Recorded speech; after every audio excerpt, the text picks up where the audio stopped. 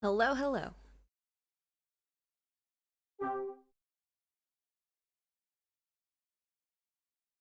Chapter 5. Oh, we're in chapter 5. Okay. Chapter 5, 2F, room 215. That is where we were. Room 215. The game.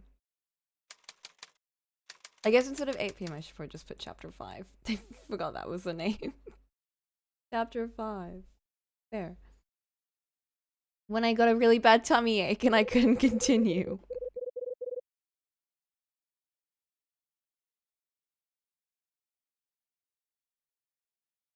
What am I supposed to do with all that loot?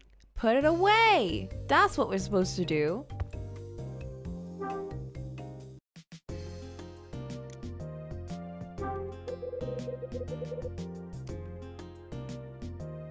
It certainly do be on the table. Are they still doing room checks? We still be worried? We're pretty safe right now. I guess we walk around. Or wait for a phone call. I guess we wait for a phone call. Who could it be? Who could it possibly be? I recognize that track. It's Rachel's theme. Ah, they're handsome. My controller's not connected, oops. You doing okay? What is it, Rachel? Your usual cheery self, I see. Listen, I dug up some info on the Ostrozone fellow. Let me have it. You're welcome. Okay, let's see.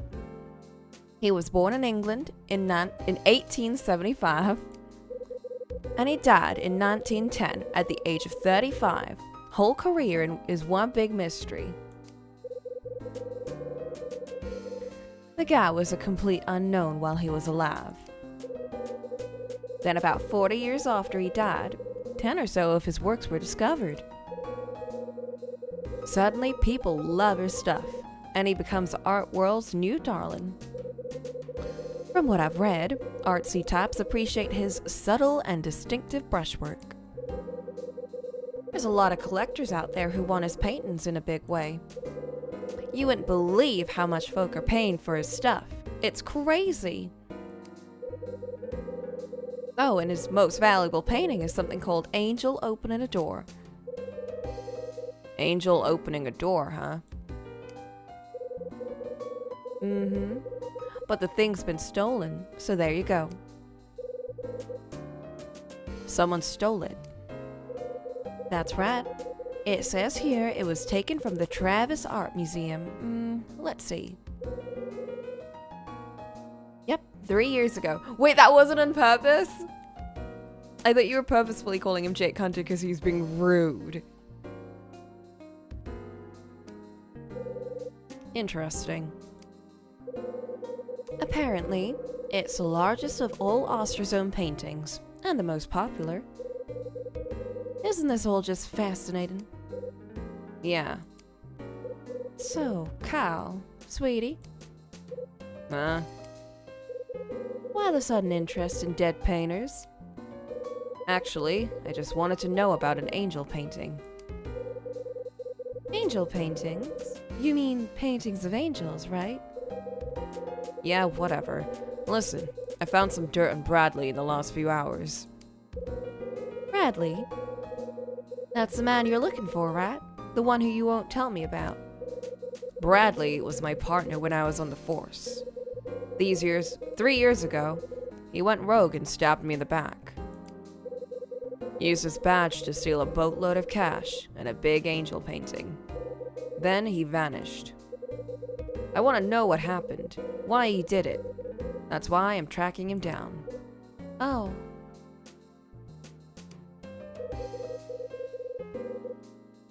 Let me guess. Ed's out again, isn't he? Yeah. Yeah, he's out. I'll have him give you a ring when he gets in. Do it. And Cal, thanks for telling me about Bradley. Sure. Oh, Kyle. You rude man. Okay. 8 bells. Time to go see Rosa.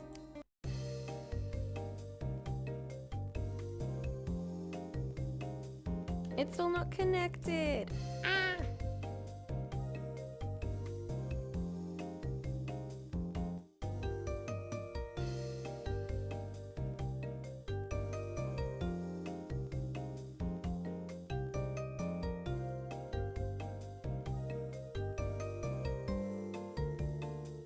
Oh, it's fine. Most of this game is touchscreen anyway. He might even say bye. Oh, let's go see Rosa.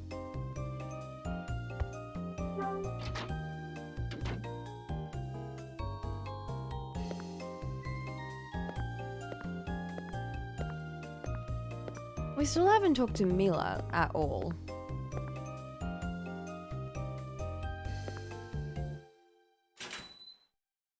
Every time the music cuts off, door opens at the end of the hallway. What are you doing there? Huh?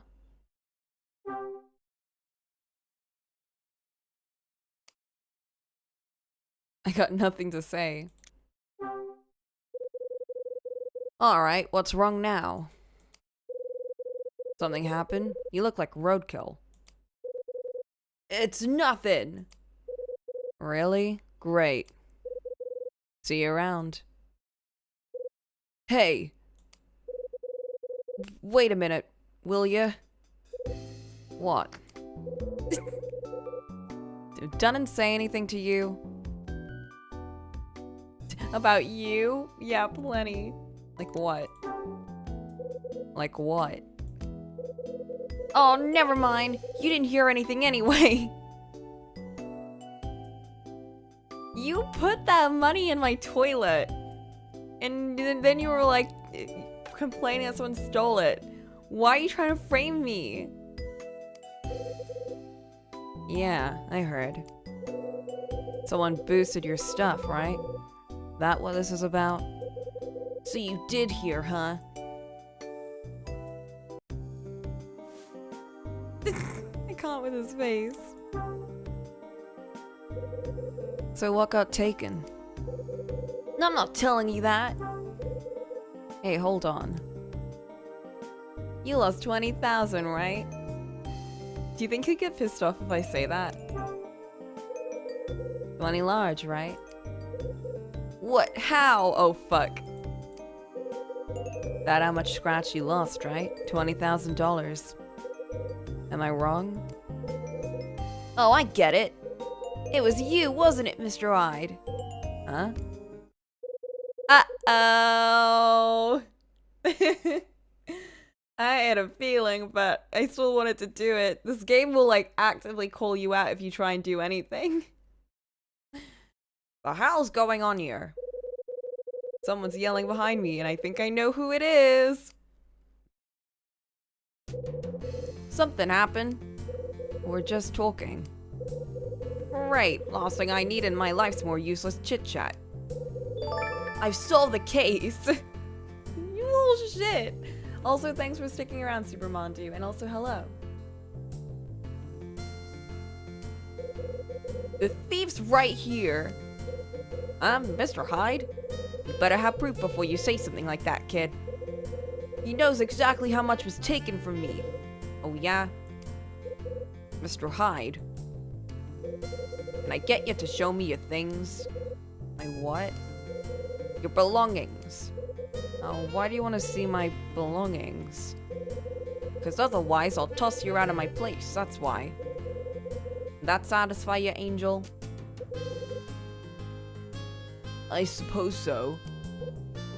Am I planning on finishing the game today? I don't know. I don't know if I'll manage to do that in just one day. I'd assume it would at least call for 2 more days.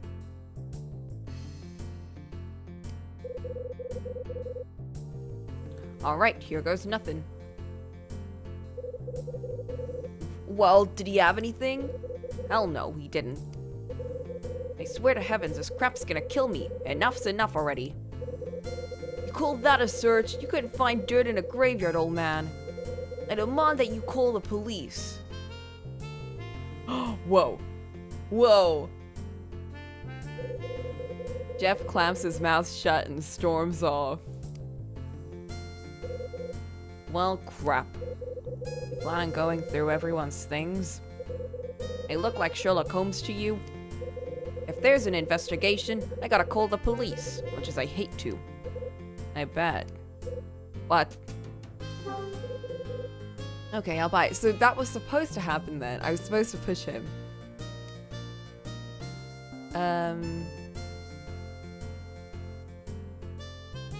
What's the problem? What's wrong? Oh, wait, nothing, but... Again with the butt. What is it? It's that angel kid. He's, off-kilter, you know? Rubs me the wrong way. What makes him off-kilter? Why does he seem off-kilter? Sometimes when I call him, he don't react.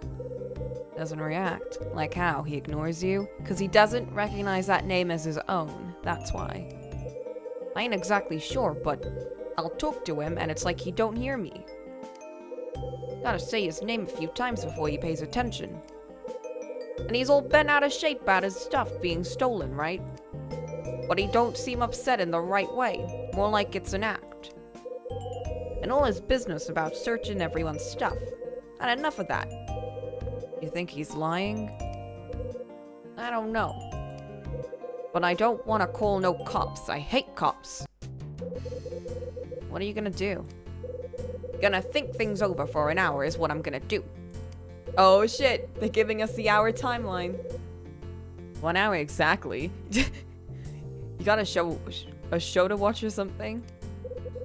I'm a punctual man. Anyway, I'm gonna give it an hour, then hear a story again. Then I'll decide whether or not to call the police. Okay.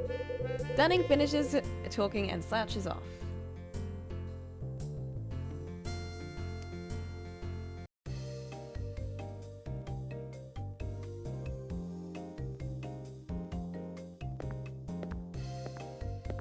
Well, we still need to go find Rosa.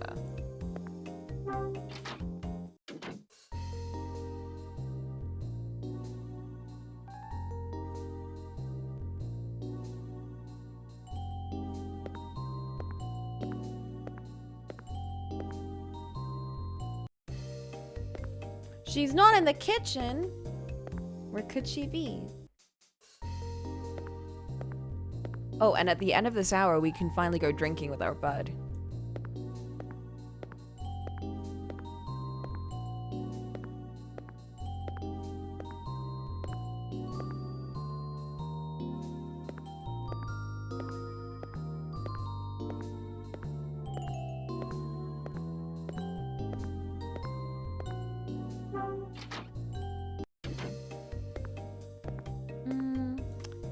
I guess we can explore around the lobby. See if anyone's shown up.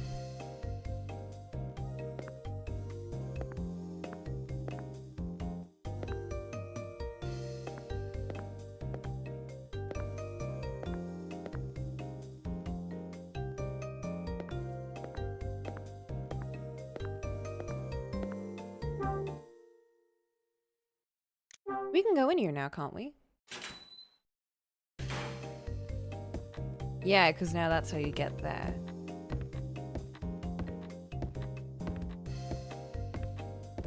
Rose's room should be here. Oh, there she is. Oh, Mr. Hyde. Hello. What good timing you have. I was hoping you'd come along, and here you are. Something happened? It's Mila. She's not feeling very well, poor thing. She's running a fever. How bad? She seems tired, but I think that's the worst of it, at least for now. I'm gonna run to the front desk and get some medicine. Do me a favor. Go to my room and watch her until I get back. Okay? Good. I'll be back in a jiffy. Sure. Yeah, okay, why not? Thank you, Mr. Hyde. I'll be back before you know it. Just you wait. Rosa finishes talking and scuttles away.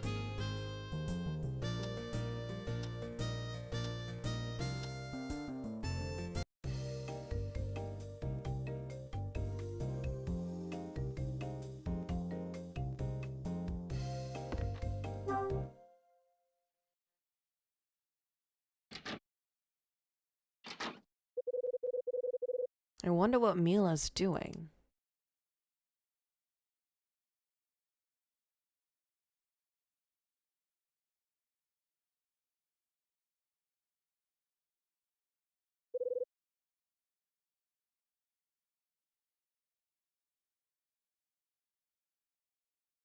That's, there she is. This is a nice room. Question, am I actually banned if I sub? I will... Yes, definitely. That will definitely happen. No, it won't. I won't actually ban people.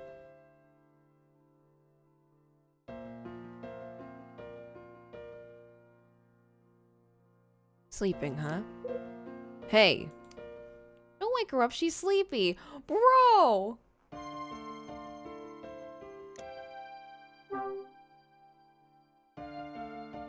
I gave her a little head pat.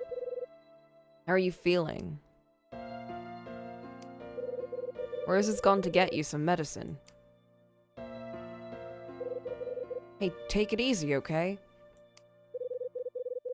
Meeting all these new people tires you out, didn't it? Skit! I can't believe you did that, especially after you said you were maybe thinking of doing that. I can't believe it. Ban them! Come on, Flint. Pull out the hammer.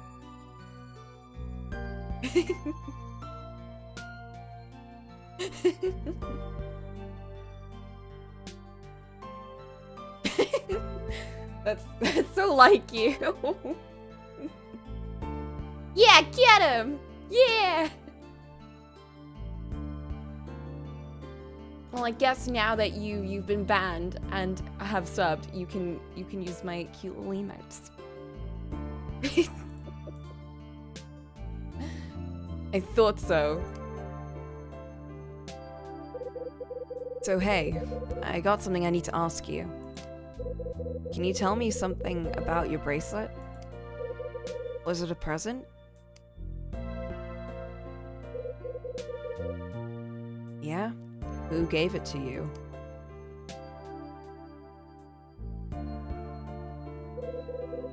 Can't tell me, huh? Great, now what? What if she's not actually his... She's got blonde hair, though. Wait a second. Mila, can you write? Here, write down the name of the person who gave you the bracelet. Write it here. I have my notebook and give it to Mila. That should be another page. Write something in the notebook.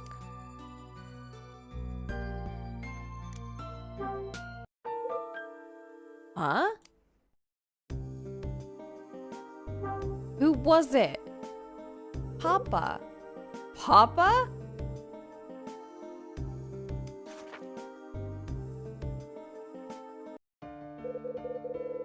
You got the bracelet from your father? Yeah, making sure not to show her the fanfic art page. We just quickly skim past it. She's like, she's just so confused about that one little drawing with Louis. Like, what's going on there? But she's actually real into it. What's his name? Here, write it down.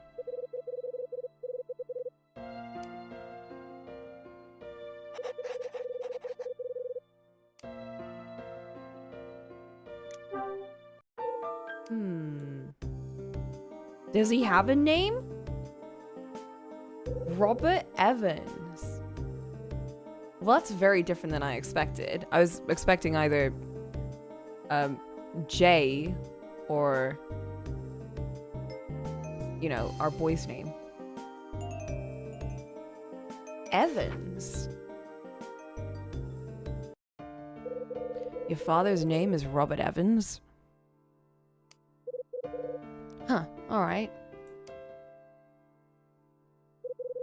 But what's your father do? Where does he live? Here, write it down. She don't wanna. What's wrong? You don't want to tell me? Huh? Oh, it's you. Thank you for coming, Mr. Hyde. I'll take over now. You can go, okay? Good. No, I was questioning. We're in the middle of a conversation. Well, it'll have to wait. Mila's tired. Finish up later, all right? Now skedaddle. Heck. Fine.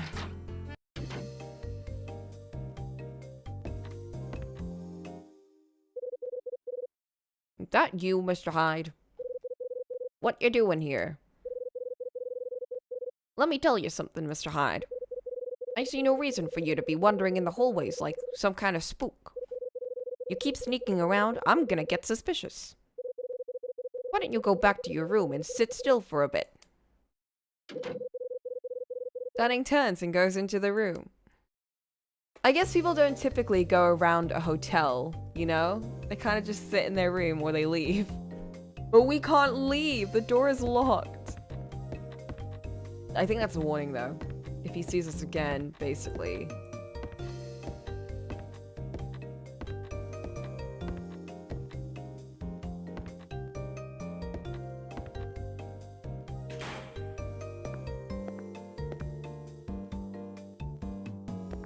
Well, now what do we do?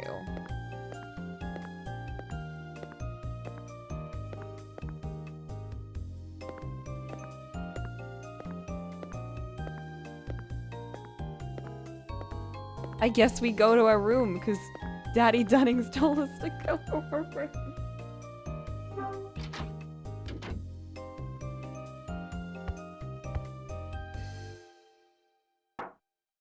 Wow! We go into our room and someone immediately wants us out of there.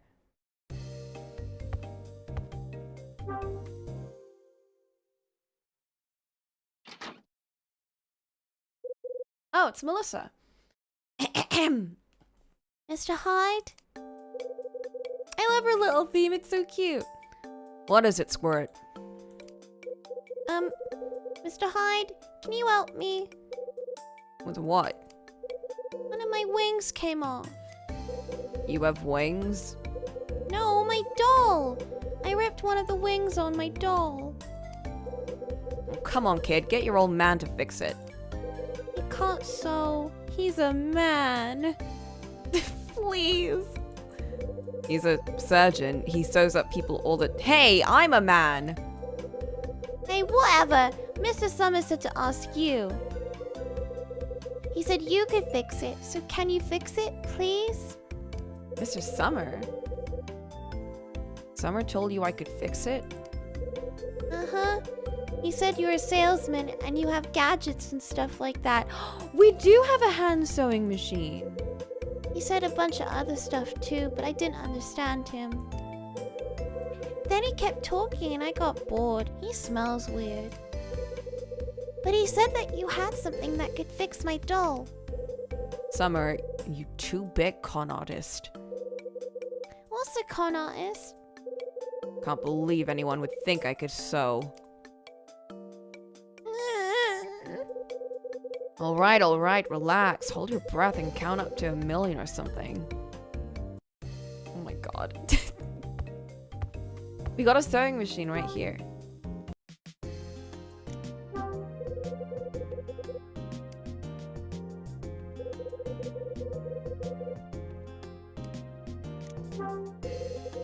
There's a mini sewing machine.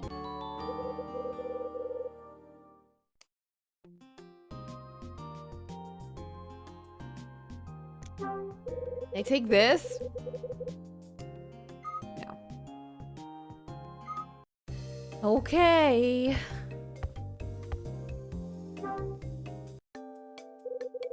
Look, squirt.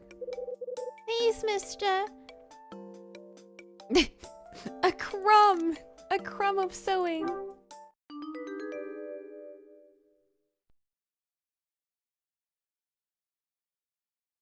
Eh.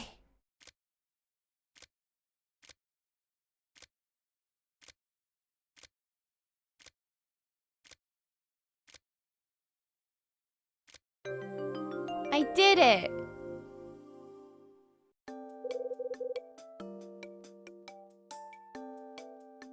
There. All done. Yay!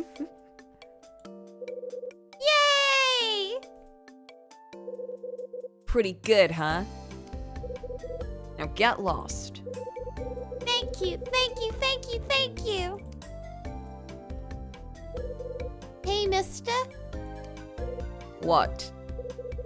Are you and that one guy friends? What one guy? Louis? I don't know. He's the guy in room 213. Him? No, he's a chump. Why do you think we're friends? Because I saw him coming out of your room. I thought you were talking or something. You saw him what? So it was Angel. What's wrong, mister? Nothing, kid.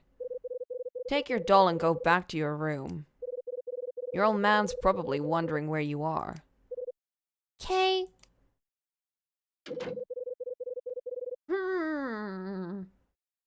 Melissa takes her doll and leaves.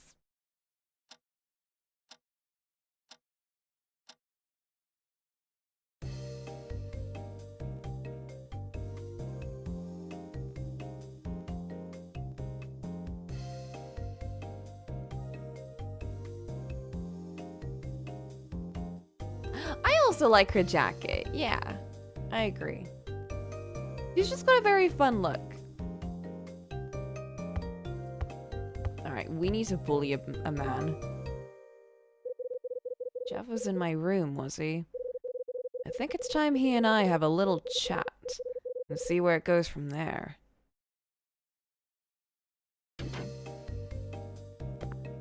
Alright, bro.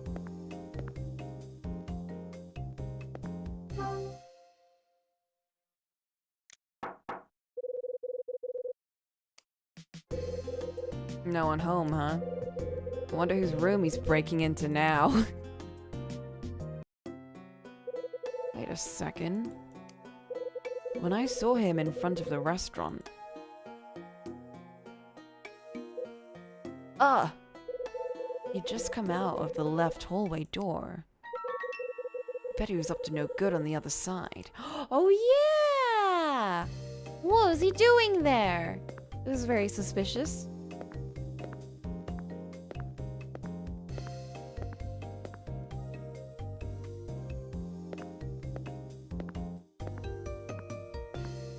You shouldn't be allowed here. Oh, why am I knocking?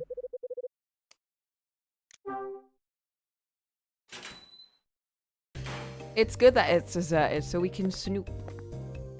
Okay, now which room could he have been in? Was he in Louis' room?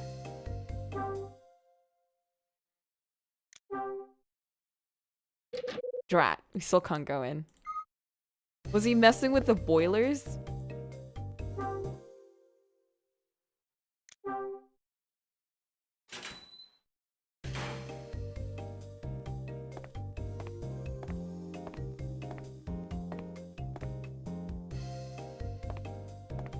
Doesn't look like it. Maybe with electricity.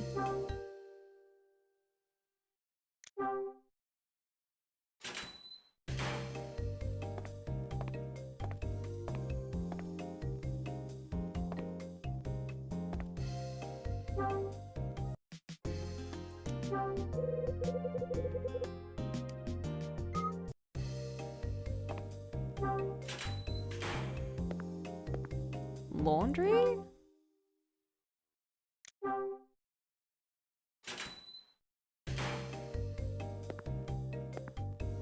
Did he dump something here? Linen cot. Wonder if it's worth searching. Oh! Let's just toss everything on the floor.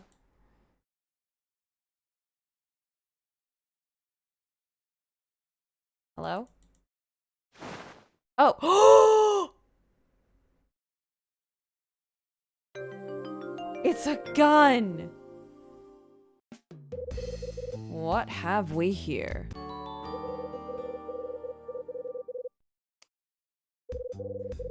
Guess someone didn't like the room service. Who's there? Oh, thank God it's Louie. Oh, Lou, it's you. Brother, you've got to stop sneaking around! What are you doing anyway? I found something good. Close your head, Louie. I just found something interesting. Hide! That's laundry. You find Dunning's used tidy whities or something? It's a gun. What? Yeah, in the linen cot. In the cart? Oh man, Trip.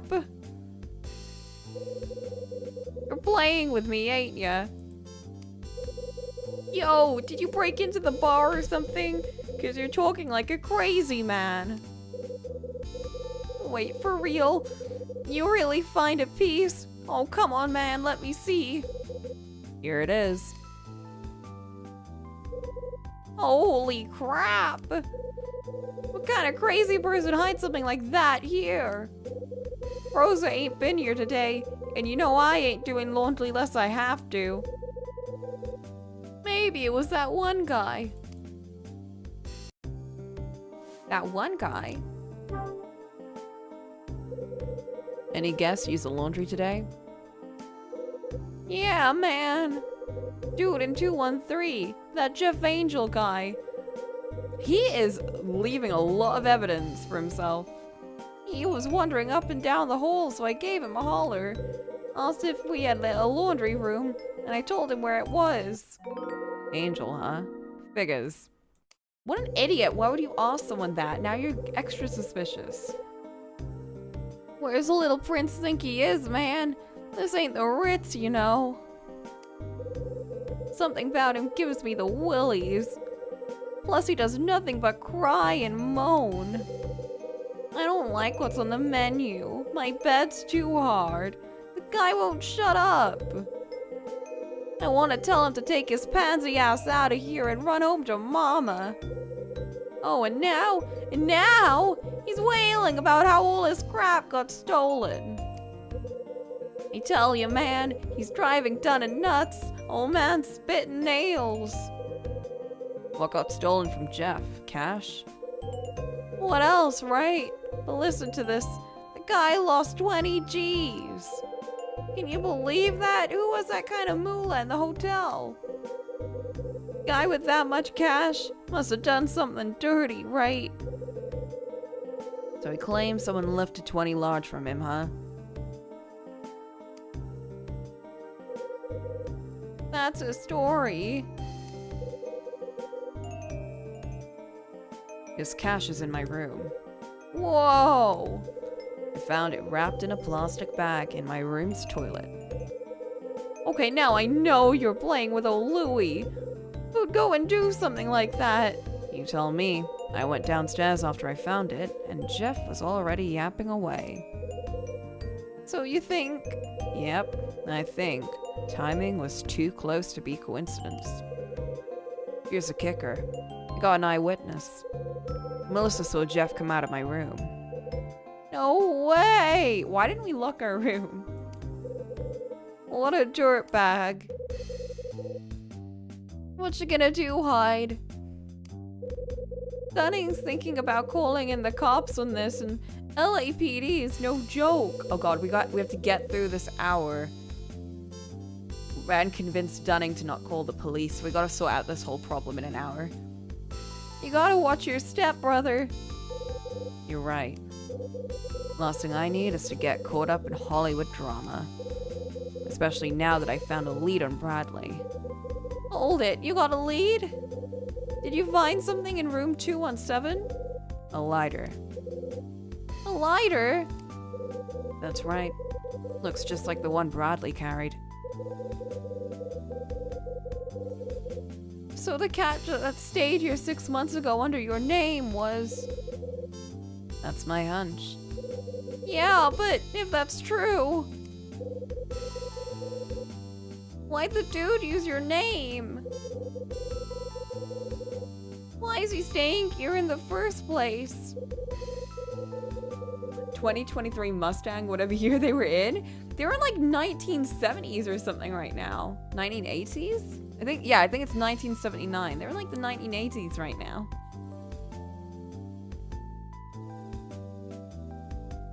No clue, Louie. That's what I've got to find out. Maybe he did lock up our room, but you know you just need a thick piece of wire. Do you think he also stole a wire cutter too and cut up his hanger? He's just like me.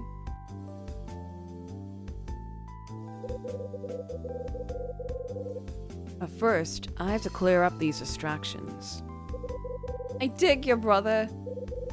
That punk Jeff's planning something. We gotta make him talk. Gotta find out why he's trying to set you up. My thoughts exactly. We ought to trick him, yeah, make him slip up and do something stupid. He ain't from the streets, he's some spoiled rich punk. We can roll him easy.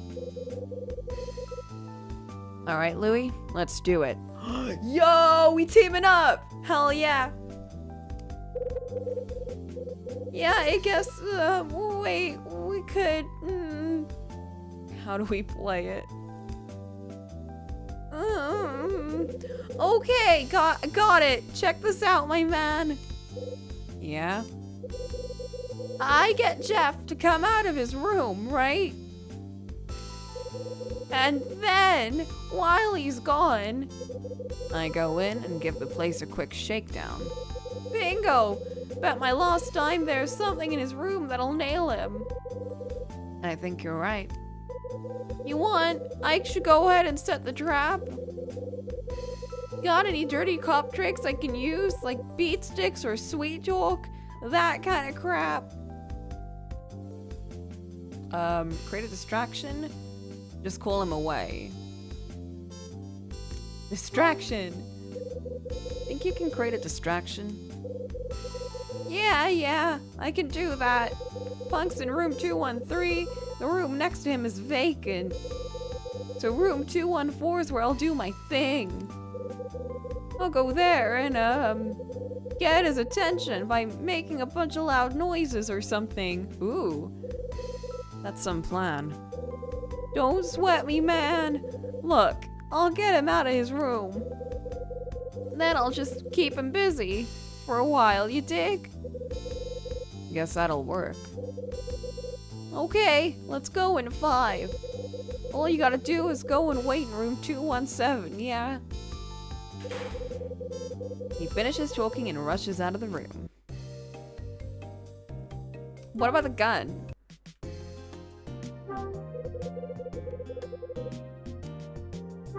Do we have the gun with us? Oh, wait.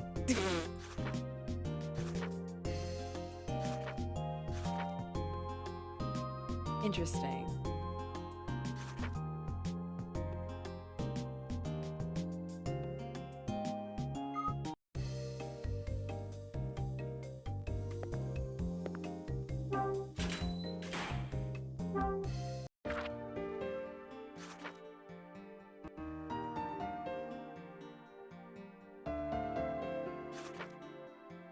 Oh shit, Hello? I can't read anything. Hello?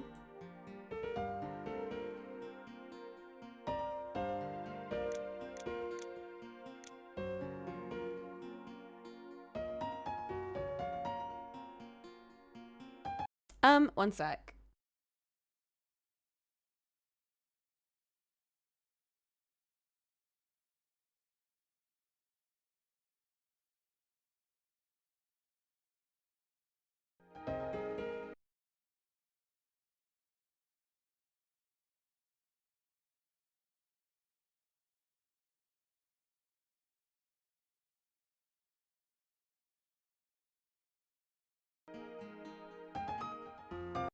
Okay, that didn't do it. Why is it so weird? There is something wrong with the thingy.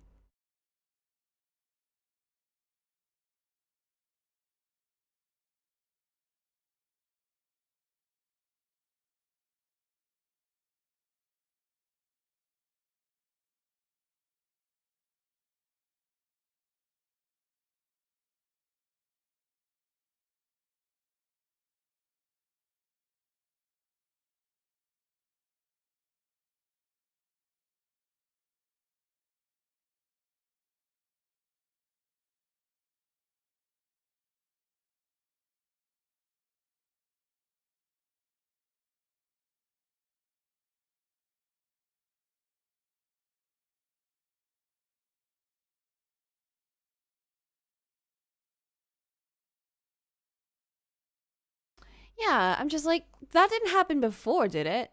We never had this problem before.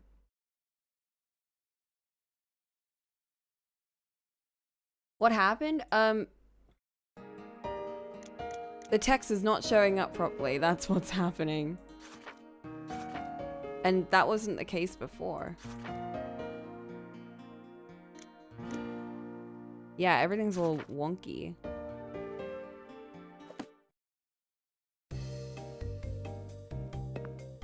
Well, hopefully that's not gonna happen on the actual, like, game side. Maybe it's just the options menu.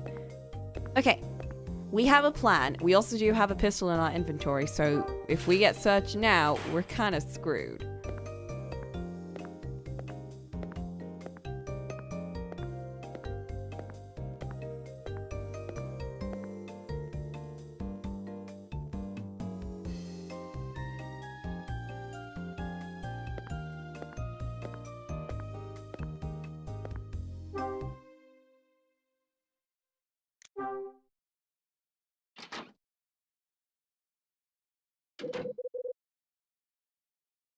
Here's my spot.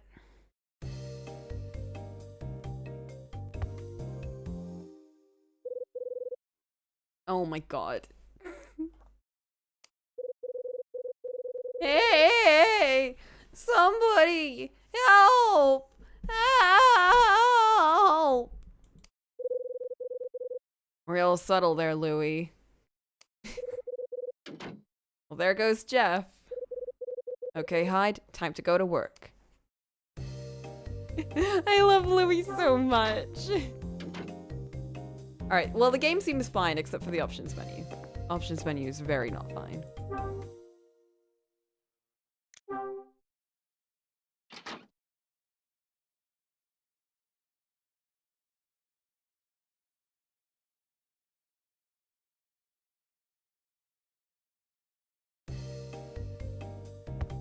He didn't use a hanger!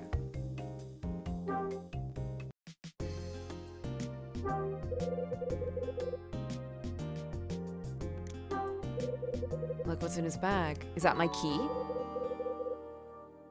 It is my key! I knew there was a key missing. But Jeff's got the master key to my room, huh? Is that sand? What do you have in your bag, bro?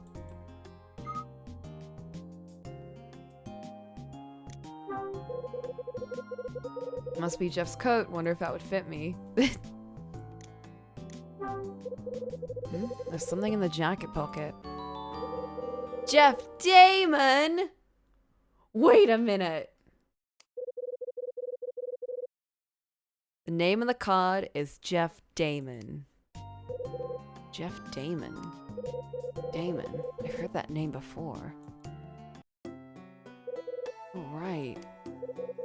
It was in the lobby paper. It seems there was a burglary in Beverly Hills last night. Quite brazen, really. The victim was an attorney named Larry Damon. Mr. Damon happens to be a friend of mine, you see. I do hope he's doing well. Maybe his son stole from him. Damon's like the opposite. I can be your Angle or your Damon. He could be. What the hell? Is the attorney in that article Jeff's father?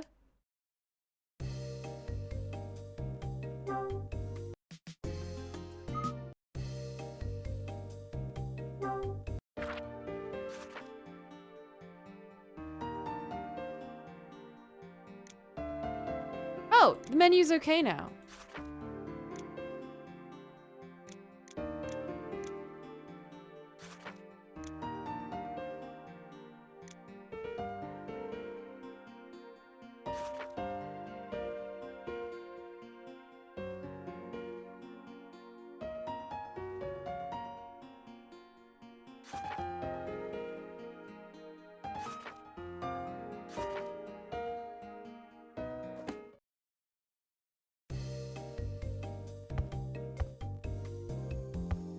Is that it?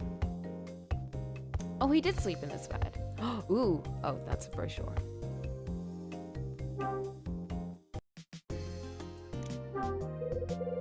That's a mess. Wow, he actually slept in his bed.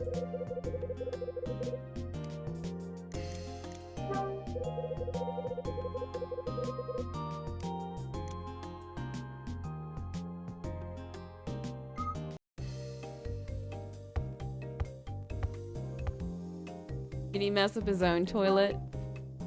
Has he hidden something in his?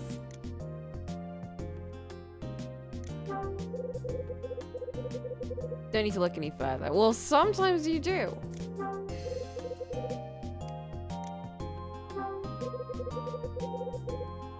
Rosa deserves a raise. Rosa's definitely been here.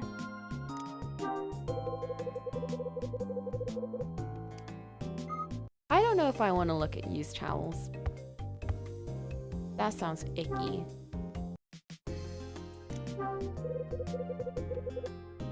Get a desk! Not the same TV I've seen in other rooms.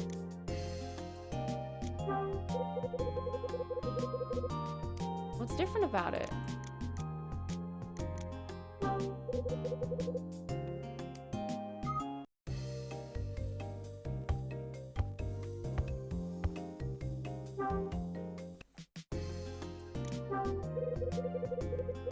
Just one, huh? I guess he's not that much of a drinker.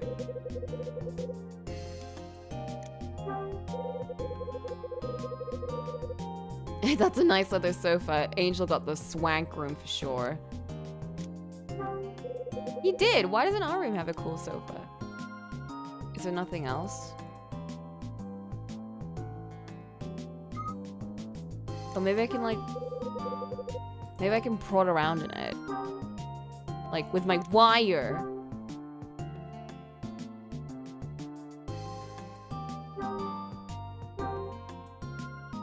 Or with my gun. Maybe I can put the gun back in.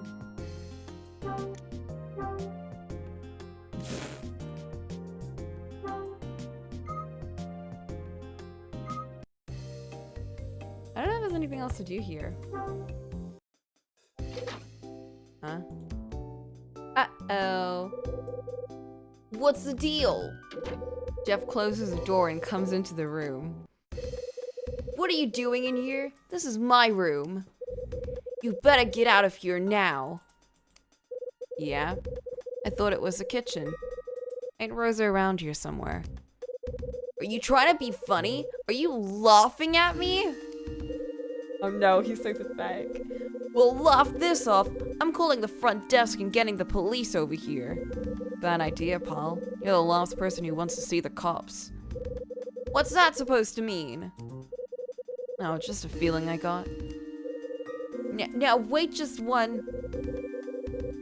So here we are, in your room. Just a couple of guys having a harmless chat. Oh. Oh. Tell me something, Jeff. You got a thing for cops and robbers, right? Is a little causal B&E a crime? That's breaking and entering, if you're confused. A B&E? I know what it is, alright? I'm not stupid. Of course it's a crime. Now get out of my room. Oh yeah, I'm going. Don't you worry about it. But tell me something, since you're so smart and all. Why'd you do it? Do what? What did you do when you broke into my room, huh? Watch TV? Nap on the bed? Are you accusing me of something? Yeah. Time to sing, little birdie. You got my floor wet! You got the floor all wet, didn't you? I got your floor wet? You've got to be kidding. If it's wet, it's because the plumbing's shot like everything else in this dump. Uh-oh. What did you do when you broke into my room, huh? Oh. You hid cash in my John. You hid a stack of cash inside the toilet tank, didn't you? Huh? Look, if I had a stack of cash, I'm sure I wouldn't hide it in someone's toilet, okay? Gonna play dumb, huh? Unless you have proof, I think you should drop it. Oh, I got proof. I got all the proof I need. I got an eyewitness. I've got an eyewitness who saw you come out of my room. Yeah, nice comeback. Oh, and I also know about the piece you stashed in the cart. Knock it off! You can't just say things like that. Give it up, kid.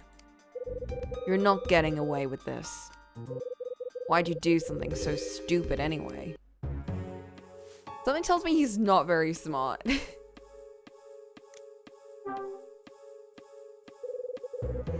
Is there a reason you hid that cash in my room? You wanted to see me take a fall. Look, I didn't hide any cash in your room. How would I ever get in there? What? If you're gonna say things like that, you better have a proof. Proof. Yes, I need something more to nail this punk.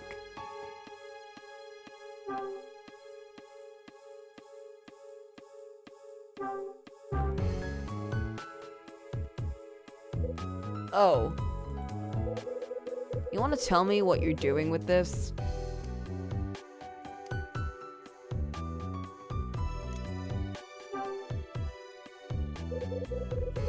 You with the cash I found in my room. I told you I don't know anything about it. You're really getting on my nerves. Oh, can I not? Okay, maybe I can't do that right now. I know why you hid the pistol in the laundry cart. You wanted to make somebody else into a criminal. I didn't hide a gun in the laundry cart. I don't know what you're talking about. Bro.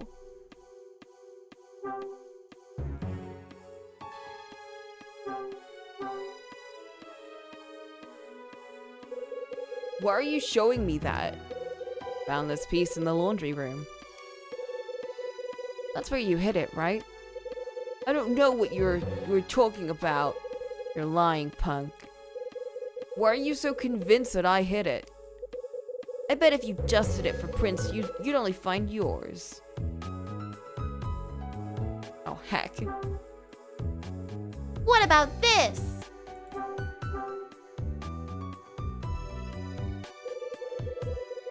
What's that supposed to be?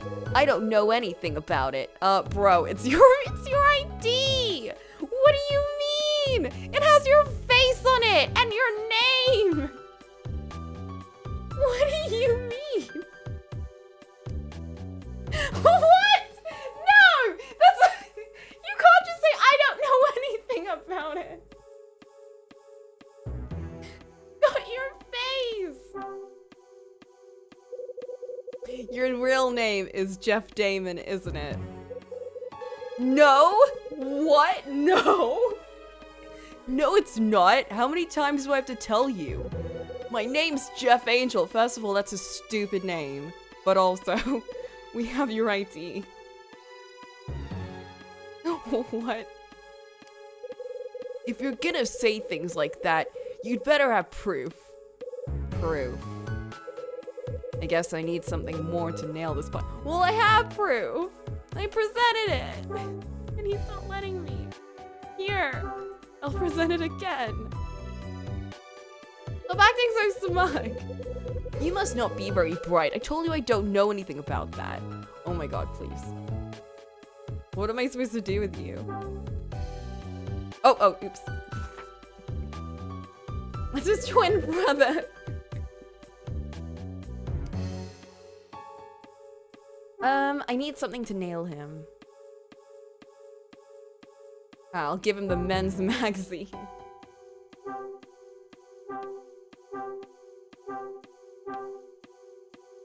See, personally, I think if I just present him the pistol, we'll sort things out way quicker, you know?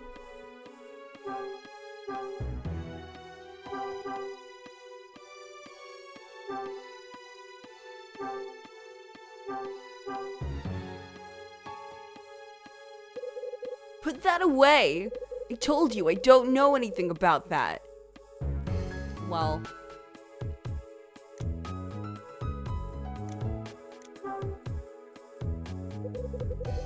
I know why you hid it. You wanted to make someone else into a criminal. No, I didn't. I told you I don't know anything about it. See, that's what I was thinking. Maybe if we just keep holding the gun in front of him and then we question him, we'll get through this a lot faster. Well, what am I supposed to be doing here? Hello? You hid in my room. Can I present Melissa? Can I bring Melissa in the room and be like, here is a child. She saw your crimes. Now tell me the truth. Present Melissa. Give me.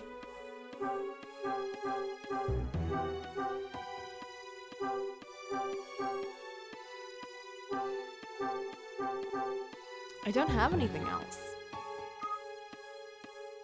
Surely I don't just back away.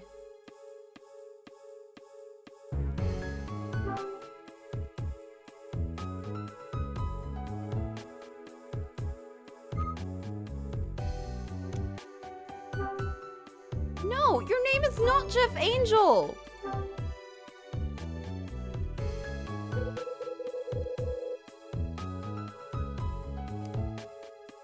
Oh my god, I'm gonna scream.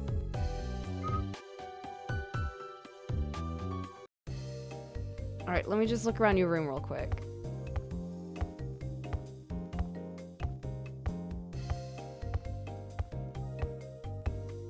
God damn it, they won't let me do that now, because he's in here. Fine. God damn it. He is so smug. No. You've not seen a more smug look now, but wait until you see our boy Kyle Hyde pull off a smug look. That is a smug look. You've not seen it yet, but you will. Man, am I supposed to do it in like a special order or something?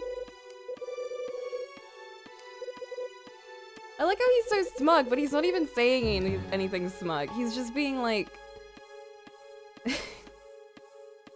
Yeah, if you ask him about how good his name is, he'll say, it's a good name, isn't it? Smug.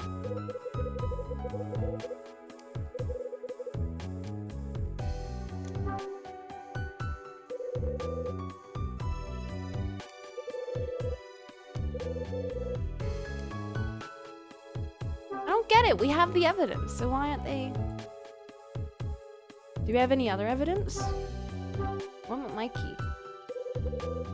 That's the key to room 215 minus 213. It's called trust. I know, stupid, right? Shut up.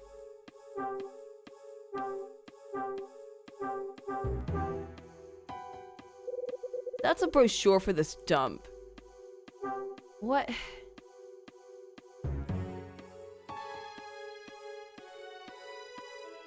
The intent here is he's so obstinate that you can't get anything out of him. Maybe. What about this sewing machine? It's pretty cool, right? The thing is, though, he actually does react to the other stuff, even though they're like... Even though he's like, I don't know anything about that. Like, see, he's reacting to it. Can I flip it around? Am I supposed to have my controller working for this? Wait.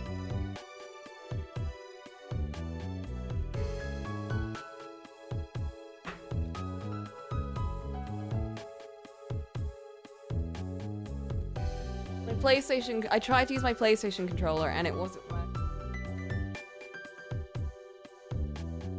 I'm sorry! I know I'm messing up with it.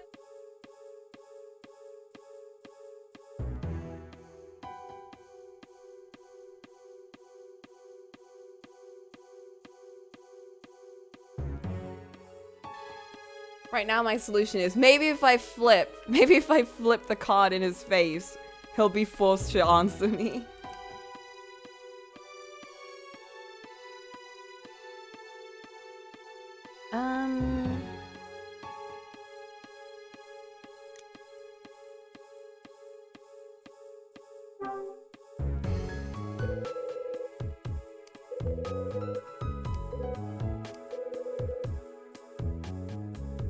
I think the name thing is the easiest one to get him to answer, right? Because then he can say that, and then I can present him with the angel. Not the angel, but the student ID, right? And now he has to answer me. Or not. The cash thing, I don't know if I can present anything for that. Do we have like a newspaper article about like his father? Don't think we do.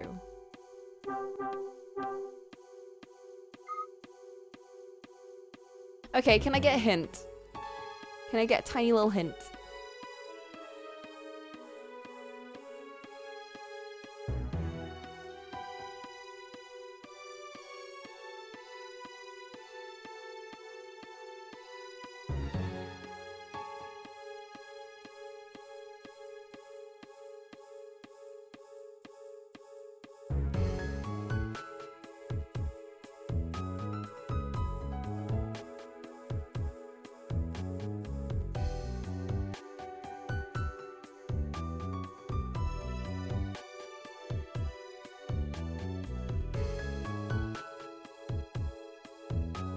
Well, I don't think it's bugged. Because Super Mario knows how this is supposed to go, and I think there is some kind of solution or some kind of strategy we're supposed to be using. This is how it's meant to play out? What? What do we do? Do we just leave? Bye. I can just leave? Wait a minute. What was that windbag Summer going on about? I must tell you about this article I was reading in the newspaper. Ooh. It seems there was a burglary in Beverly Hills last night. Quite brazen, really. The victim was an attorney named Larry Damon. Mr. Damon happens to be a friend of mine, you see. I do hope he's doing well. That's it. That newspaper. I need that newspaper! Oh! I need the newspaper, that's what. Okay, where's my boy?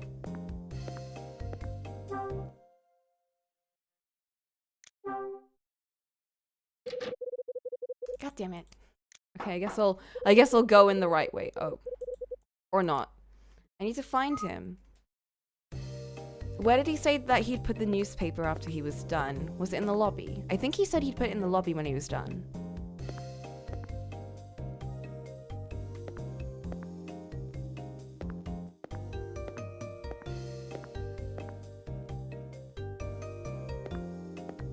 Here it is.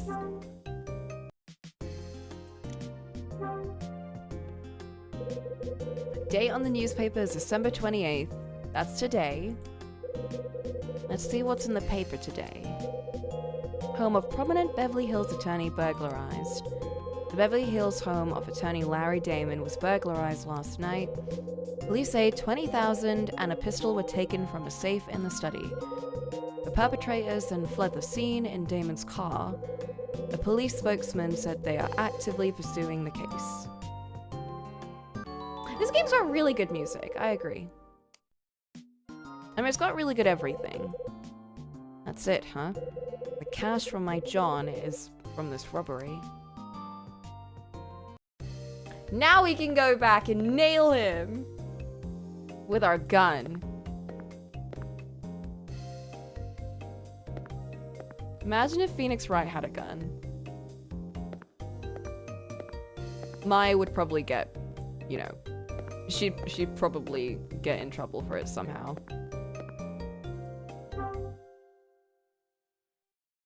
Yeah, it's probably for the best he doesn't. Okay, let's go in. What? Let me in.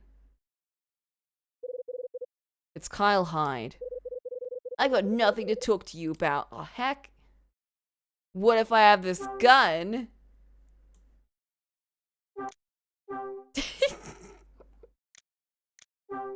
What if I shoot your door? Fine, whatever. Surely I'm not supposed to break in there, right?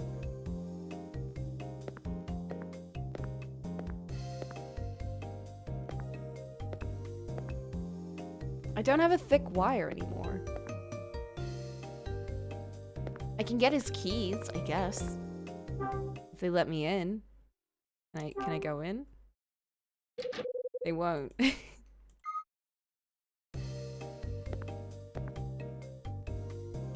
Well, now how do I get back in? Can I ding the door? Well, give me his key. Oh yeah! How's Louie? Maybe Louie can get us a key.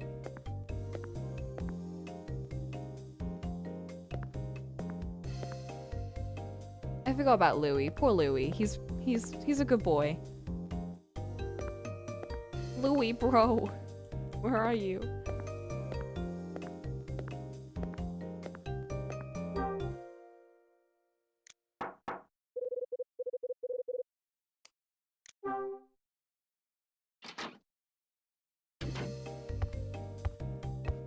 Oh god, where is he? Oh no.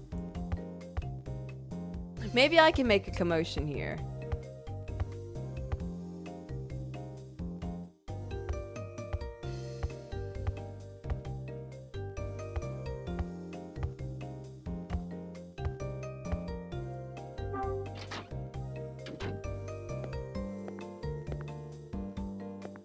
I guess I'll go back to my room. Maybe Louie's in here.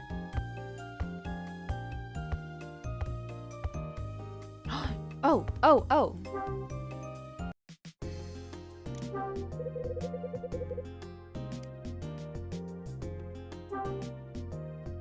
Let's get the cash.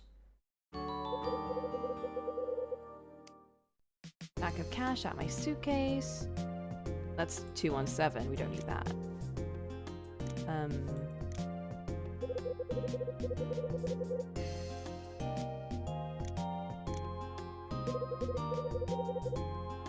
Don't need the pencil. Okay.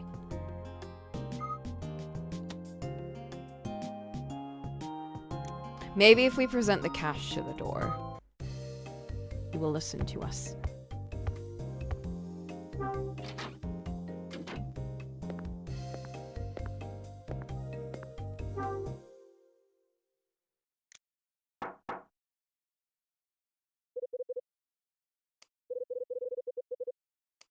Go away.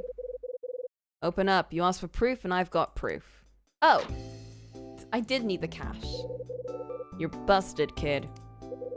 I know what you did in Beverly Hills. What? Let me in. Yeah, I don't want to maybe talk about this in the hallway. One way or another, I'm coming in. Ooh. All right, come in. Okay, punk. I love when he gives a smug look. I'm sorry, I'm very normal. I just got very annoyed at him and then, and then I remembered.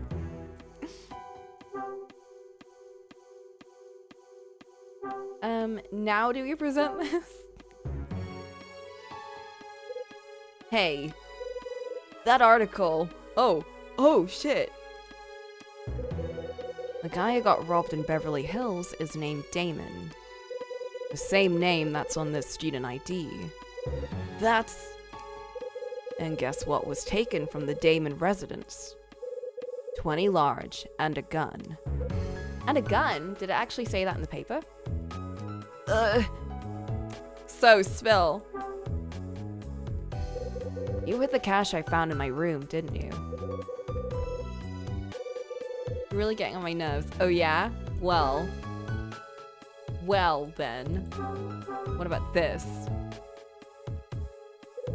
That's... What are you doing with this much scratch?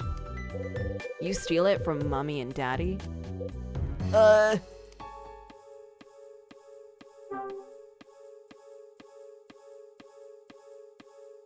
Now can I ask you?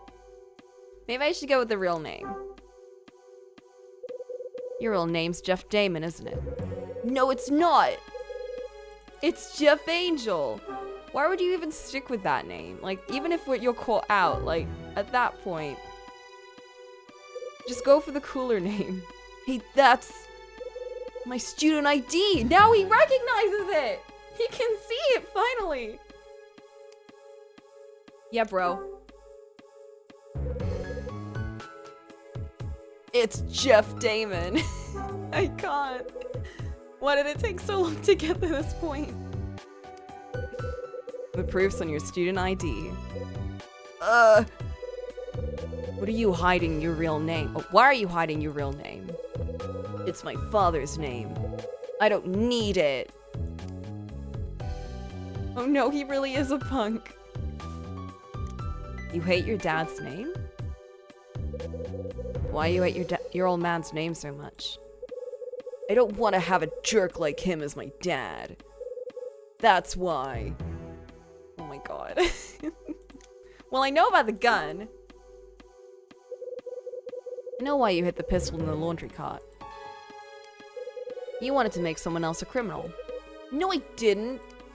I told you, I don't know anything about that. Yeah, well, here's a gun. Wait, here's a gun.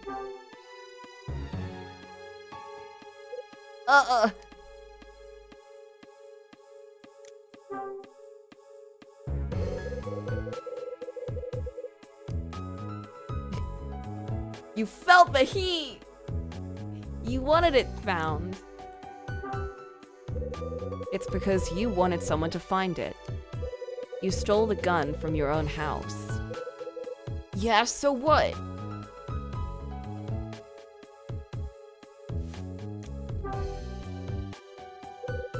Why'd you put the gun where someone would find it? I figured they'd call the cops once they found it. That's all. Okay. Well, let's present the key. The key, and then we'll present the cash. That's... What are you doing with this much scratch? You steal it. And then we can question him. There's a reason you hid that cash in my room. You had to hide it. You wanted trouble. Which one is it? He wanted trouble, didn't he? You wanted to cause a big stink. So you took the master key to my room and hid the money in the John.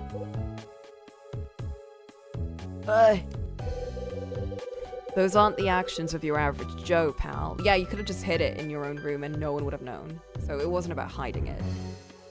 I also really, really love the art style in this game. You don't see it very often at all. But I mean, that's why this game's... That's one of the reasons this game is so beloved by people. And one of the other reasons I'm very surprised I never play this. There's like a lot of work done on just every single animation, and it's really good. It's very expressive. The only one who's gonna get hurt in this mess is you. So why'd you do it? 20 large is just something to play with for you? You mistake me for a sap that would just take the fall? Is this a game to you? Is that it? Stop playing the fool and grow up. grow up? Like I haven't heard that before. You sound just like him, you know. Like his dad! That makes me mad. Stop treating me like I'm stupid. I'm not a kid. Don't pretend to know one single thing about me. Oh my god. Who do I sound like? Who do I sound like? Huh? I told you to grow up, right? You said I sounded like someone. Yeah, like my papa. Papa? Telling me you call your old man Papa? Don't laugh at him, Kyle. Listen to your own name. That's right. What of it?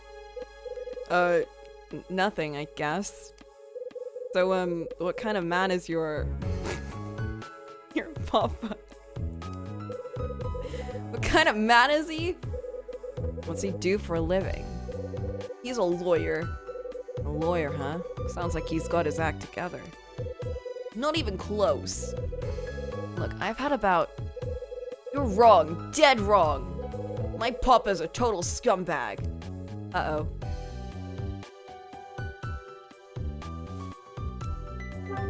What did he do? Your old man as bad as all that? Worse. He's an arrogant scumbag who thinks he's always right about everything. And he doesn't trust anyone but himself. Not even his own family. Oh? Look, kid, I don't care if your name's Angel or... or Damon. I don't care if you're an Angle or a Damon. Or a McGillicuddy. Got it? I don't even care whose money that is. All I want to know is why you did it. You think I know? Why are we talking about this? No one understands me. Give it a rest, will ya? How old is this man? You're an open book, kid. Had you pegged from the moment I laid eyes on you? You're such a liar. Had him pegged! No!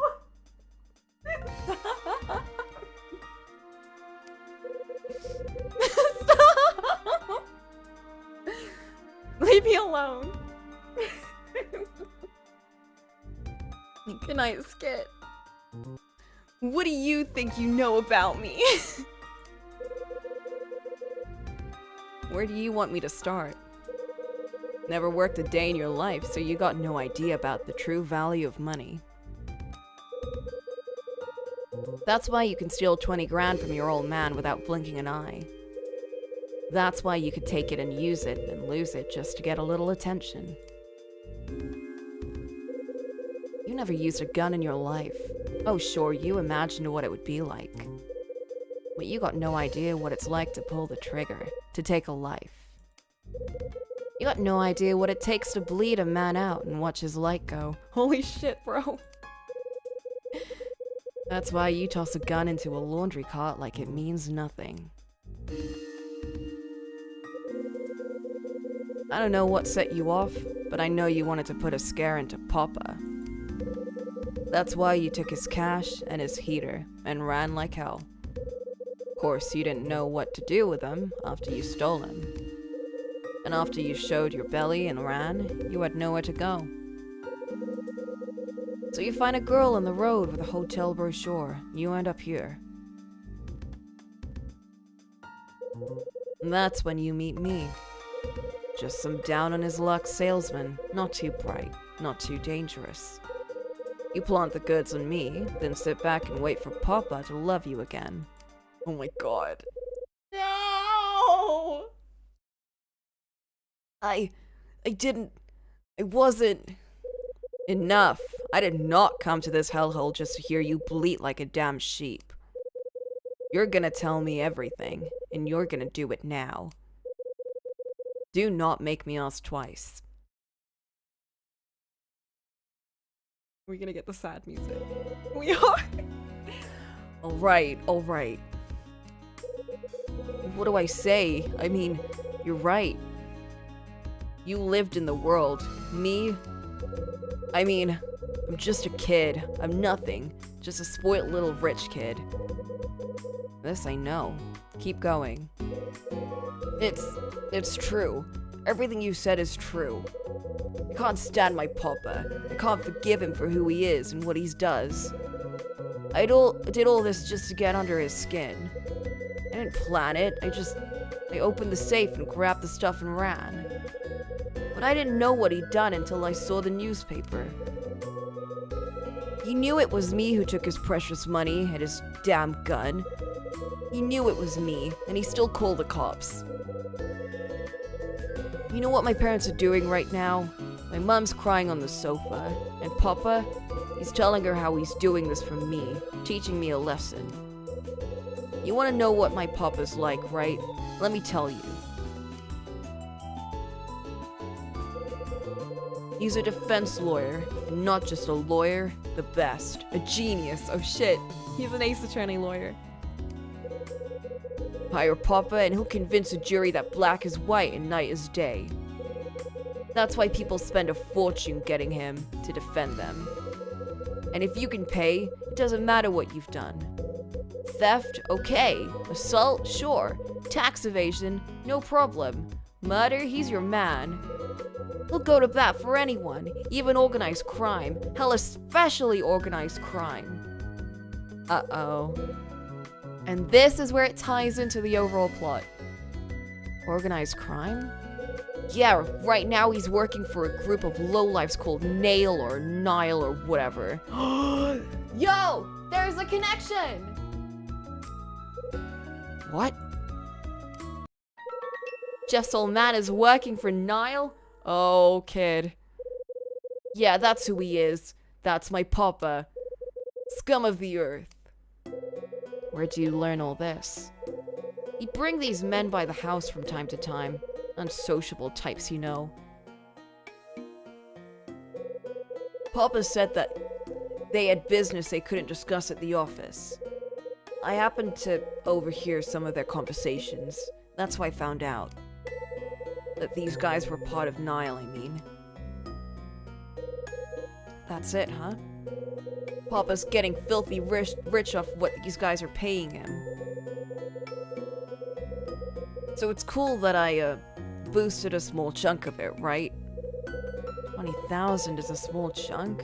I'm in the wrong business. But what's the plan? Since I learned Papa called the cops, I've been thinking... He wants me to come crawling home with my tail between my legs. And hey, why not, right? That's what I've always done. But I've changed. I'm not gonna do that again. I'm gonna embarrass him. That's why I did all this and tried to get Dunning to call the police. I figured they'll get here, see through my story, and arrest me. My being arrested will cause all kinds of trouble for Papa. Then the press will come and ask why I did it. And I'll tell him. I'll tell them what a crook Papa is. I'll tell them all the dirty stuff he's doing. Oh no, bro, you're gonna get killed! Bro! Him and Angle now, not a Damon. Yeah, he's changed.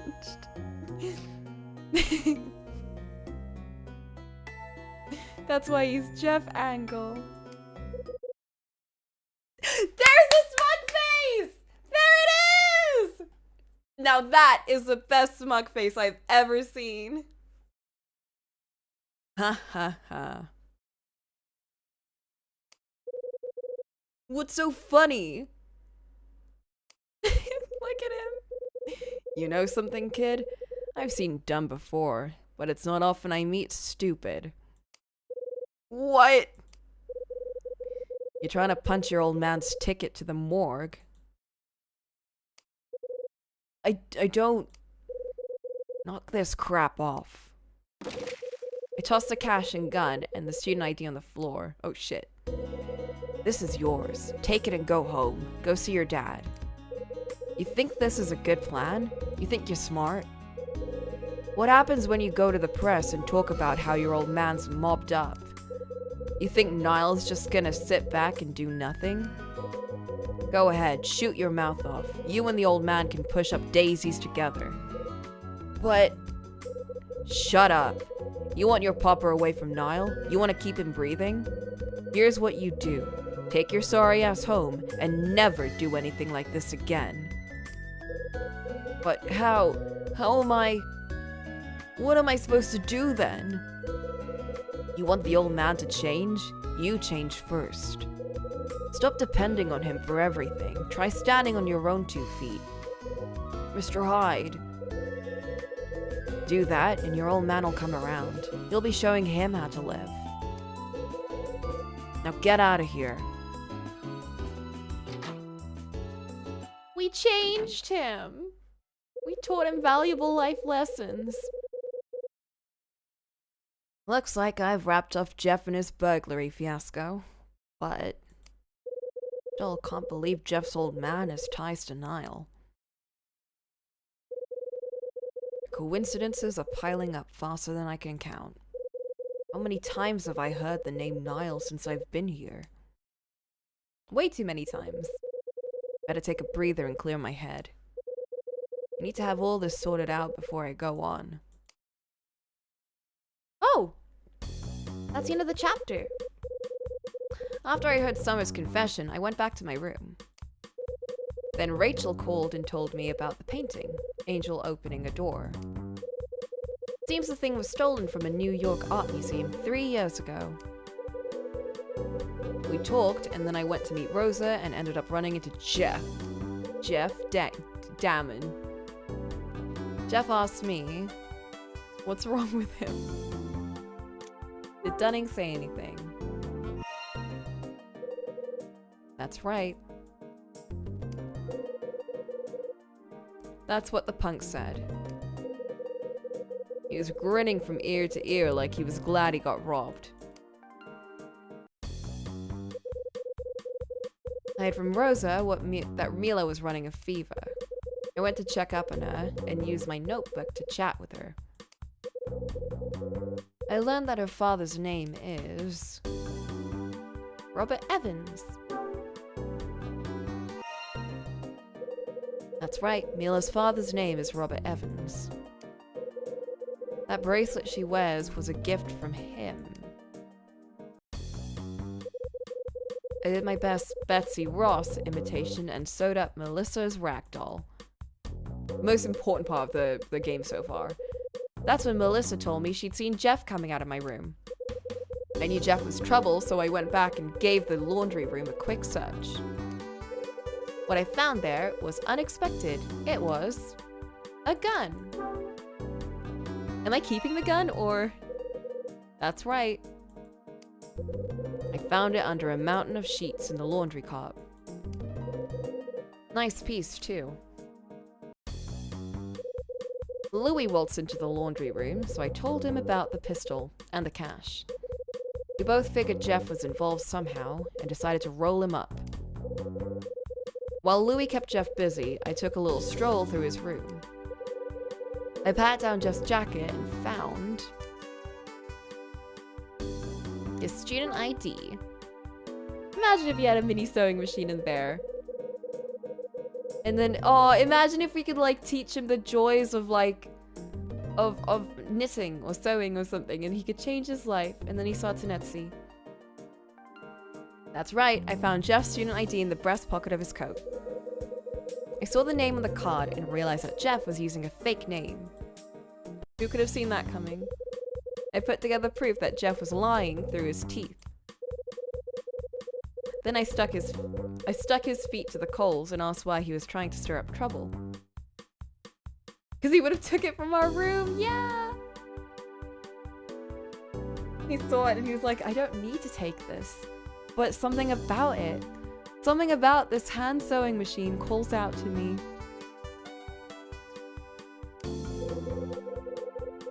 Jeff told me all about his idiotic plan and how he was ticked off at his old man.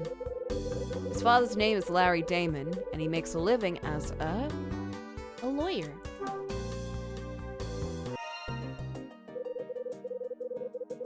That's right, Jeff's father is a lawyer. Knocked me for a loop when I heard he he was a hired mouthpiece for Niall. Jeff's yarn was sad in a pitiful sort of way. Another father and son story gone wrong. It did convince me of one thing, though. People do stupid things. Yep. But when you ask them, they always got a reason. Tell me, Bradley, why did you do it? For what price did you sell our trust? Your soul? Maybe that's all I want to know. Maybe that's why I'm chasing ghosts and lies. The sun sets, and Hotel Dusk retreats into darkness. Like the shadows that creep across the floor, I'm moving toward an answer.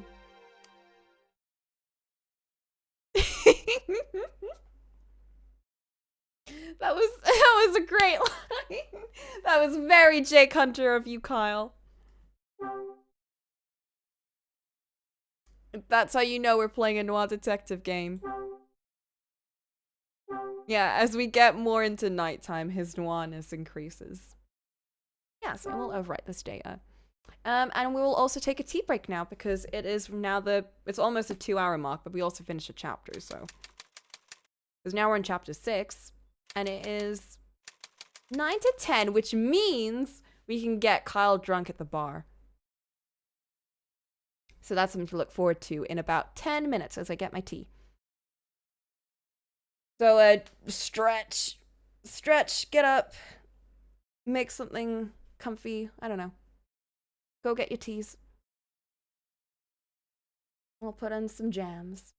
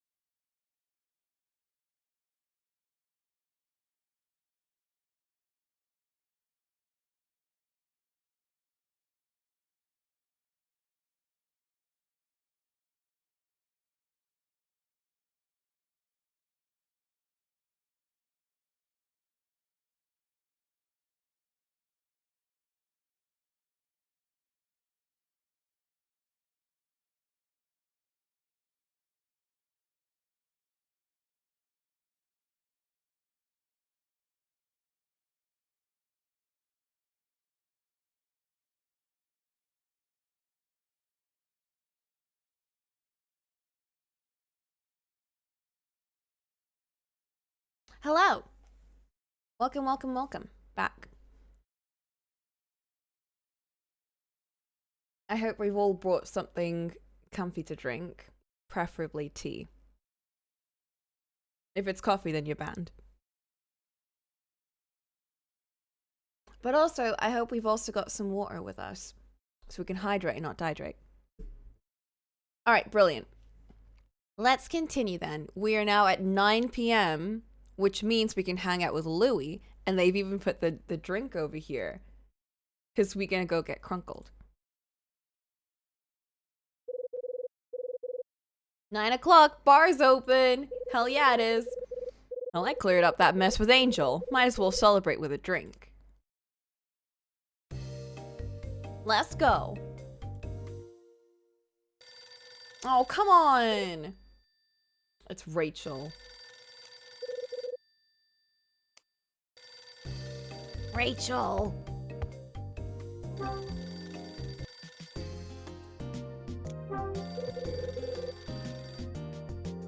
The phone's ringing. Hey, sweetie. Hey, gorgeous. Well, you seem to be feeling better.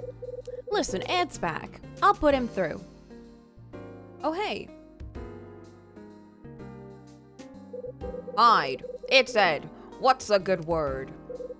Louie and me had a little chat about his pal, Danny. I'm listening. Louie wasn't involved in the murder, and he didn't make off with the cash either. Yeah, so who iced him? Bradley. What? Seems Bradley was working for Niall, under the name of Jay. Jay? That's a hell of an alias. Louie and Danny had a meet scheduled, but Bradley crashed the party. Well, I'll be damned. He blew Danny away, then took a painting the kid had swiped from Niall's hideout. Bradley also got the money Danny was using to close the deal. Niall's money. That was 3 years back, right before I met Bradley on the docks. At least, that's Louie's story. For what it's worth, I think he's playing me straight. Makes sense. Keep talking. I told Louie I was still on the hunt for Bradley. He put 2 and 2 together and told me everything. Now he wants to help out. Keep saying we're partners. We are! We are partners! Oh, revenge makes strange bedfellows. Was there a time skip? When did Louie die? No, Louie's fine! Louie's fine! So, just to summarize this, the event so far is that we, Kyle, 3 years ago, we were a detective, but our partner, Bradley, something happened to him, and he went missing 3 years ago, and ever since then, we've been working for this man, who is a friend of our dad, who's also dead, and this guy runs a salesperson agency thing, so we're door-to-door salesmen, even though, like, you know, that doesn't fit our personality at all, but that's what we've done. And for the past 3 years, we've been working under him, but we've also been trying to look for Bradley, who's gone missing. Yeah, he also finds some items on the side. I'm sure that's fine. But, Louie was this criminal who did, like, petty crimes. He just, like, picked pockets and stuff. And we'd caught him many times before, when we were police. Then we ran into him at this place, because now he's been working here for the past 3 years as a bellboy. So he's cleaned up his act. He's working here. He's not causing any trouble. He's not the best worker, but, like, he's a good bean at this point. And he said that, you know, he panicked when he saw us, because he's like, oh shit, I didn't want to see any of my past again. Like, I've been trying to forget everything that happened, and we were like, why are you trying to forget? It's not like your life was that bad. Like, did you hate me that much? I'm kind of hurt. And he's like, no. And eventually we find out it's because he had a friend called Danny, and they were working for this bigger corporation, kind of shadier corporation, and Danny was stealing pieces of art from different galleries, and the other organization was putting down insurance for it, So he'd steal from them, get the insurance money, and then they'd find it again. So it was a big money-making scheme. And then eventually, him and this other guy called Jay, who, they didn't know anything about him except for, you know, his name is Jay and he was helping them. He was planning an even bigger heist, and Louis was like, nah, dude, nope, don't do that. But Danny was like, no, we're doing it. Because he'd gotten convinced by Jay to get involved. The heist went very badly. Jay betrayed them. Jay killed Danny, took the painting, which was the angel painting, because for some reason he was very obsessed with it, and he ran. So he double-crossed them. He also, on the same day, the same night, Kyle ran into Jay, quote-unquote Jay, who was actually Bradley, his partner, and Kyle shot him and he fell into the pier, but Kyle was like, he's not dead. So Kyle seems very, very sure that Bradley is not dead, and I don't know why he thinks that, but he's very sure of it. And ever since then, he's been looking for him, but now he's figured out that not only was Bradley playing the police, he was also playing the other side. So he's been triple crossing, basically. But yeah, so that's what happened. So Louis, 3 years later, has put this together now that he's seen us, because he thought that we were involved somehow. And now Louis's like, Nile, the organization that they'd crossed, thinks that Louis's run off with their money, even though he hasn't. It was someone else did that. So now Louis he's got like a death mark on him. So Louis's like, bro, we gotta partner up. I'll help you. And Louis's been very helpful and very sweet, and I think we should partner up with him, but Kyle's being a bit reluctant. So yeah, that's where we're at right now. Louis is fine. Louis is absolutely fine. When I checked in, I heard a guy with my name had stayed here. Oh, and Louis, who's been here for 3 years, has said that no one from his past has come by here. Which is weird, because a guy called Kyle Hyde did check in to this place, I think, was it 6 months ago or something? A couple of months back. And Dunning, who's the guy that runs this place, has also confirmed this. So not only has Dunning confirmed this, but we also saw our name in the registry. So someone did actually come in here with our name. And the guy that came in here is most likely Bradley, because the room that they stayed in has been locked for 6 months because of like plumbing difficulties or like different problems in there. And when we broke into that room, we found a lighter that belonged to Bradley. So he definitely came in that room and most likely pretended to be us. So again, it's really weird that if he'd come, Louis has seen what Bradley looks like. Louis knows what he looks like, and he also remembers our name, so it's a bit weird that Louis, 1, doesn't know that someone with our name stayed here, and 2, did not recognize Bradley. So something's gone on there. I think that Bradley's undergone plastic surgery. It's very sus. It's very sus. I don't think Louis will lie to us, though. But I don't think Dunning lied to us now. I normally would have thought that Dunning would lie to us because he's very sus too. And he's sus in more of a way that he doesn't want to cause trouble for himself. So I thought, oh, maybe he lied to us because he doesn't want to, I don't know, deal with anything. But I don't think he lied. And I don't think Louis lied. So something weird's going on there. But yeah, someone checked in with our name. Happened about 6 months back. Yeah, that makes sense why Kyle is suspicious of Louis. But he's our boy, and we trust him. I searched the room the guy stayed in and found a lighter. Oh, yeah? Yeah, and it's a lighter I remember well if you follow. You telling me Bradley stayed at the hotel? That what you're thinking? Could be. Uh-huh. You thinking you can pick up his trail? Worse things could happen. Tell me something, Hyde. Why are you still chasing this ghost? He's no ghost. You hate him, that it? Ed, Hell, I understand. Bradley was your partner, your friend. One day he double-crosses you and the world gets a little bit colder. So you trail him to the docks and give him the lead kiss.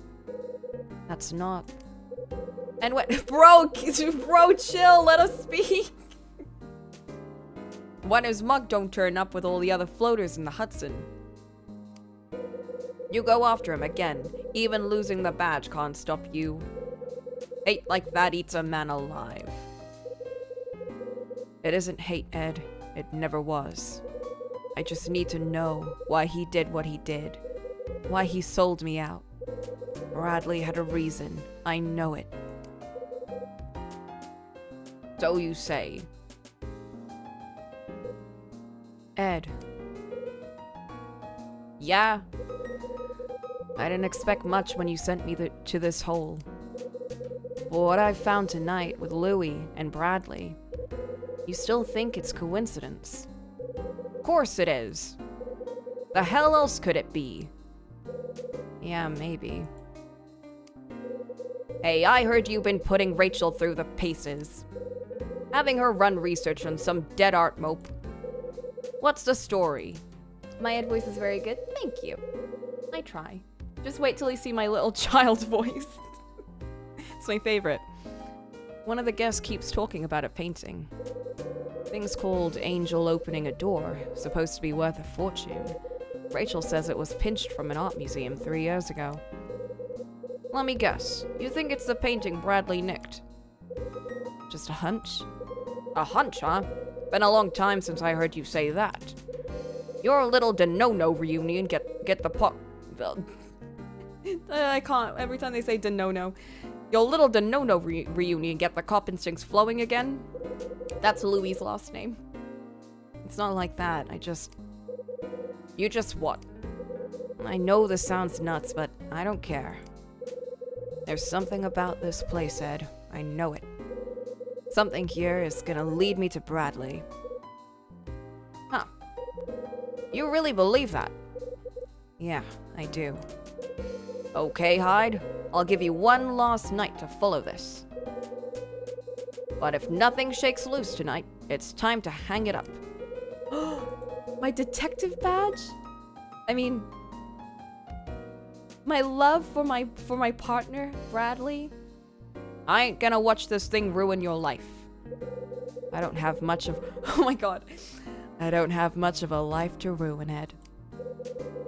Alright, enough of this crap! Enough of this noir detective crap.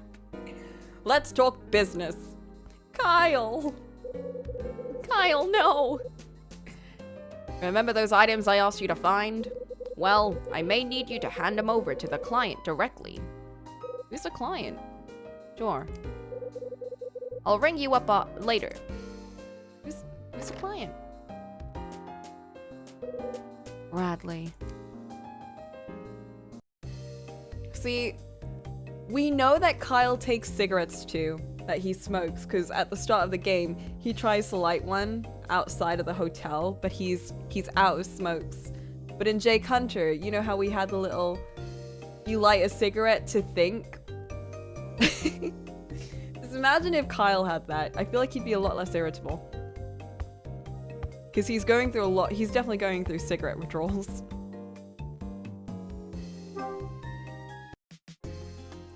He also has not had a drink, and we definitely know he's an alcoholic.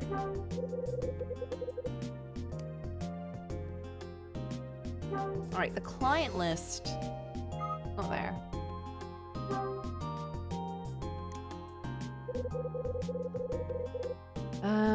The client list Rachel sent over. Yeah, but can we read it? Who's on the list? I guess we should take the items then. Thanks for sticking around. Take a small red box. We only play DS games from the early 2000s and other random games from like also the 2000s.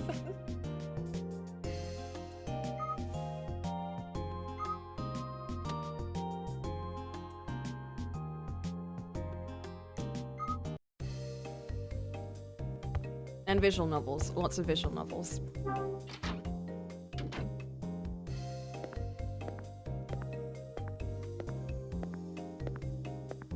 Yeah, and sad games. Although, this is a sad game, right? Kind of, not really. A bit. It is a bit sad. That's why it's a Saturday game. Because we only play sad games on Saturday. It's pretty fun to watch. I like these games, but with no voice acting, I usually get distracted and lose interest. Fair enough. Fair enough. I have another friend who also says that. That with the lack of voice acting in some of these games, it can be a bit hard to get into it. Personally, I love voicing them because for me, the more I voice these kinds of games, the more into it I get. So, expect lots of really silly voices. I'm glad you can enjoy it.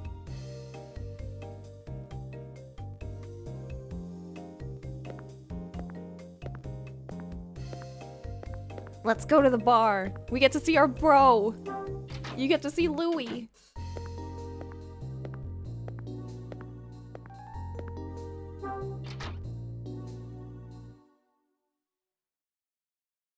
Ooh. He got a glass out just for us. Ooh. So this is the bar. Hmm? Yo, oh, hide! Get in here! Welcome to the 7 stars, my man!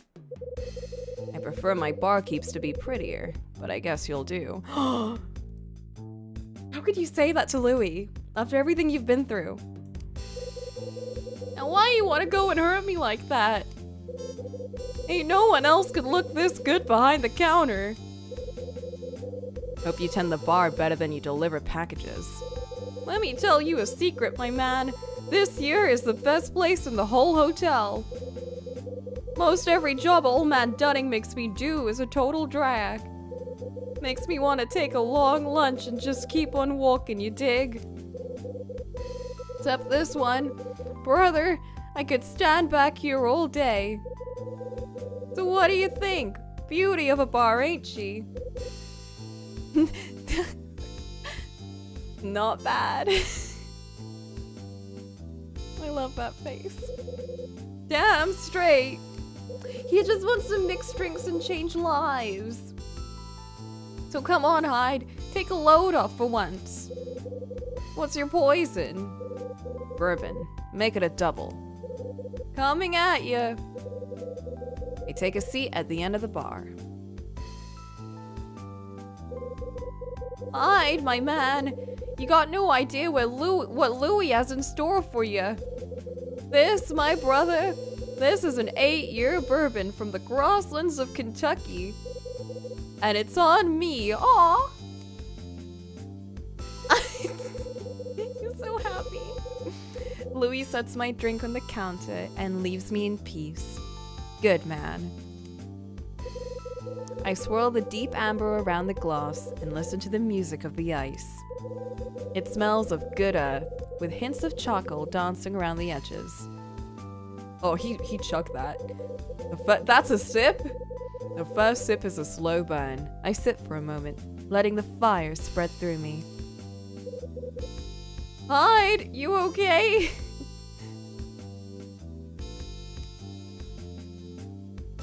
Oh, jeez.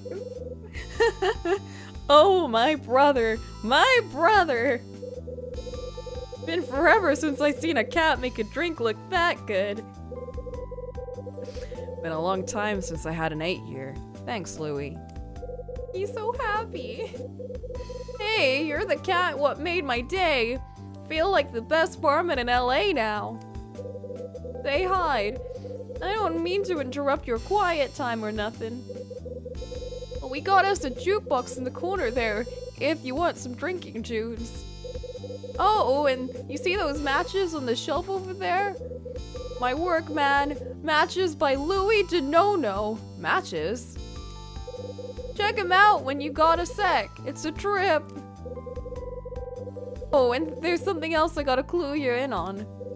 Spill it. It's about the cat what was here 6 months ago. The one with your name? Yeah, so the day he stayed here, me and Rosa were both out. Oh! Oh, Okay, that makes sense. I was wondering what the deal was with that. That's interesting. And no one's been in 217 since that day, right? That's right. I want to check out the jukebox. What? Wait a second. What did he say again? The cat was here 6 months ago. Listen to the rest of my dialogue. You're not allowed to leave yet. Okay, fine.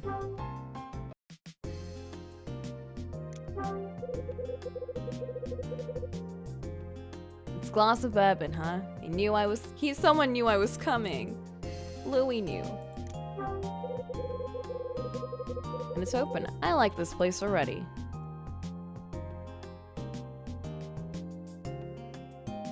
Man. When's Nirvana coming out? Can I leave? Oh, I can leave. Oh, great.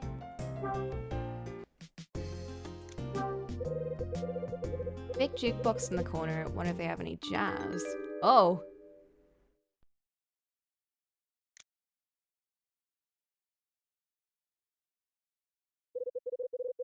Yo, you spitting some tunes? What you got? Suspicions.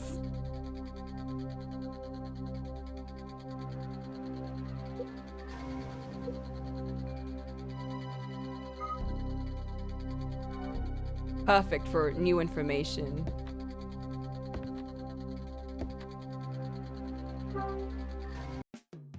Oh, never mind. Louis. Yeah?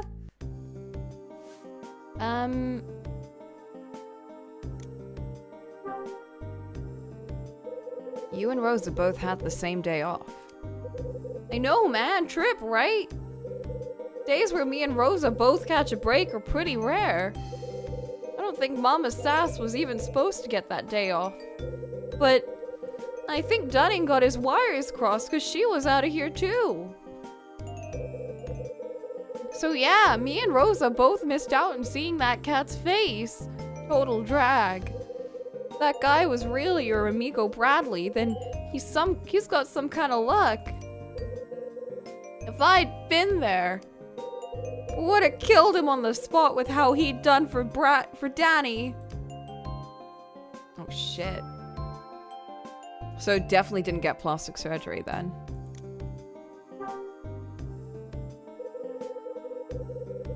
So Dunning's the only one who saw the mystery man. You got it. Hey, why don't I show the boss a photo of Bradley? I'm sure the old coop could tell if he was the mystery guest or not, yeah? Works for me. Dig it, man. I'll just show him the photo like it's no big and see what he says. Leave it to me, my man. Plan'll go down smooth at that, smooth as that bourbon. Thanks, Louis. You know, I don't get this, Hyde. Say the guy that stayed here really was Bradley. I mean, why has he come here? What's he thinking? Guy must have had some reason for coming here, yeah? I don't know, Louis. I can't figure that out.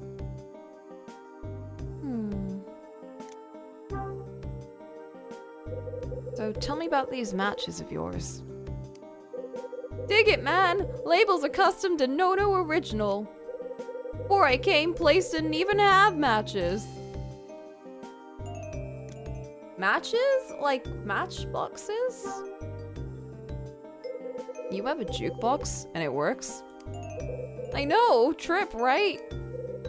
Ain't the newest model or nothing, but we gives the old bar some class. What's a song run me? Can't charge for music, man. Things free as can be. You see a song you like, just give it a spin. Another drink, my man. Yeah, hit me again.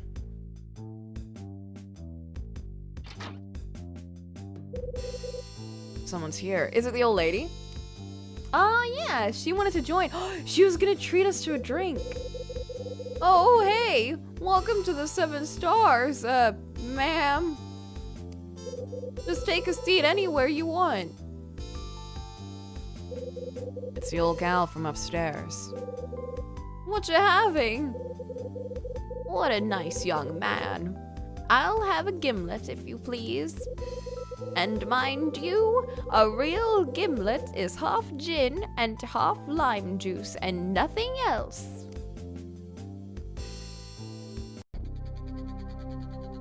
Like, this music is not pleasant for our date with the old lady. We need pleasant jams.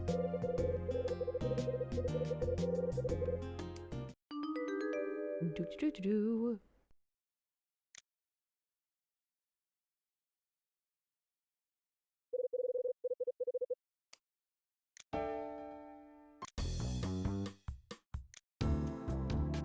Ooh, that's a nice one.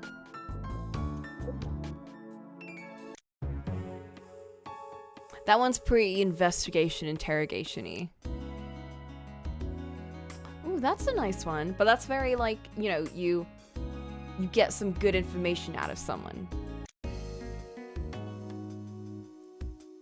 That's very chill. That's sad. That's a Rosa theme, but that one fits this place really well.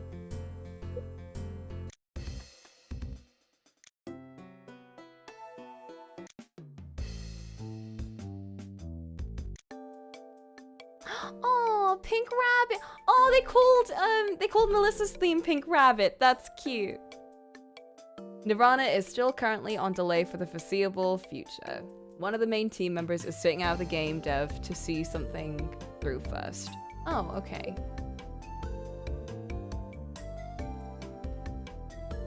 Well, I'm not gonna expect it to come out anytime soon then.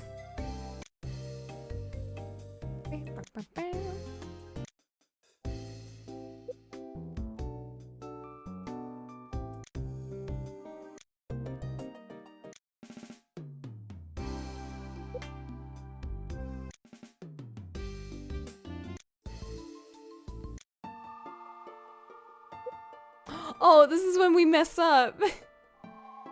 Dreams End. That's whenever we got kicked out.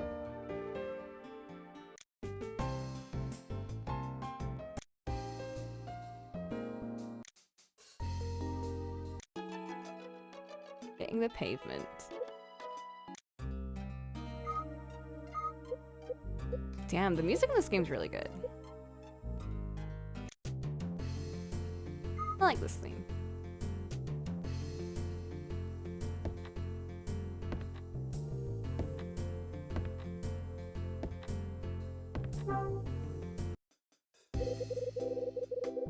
And a good evening to you, Mr. Hyde.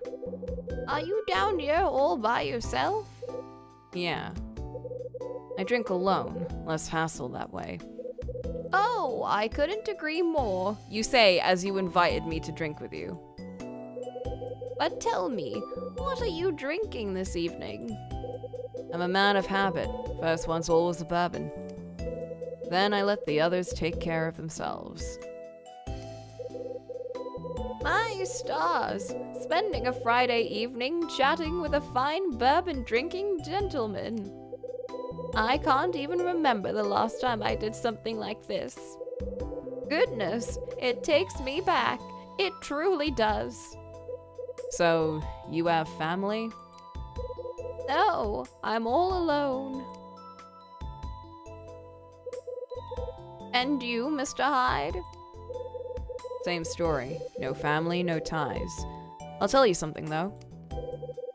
This is the first time I ever spent the last Friday of the year in a hotel bar. And the first one I ever spent with a nice gimlet-drinking lady like yourself. Oh, Mr. Hyde, you certainly are a charmer. Now that I think about it, you said something when I first saw you. You wanted to stay in the room that grants wishes, right? That is correct. There's a wish of mine that simply must come true, no matter what. That's why I came to this hotel, you see. Oh, come on, that's just Dunning flapping his gums. You really believe that fairy tale? She must have heard it from someone that maybe lived here for a bit. And is it such a shame if I do believe it, Mr. Hyde? Perhaps the fairy tale nature of the story makes me more inclined to believe, What's your wish? So what's this wish of yours? Now, Mr. Hyde, that's my secret. All people have at least one genuine wish in their heart, don't you think? But you never really hear about such things because they're so personal. Not the kind of thing you just give away to anyone, don't you agree? That's fair.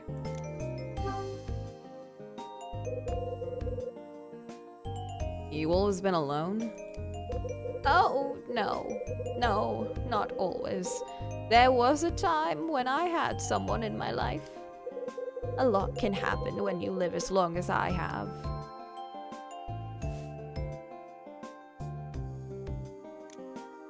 The zoom in when he's putting a thought away, especially when he was like, this dump has a jukebox. I love when they do that. There's a lot of tiny little animation jumps they do in the game that I really like. I especially really like when you're handling a new activity and the game does like a Bollywood zoom in. Like, and then you just start spinning.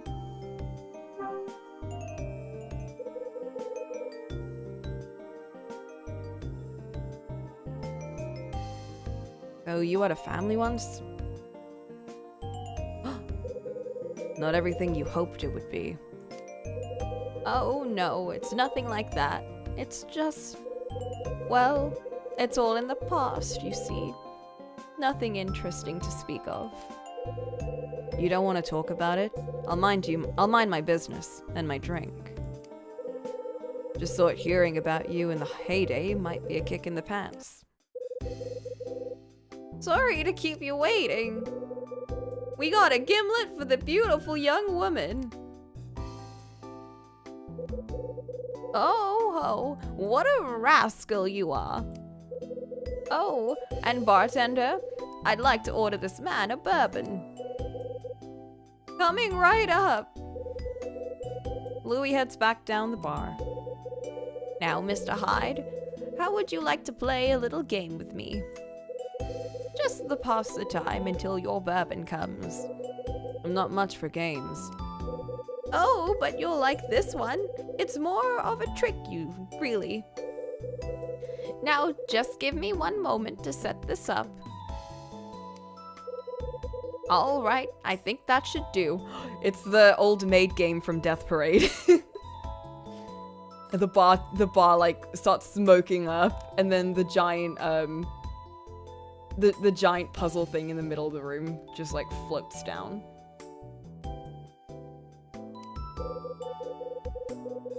Now, as you can see, I have 6 coins in front of me. You must arrange them so there are 4 in a row, both vertically and horizontally. Oh, but here's the fun part. You can only move 1 coin. Do you think you can beat my little game, Mr. Hyde? Oh, I love games like this. Okay, I'll bite. But if I win, you have to tell me about your past. Deal? Agreed.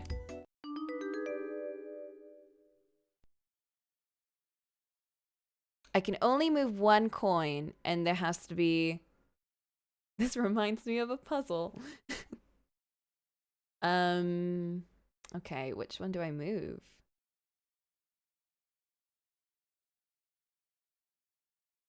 Did she say that had to be 4 down and 4 up?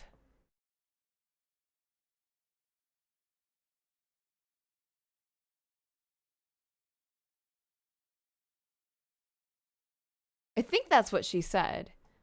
Then don't you just move the middle one? No, wait, you don't. No, because that would just make 3 down and 3 left. 4 high, 4 wide. How do you do that?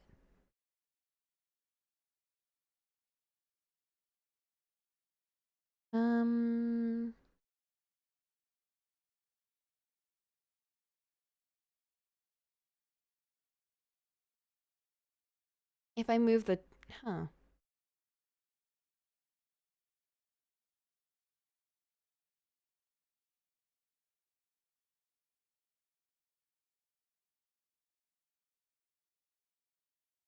That's actually pretty hard. I was thinking.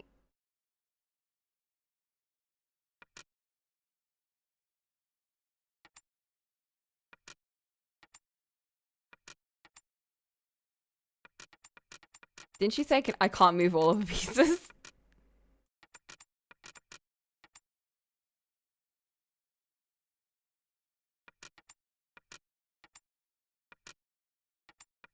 Well, I kind of messed up, so I'm just gonna mess around with this for a bit.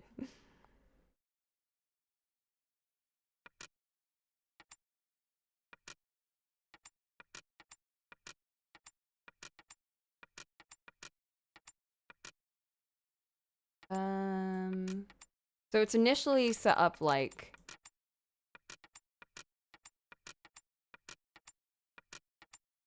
that-ish. So I was thinking, I wonder if it would like work if you just like then it's 1, 2, 3, 4. No, that wouldn't work.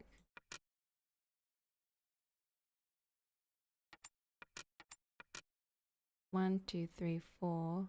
1, 2, 3, 4. Then it's technically going up and also to the right. It's like diagonally going up.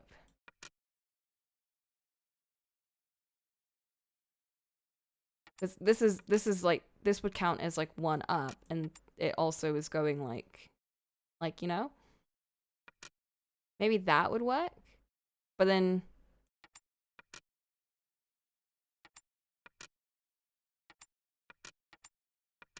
If it's normally like this, and I can't really move them around. 1, 2, 3, 4. 1, 2. Unless I move it like that.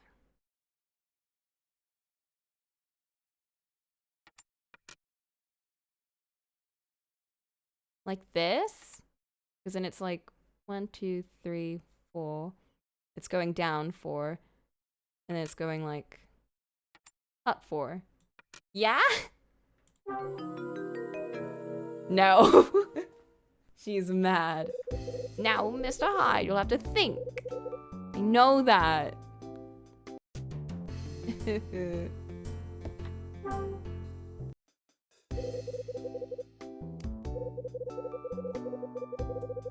Four in a row, both vertically and horizontally. Okay, let's see if I can do that now that I haven't moved anything. Yes. What? No! What do you mean? What do you mean I have to think and use my brain and try?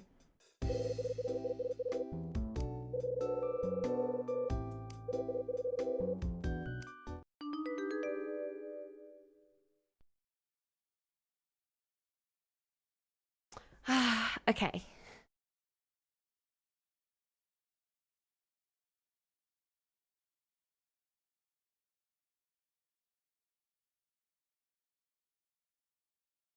Oh, wait,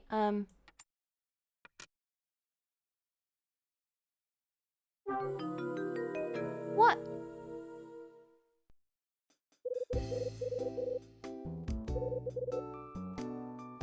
I thought that was right.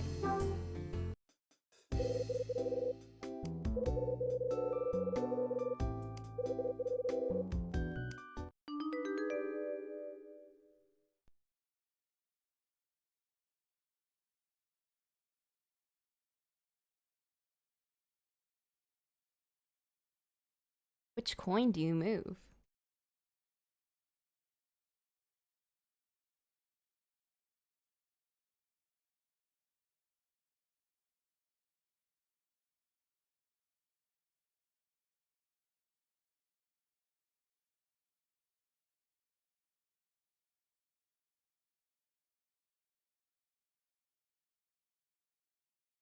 See, I thought it was the solution where you move this, the coin in the at the bottom.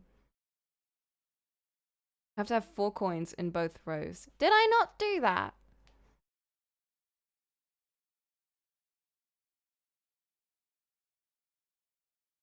Wait, I'm gonna put my mouse, make my mouse visible just for this.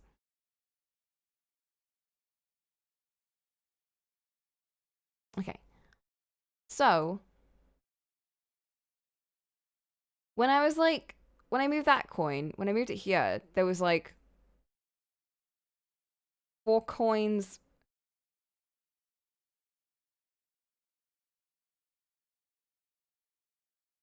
Or does it have to be like specifically on this row and on this row?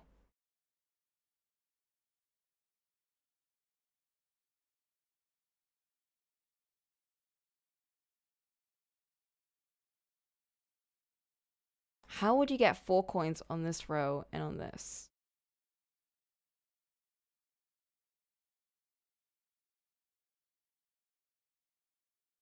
Because otherwise, the only thing I could think of is if they just want it up and down and horizontally. Like if they just want 4 coins horizontally and vertically, then you move that coin there, and then you have it vertically 4, and you got horizontally 4.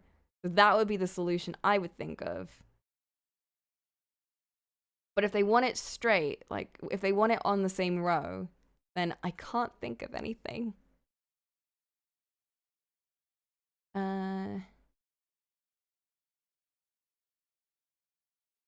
You'd need 1 more coin.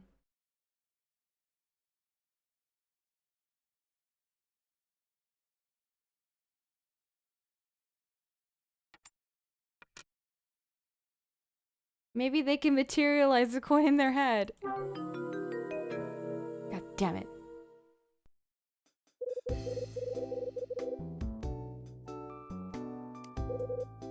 I know.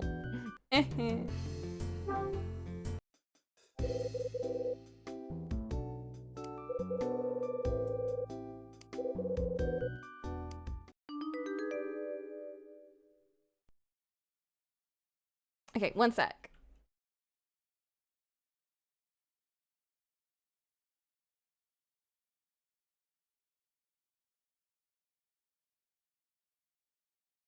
You didn't say anything. Don't worry about it.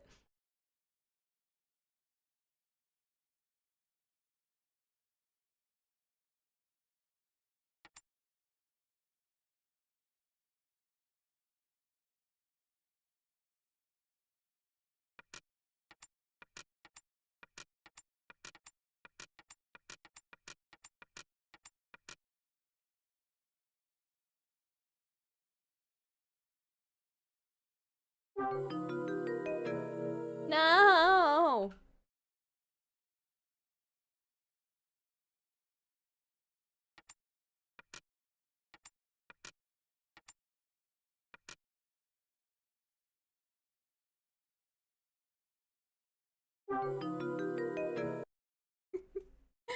How do you do this?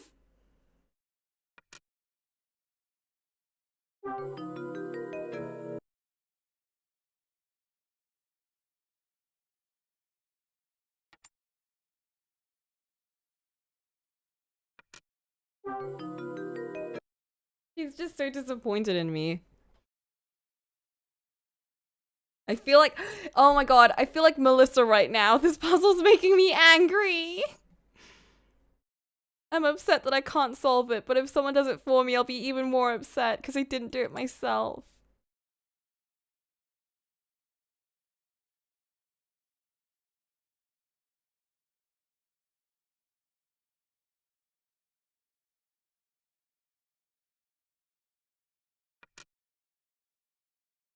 Oh god, not Professor Layton. I'm not ready for that.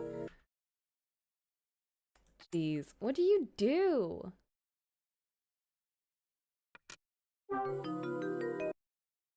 Hmm.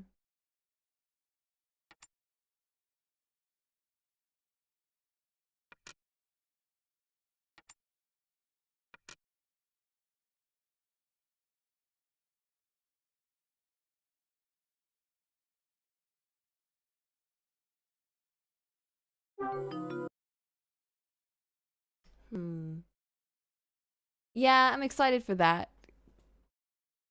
Because you're way better at puzzles than me, and I can just kind of sit back and be like, I'm Luke. I'm your little partner.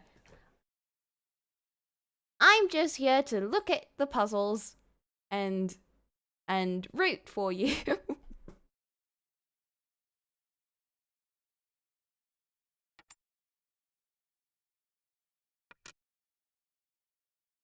How is it not this? Did I get the position wrong, maybe? Maybe it needs to be like that.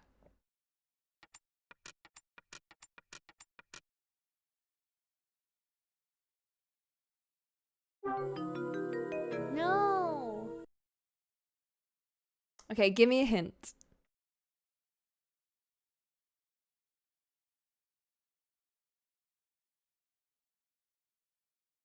It can't be diagonal.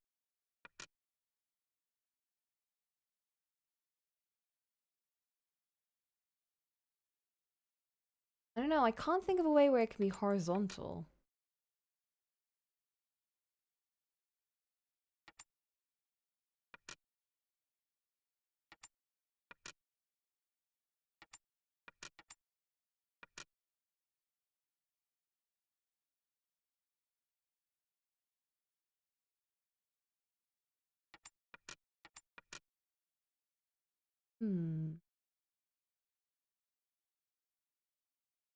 I am stumped. I feel like she's just like judging me there.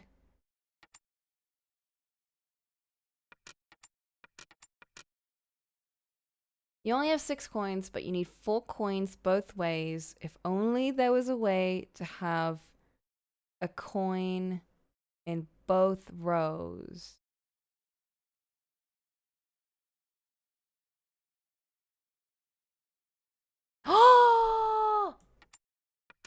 Oh my god.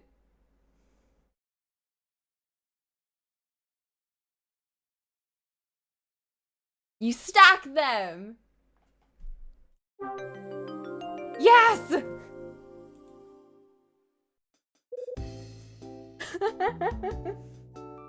That's so silly! How could you make me do that? There, just shut up, Kyle. Don't look so proud of yourself.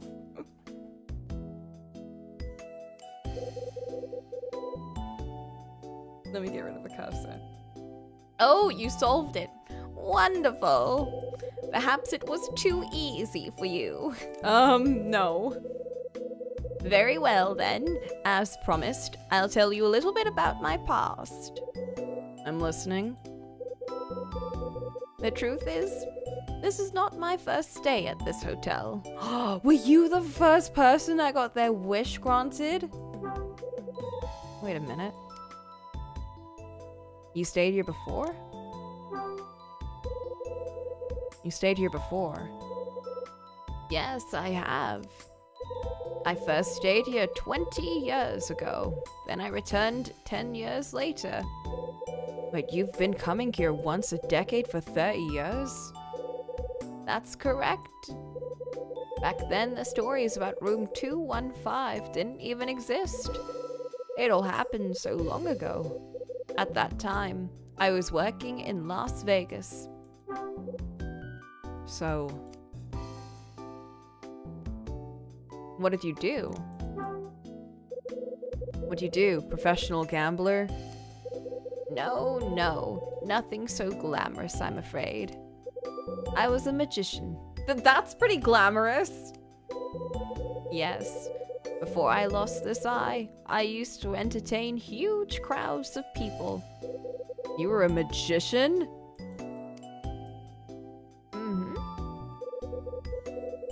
Hide, my man. Do I have something special for you? This, brother, is the best bourbon in the house. Aged 12 years. Holy shit. Oh my, look at the time.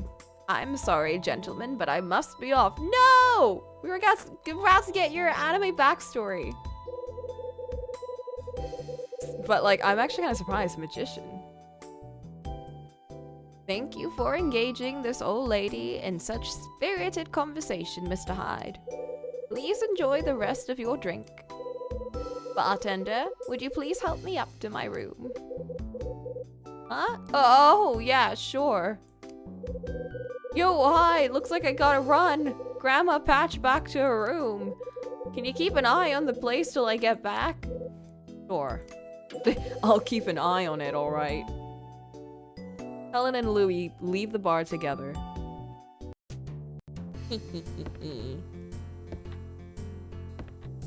I have to hop over the bar.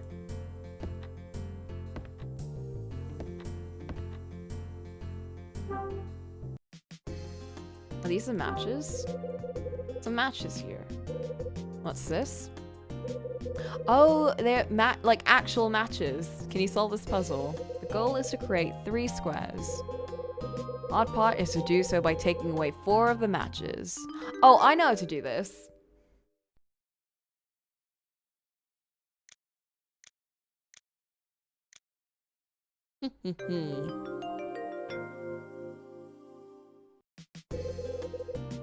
That should do it. Who's there? Oh, it's Iris. Well, if it isn't Mr. Hyde. Oh, you. Are you the only one here? Yeah, bartender had to step out, but he's coming back. Yeah, I should have expected that in this place. So are you heading for bed, Mr. Hyde? I'd hate to interrupt your leaving. Nope, barkeep asked me to watch the place until he gets back. Which will probably take a while. Oh, I see. She wanted to get rid of us. I can't imagine why I'm asking you this, but would you like to have a drink together? No thanks, no way. Incredible.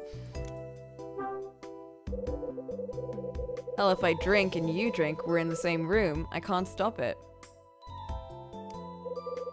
How could I refuse an offer like that? But I should warn you, folks say I get pretty mean when I drink. You don't say. Yep, of course I black out all the time, so I can't really say if it's true or not. Really? Check the knuckles. Things are covered in scars. I don't remember any of them. You really are unbelievable, Mr. Hyde. And after that tale, I certainly don't want to share a drink with the likes of you. Huh, no better way to shake an unwanted drinking partner. Oh my god. You were such an asshole.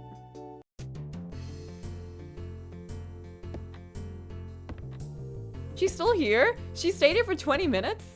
Oh wait, no. It's been 20 minutes overall. Do you mind? Bro. Not at all.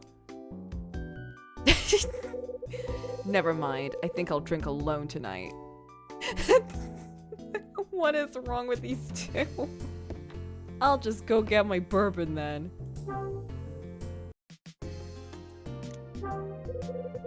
Glass is filled with bourbon, my old friend.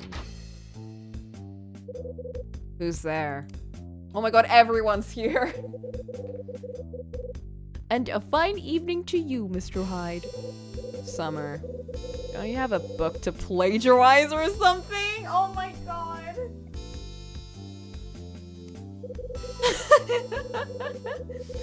So this is where you have sought refuge from the weight of this cruel world. I thought you might be in your room, but found it empty. You got in my room? Or maybe you just knocked. You've been looking for me? Why? Our last discussion ended on a somewhat awkward terms. I had hoped to start anew. No thanks, Shakespeare. I got no interest in anything else you have to say. Your words wound me, sir. I had hoped to find you in a more charitable mood. Perhaps you do not appreciate the gravity of my earlier confession. The truth remains that I revealed a secret which I had guarded for 10 years. And to a traveling salesman that I'd met not hours before. You didn't reveal it to me, I had to force it out of you. You are a curious fellow, sir, and I find myself in awe of your gruff nature. Oh my god, everyone's so attracted to me. I'm just sitting here, bro. I'm just Kyle Hyde. And so I thought we could engage in a further bit of light conversation. Mr. Hyde? Yeah. I'm finding that drinking alone is just as sad and pathetic as I thought it would be. I'll be leaving now. Do enjoy the remainder of your thrilling evening. Bruh. Iris leaves the bar. I say. What? Who was that woman? She's the dame staying in 216. Name's Iris. Iris? Oh no, that's not right. Hold it. What's not right? Oh, it's nothing, really. I just had the feeling I'd seen that young woman before. By the way, Mr. Hyde, I have just remembered a small nugget that might be of interest to you. Go on. You recall asking me about Osterzone, yes?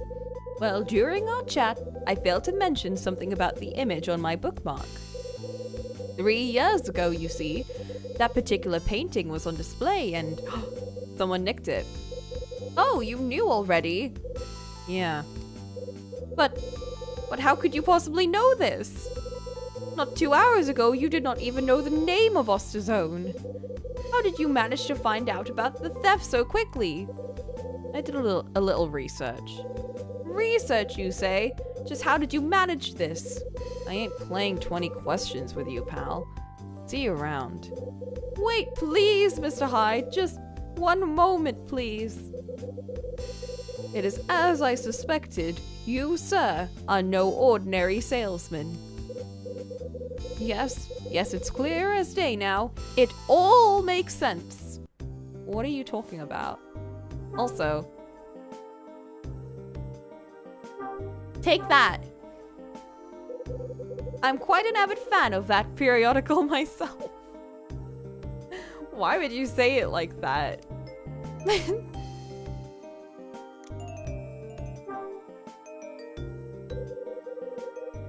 I do peruse my own hentai.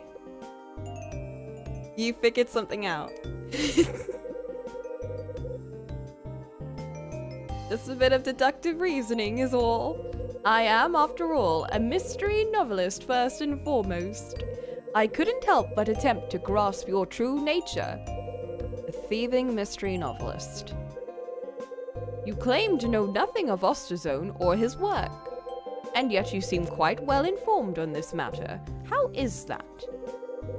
You are also employed as a salesman, but lack even the most basic of people skills. Yeah. So what can we deduce from this, Maybe I can deduce my fist to your face, but that would shut you up. Bro! But enough wordplay. It is time to, as they say, lay my cards on the table. You, sir, are on the trail of Osterzone's stolen masterpiece. Yes, a work such as Angel opening a door must be insured for a princely sum.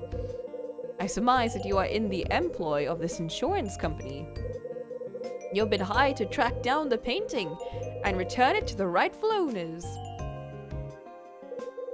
This salesman act is nothing more than a mink stole on a cheap lady of the night.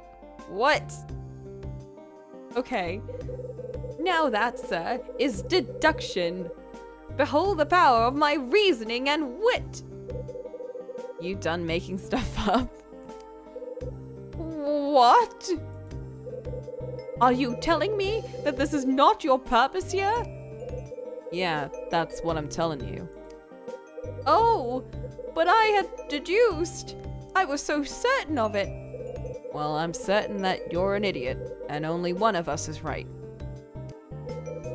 And you couldn't deduce your way out of a wet sack. That's why your books sell like fried crap at a country fair. Or a county fair. Wow, we're going in on him. I see. I suppose I should thank you for such honest advice. But know this, the more you resist, the more determined I am to learn about you.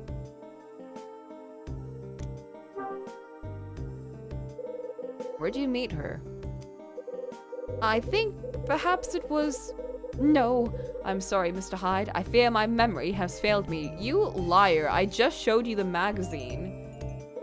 But if I manage to lift the fog from my mind, I shall notify you post-haste.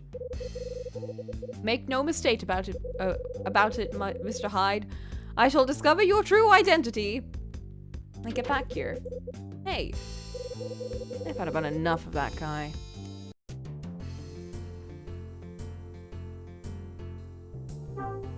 Can we drink?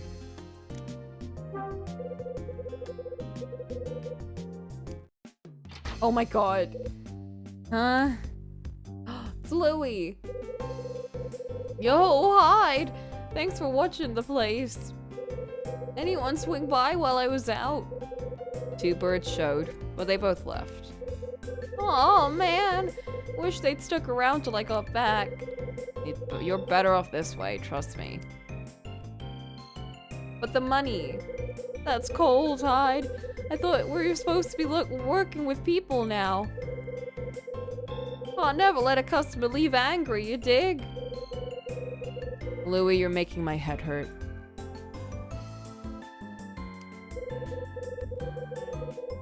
Sorry, man. Didn't mean to bring you down. Wasn't you. I think I'm done here. Oh, cool. Well, bar's open till midnight, so swing back if you get bored, yeah? We still gotta have that drink together.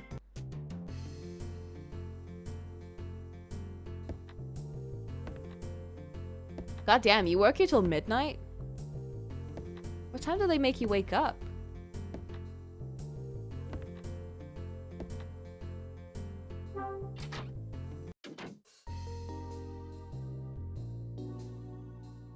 And before she's in that rather risque periodical. She is! She's on like the front page.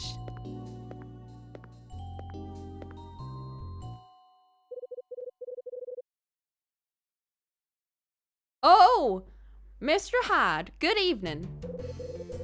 Is it actually meant to be here? I'm pretty sure it is, yeah. You're still cleaning? Oh, yeah.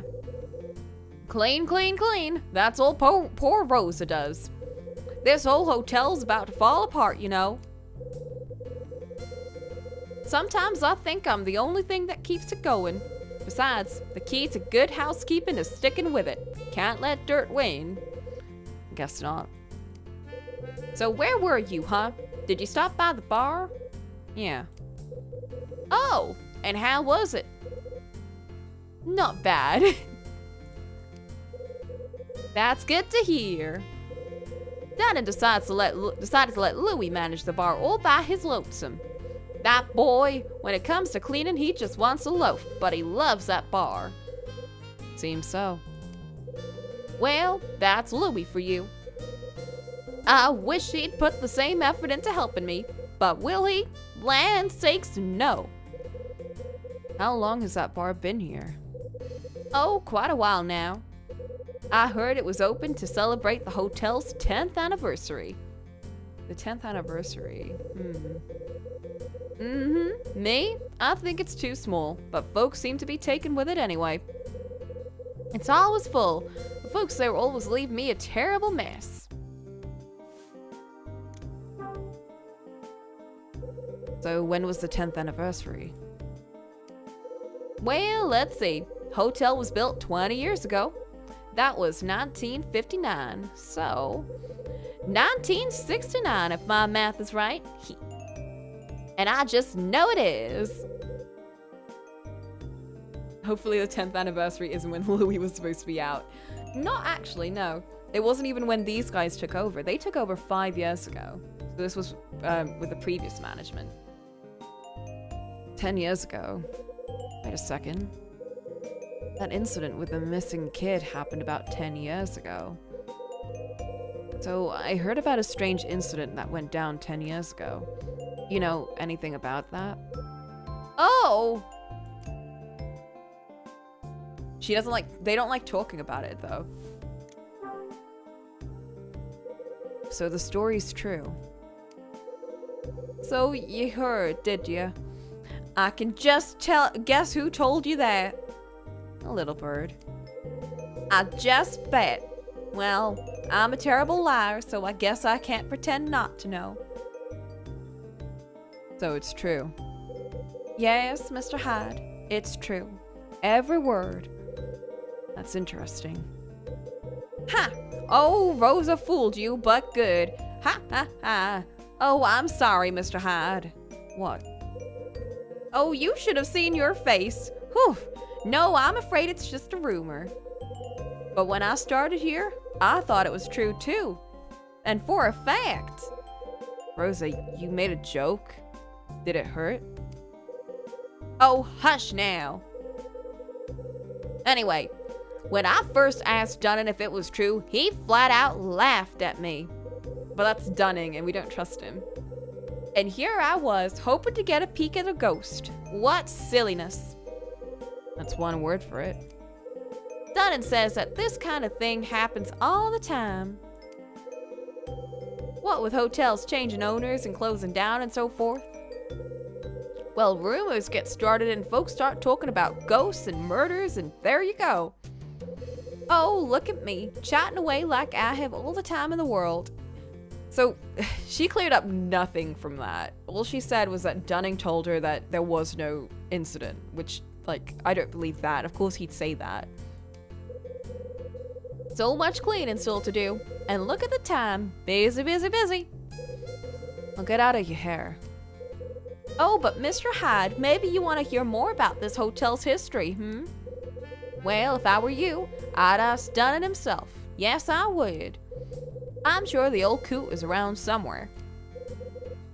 I'll do that. You will? Good, and I'll get back to my cleaning.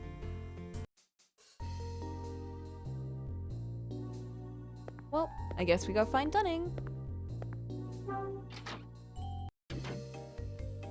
Although, if you can give me a second, I want to get some more water. My throat is getting fried.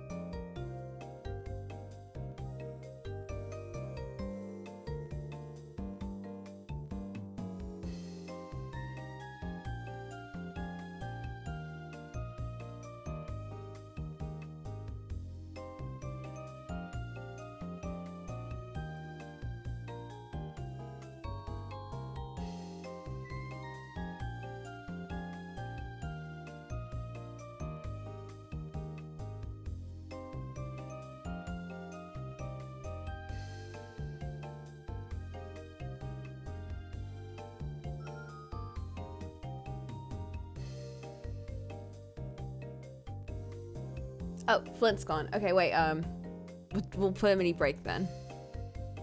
For them to get their puppy back.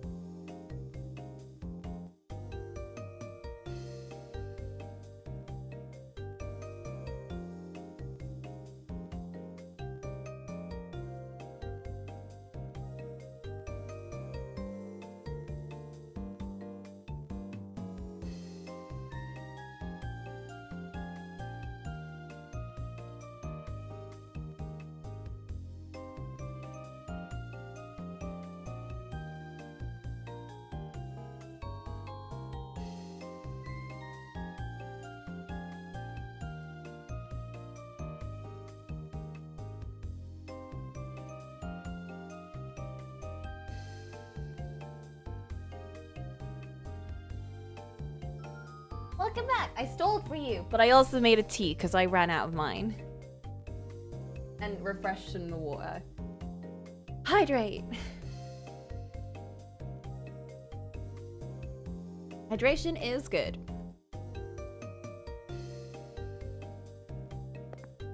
Okay, the question is, what were we doing? We left Louis.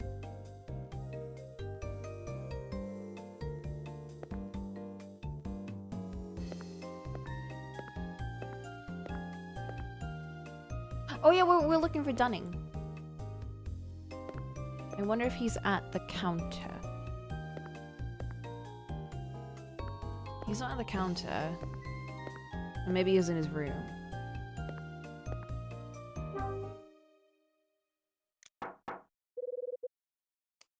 He's not in his room.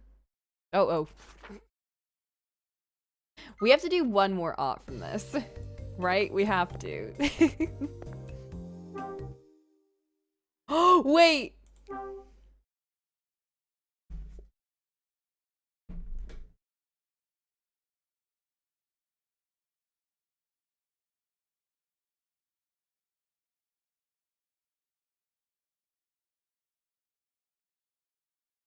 1 second, I'm taking out my drawing tab.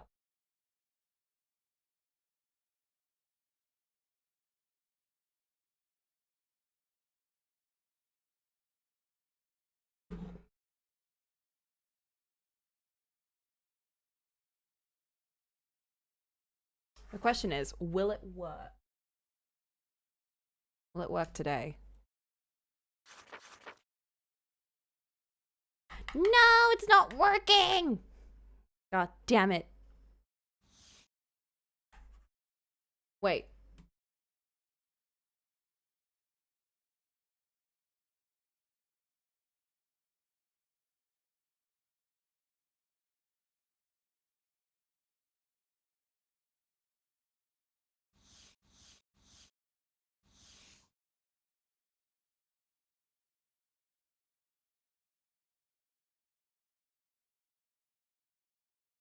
It's working. Okay, great.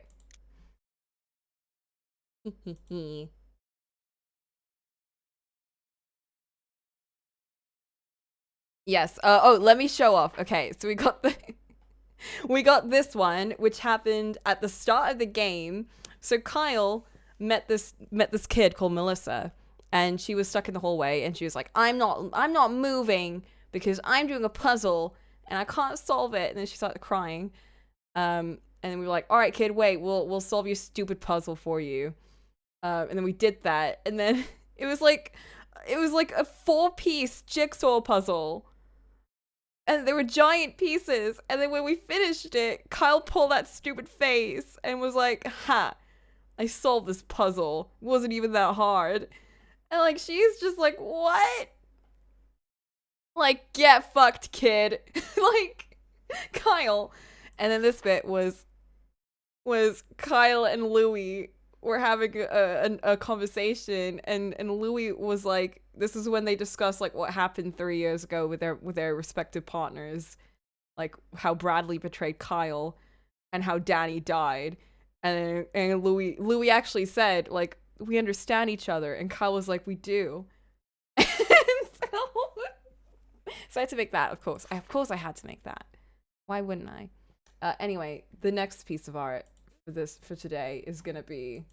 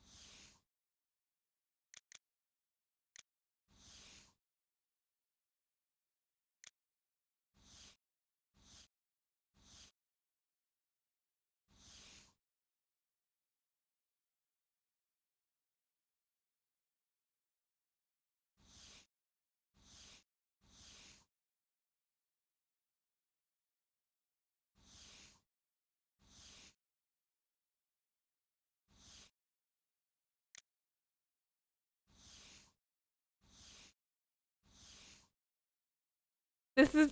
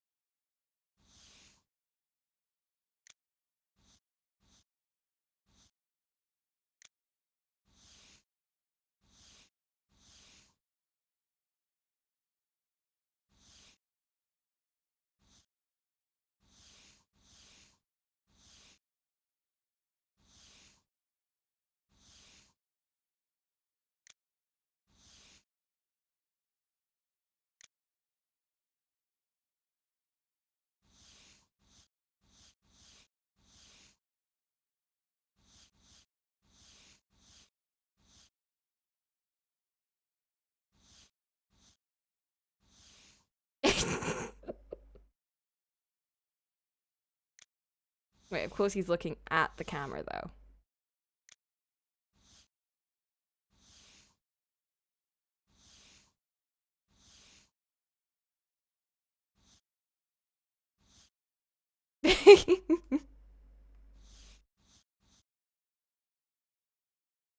I'll fix his smile so he has a cuter smile.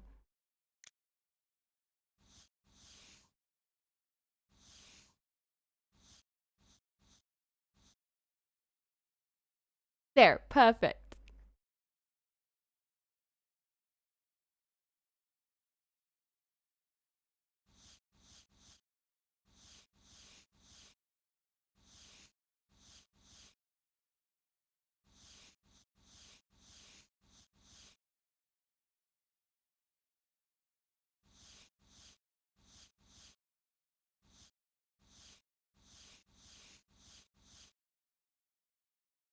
And then we'll put like little fires of hell. That doesn't look like fires of hell.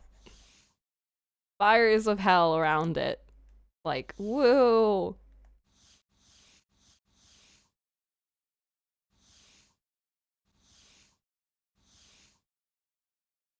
That looks nothing like that. Oh! The tail!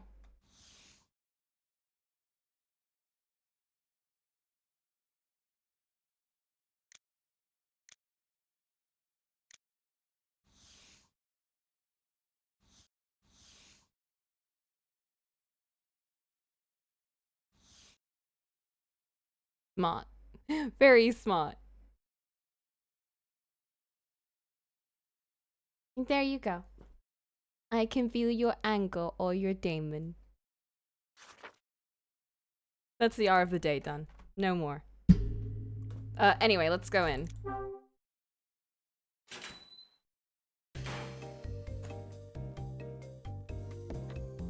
This is why it's taking us so long to finish this game.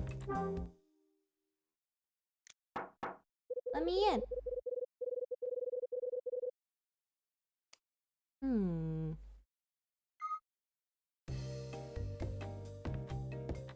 He's not there. Oh, we need to put our stuff away in case we get searched again. Because we got a gun on us now.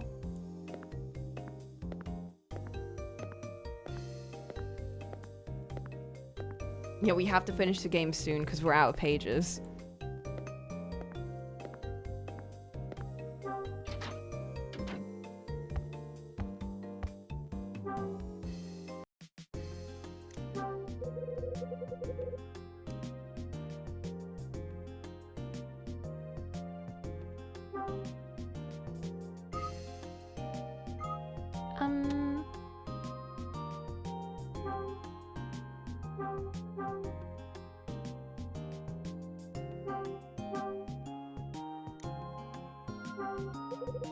Let's put that way. I know we have to. Oh no, we have to give that to someone. Let's take that back. But can we put the duplicate key in here? We shouldn't need that. What? Oh, okay. Never mind. Is there anything else to put away? Newspaper doesn't matter. Lighter doesn't matter. And we put the gun and everything away. Yeah, so the men's magazine, I just assumed that was Iris because of the hair. And because her hair's blonde.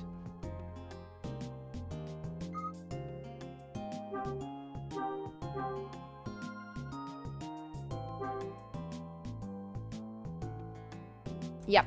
And because she's like, you don't recognize my name? Like, she's clearly famous in some respect, or at least well known.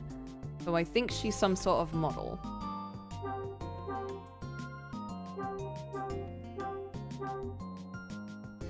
Okay, I'm gonna get the box back. It's perceiving it too much as Catherine. It is a very Catherine cover.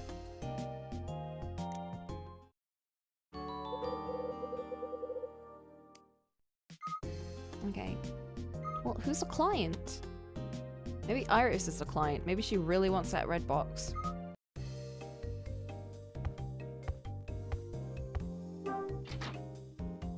I wonder where Dunning is. Should we talk to our new best friend?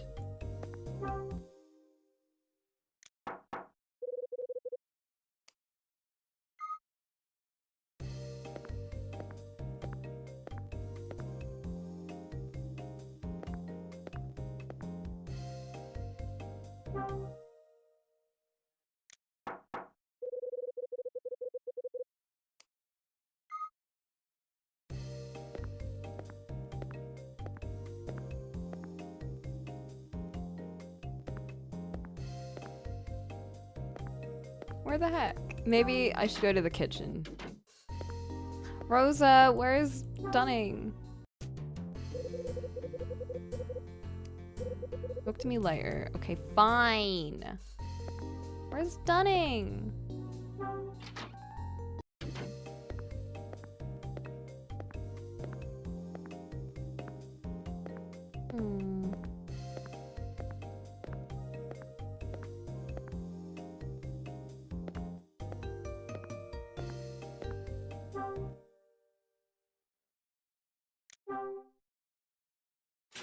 Oh, maybe I can go see Mila.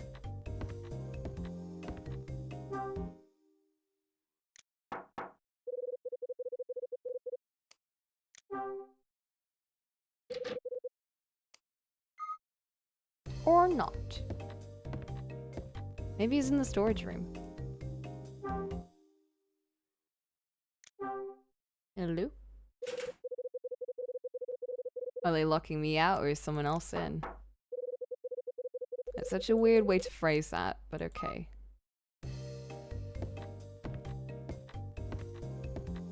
Maybe the real killer's in there. What do you mean no one's been killed yet? It'll happen. It'll happen. I'm waiting for it. We're gonna find a dead body. We might find it in this chapter. Who knows? Let me in! Maybe I can get into the office from this way. Drat.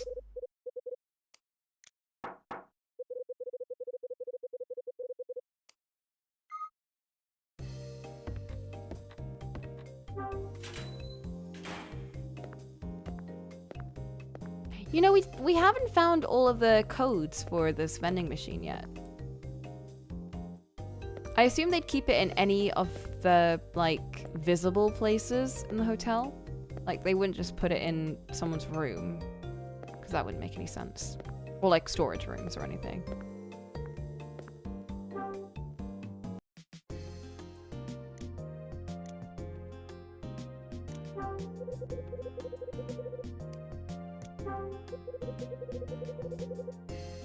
Yeah, call Dunning. Yeah, I couldn't find any in the bar.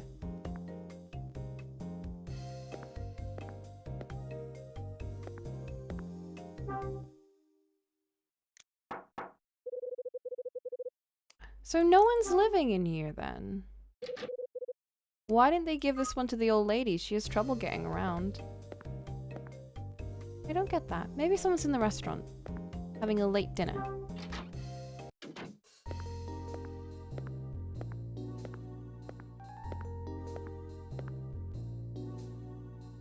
Oh, there he is.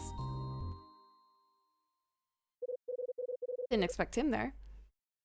That looks like it Dunning. It did Dunning. He looks pensive. It's Dunning.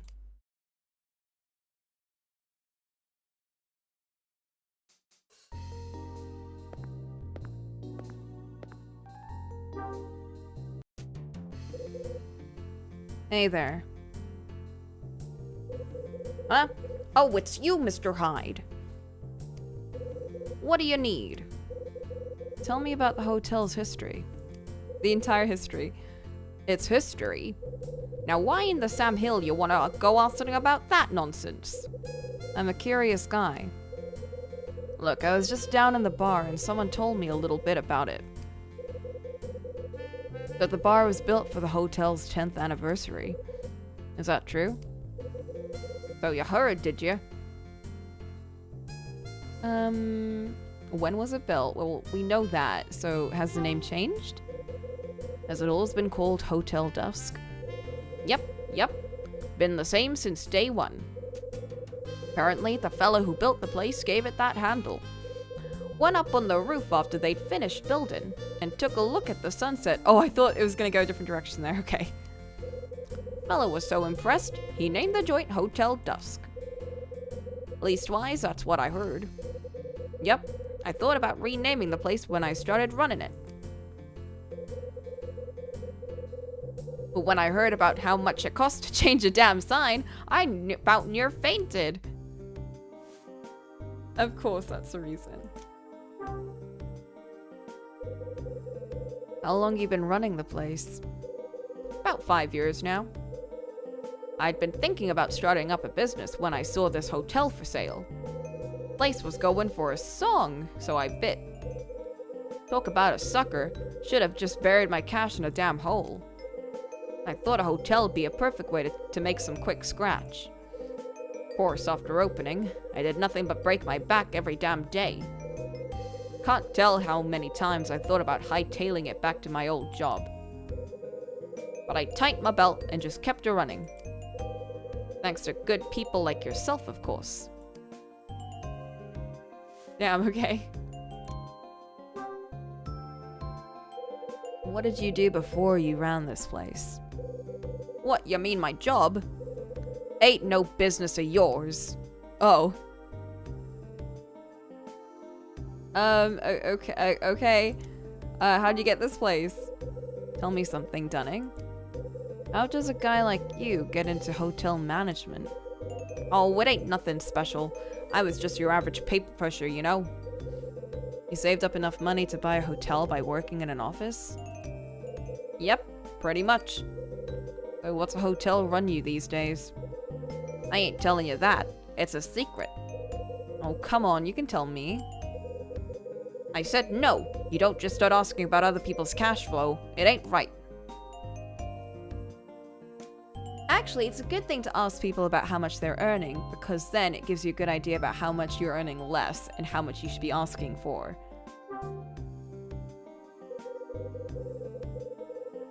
So, what were you staring at when I came in? Pictures. Pictures. People aren't ready to hear that. True. True. We need to push past that in this day and age. We gotta be looking out for everyone and ourselves. And stop worrying so much about, you know, how silly it is to ask people about, like, your paycheck or their paycheck or anything. Because a lot of the time, either you or they're being paid a lot less than each other, and they would need to bring that up. Because if you don't know the figures, you're never going to know if you should be asking for more money. Especially because a lot of people, they just don't get paid for, like, they don't get paid for any particular reason. It's more just, oh, like, they're not going to ask, so why would we, like, we don't have to tell them then.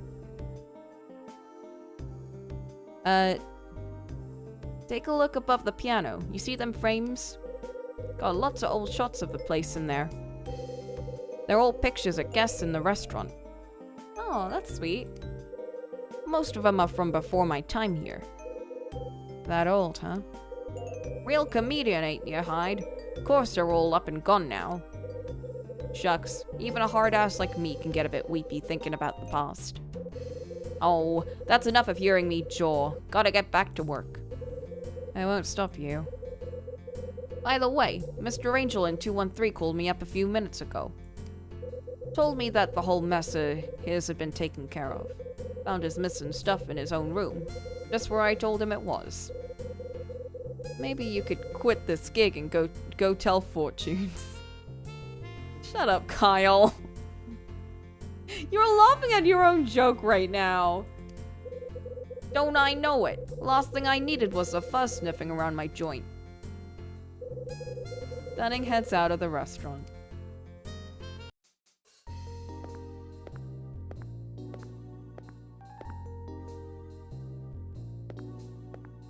Okay.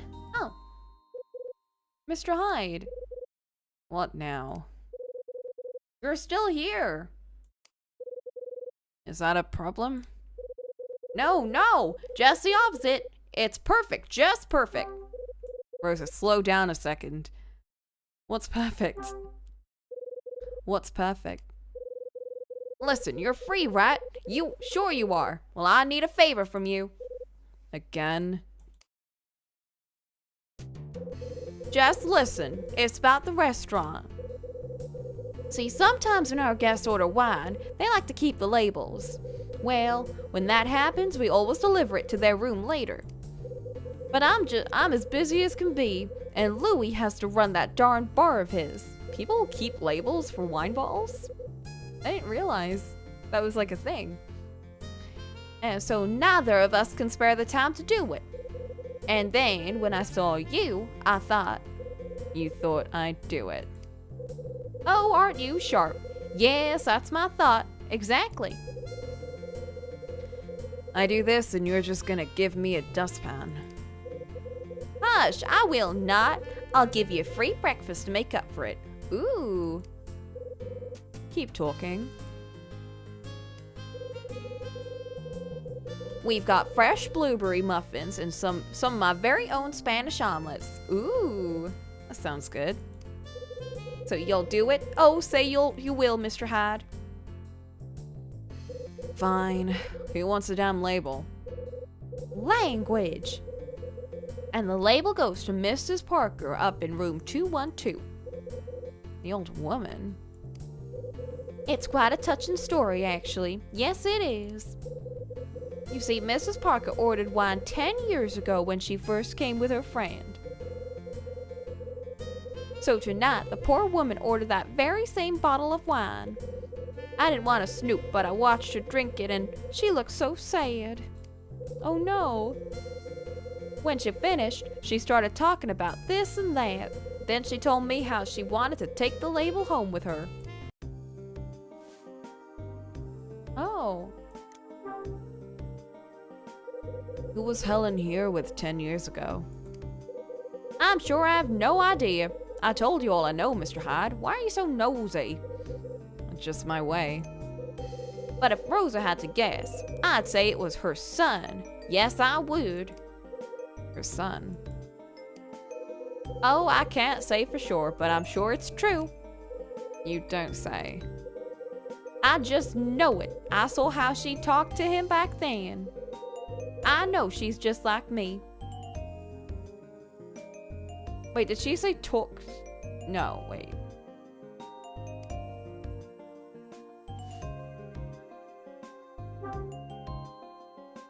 I saw how she talked to him back then.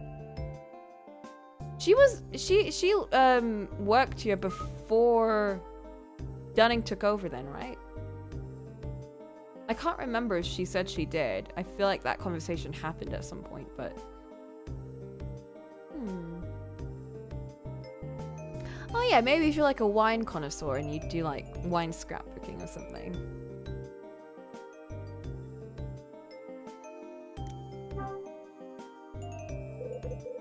Hold on, how is Helen Parker just like you? Her son, silly. He lives far away, just like my boy. You sure about that? Of course. Well, kind of. Stop confusing me. Listen, I may not know the first thing about her personal life, but I know I'm right. I'd stick my mop on it. Wait, you have a son?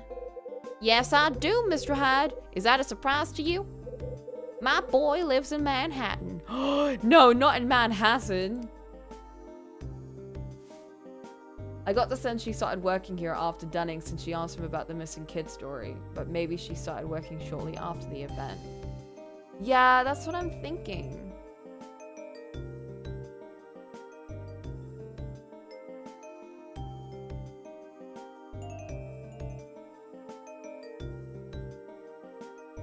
Yeah, she would have thought, yeah.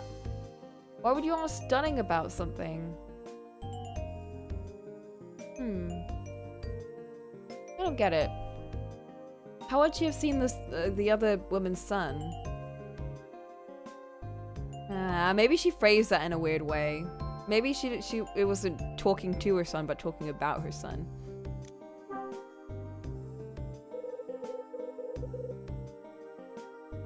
What's he like? Your son, I mean. And what's he doing in New York? He works on Wall Street. No kidding. Rosa the Wonder Maid and her stockbroker's son. You pegged him true, Mr. Hyde. He went into a good university and found himself a nice place to work. Yes, he did. I bet you're proud of him. Yeah. I guess it seems like that from your point of view. You're not proud of him? It's not that, Mr. Hyde. It's just he doesn't understand me one bit.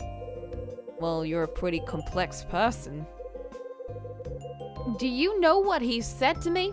Do you? He told me to quit my job. Can you imagine?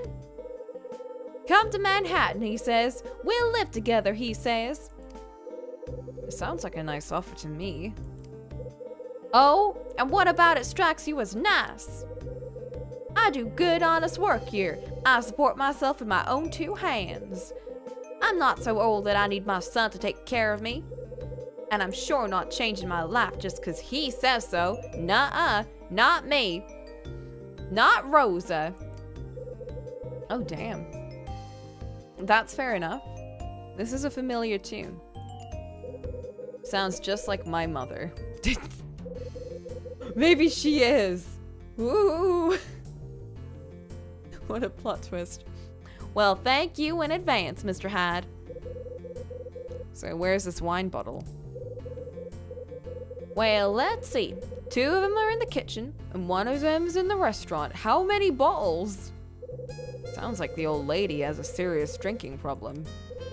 Don't tease, Mr. Hyde. We had 3 guests order wine tonight. Oh. Mrs. Parker only had 1, and Mr. Summer drank the 2nd bottle. And the 3rd was the young woman in 216. Iris, I think her name is. Why do they all want the labels? Anyway, I was so busy when I was clearing off the tables and cooking and so forth. Well, I just lost track of which bottle belonged to her. Oh, that omelet better be worth it. Oh, it is. Don't you worry. Anyway, could you please find her a bottle? When you do, just peel the label off and deliver it to her room, okay? Good. I've got laundry to do, so I can't talk anymore. Busy, busy, busy, you know. And thank you again, Mr. Hyde. Rosa hurries off.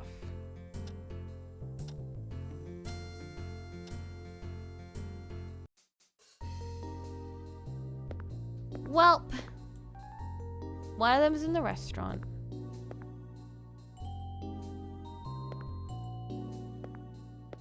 Is it this one?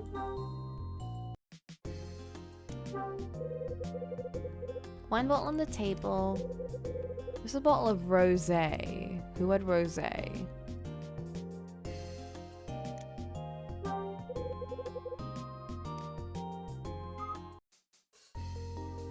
Are we not taking it with us? There's nothing there. Okay. And the other two should be in the kitchen.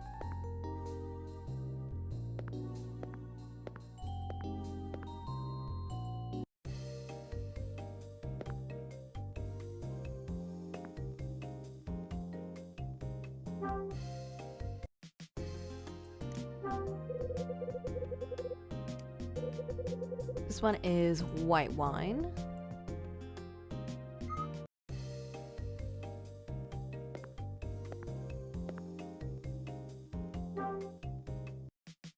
And this one, I assume, is going to be red wine.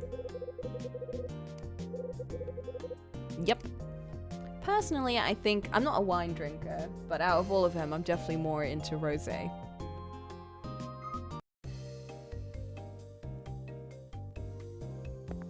I feel like Iris definitely went for rosé, and I think Old Lady went for red wine, and I think Summer went for white wine.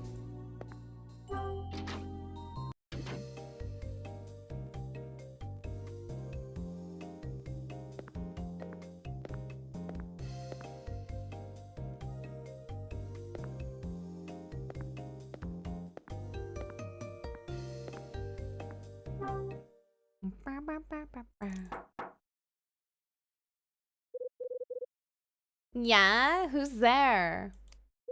It's me, Kyle Hyde.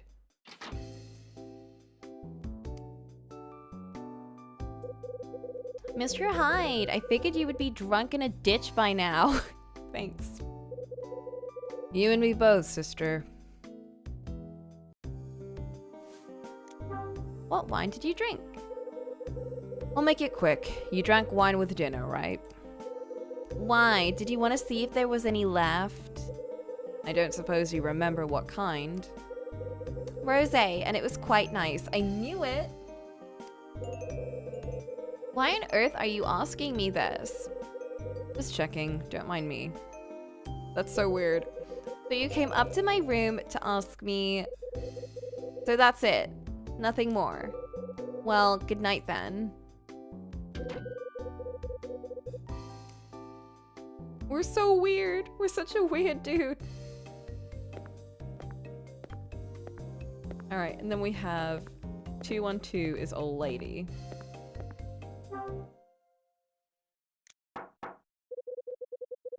No one in? Where is she? Didn't Louis take her to her room?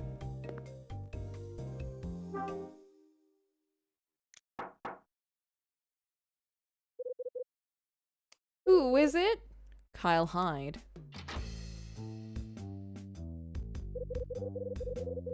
Do you have some business with me, Mr. Hyde? I got something to ask you.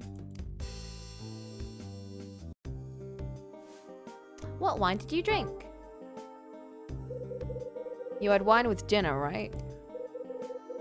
But of course, food without wine is like a body without a soul to fill it. What kind? Well, it was white. Yes, a crisp Chardonnay with hints of apple and a rich... Don't care. I knew it! I knew he had white wine. Oh, I see. Well... I guess we're finished, yeah? Yes, well, good evening, sir. Summer closes his drawer.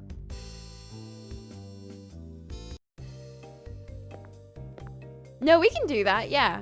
Of course we can.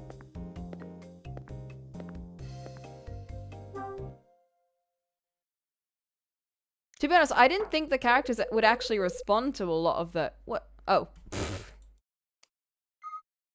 This room's been empty for 6 months and somehow I knocked on it. I didn't realize they all had responses for, like, the different thingies, but apparently they do. Please go away. I'm quite busy at the moment. Oh. Okay. I'll talk to her later then.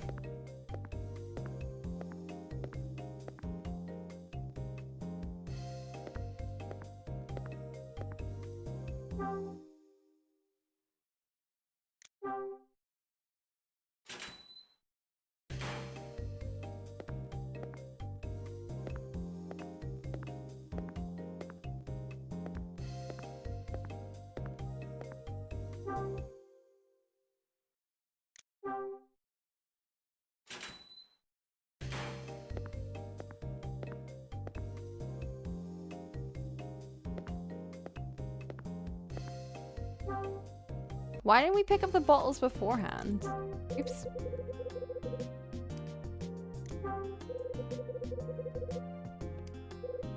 Red wine. This is a bottle Helen ordered.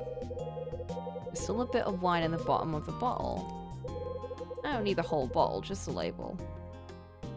Oh, do I need like a tool or something to pry it off?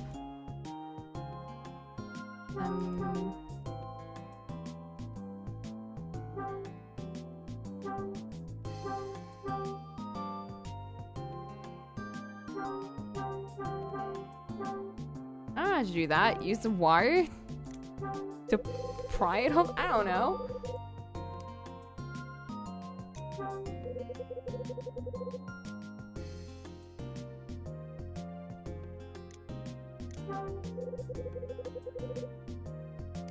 What am I supposed to do?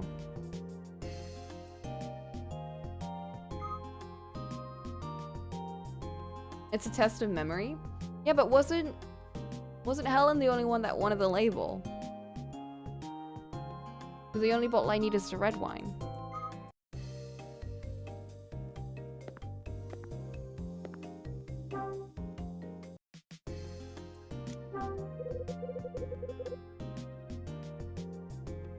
How to get label? Oh, I see. I know what you mean.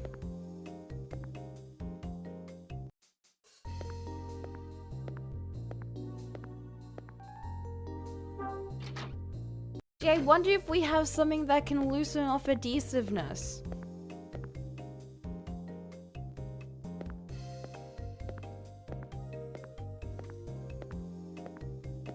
That sounds like such a useful item.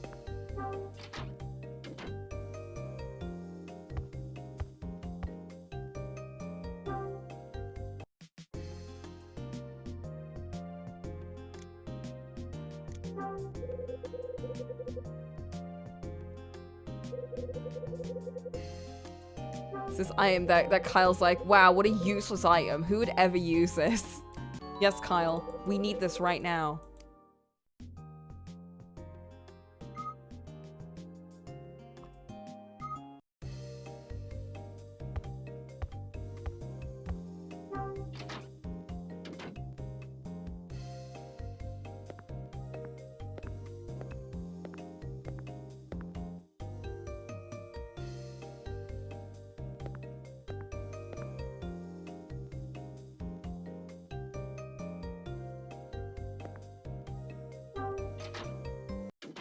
You got a bottle of stuff like that in your kitchen? What do you use it for?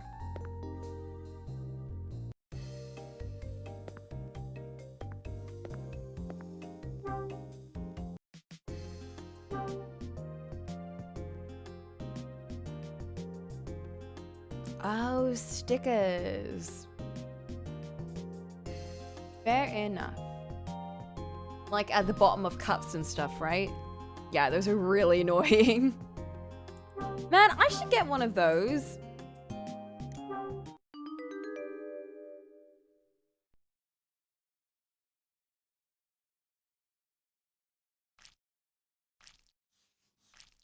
All over it. Squidge, squidge.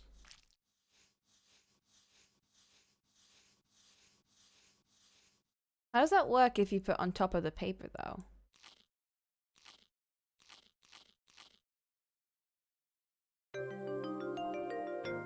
I wonder if that damages the actual sticker. There we go. Yeah. I take the wine label. Wonder what kind of memories this wine holds for the old gal. I guess it's time she and I had ourselves another chat.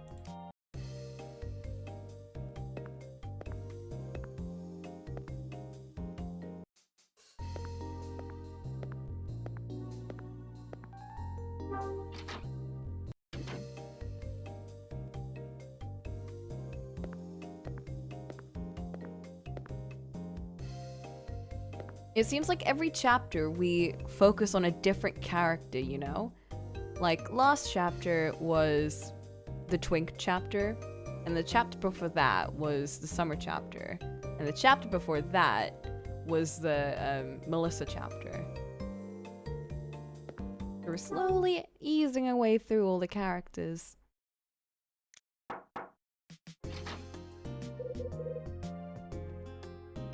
Oh, Mr. Hyde. I do hope that we'll eventually, like, you know, accept help from each of the characters along the way as we get through their stories. Kind of like how, even though we're making fun of Summer, like, we're sort of becoming...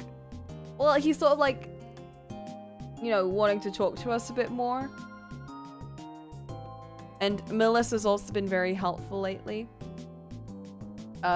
Jeff's kind of just disappeared. Don't know what's happened to him, but I don't know, maybe he'll help us out at some point. What brings you here? Rosa has her hands full. She asked me to bring you this wine label. You came all this way just for me. Please come in. Oh.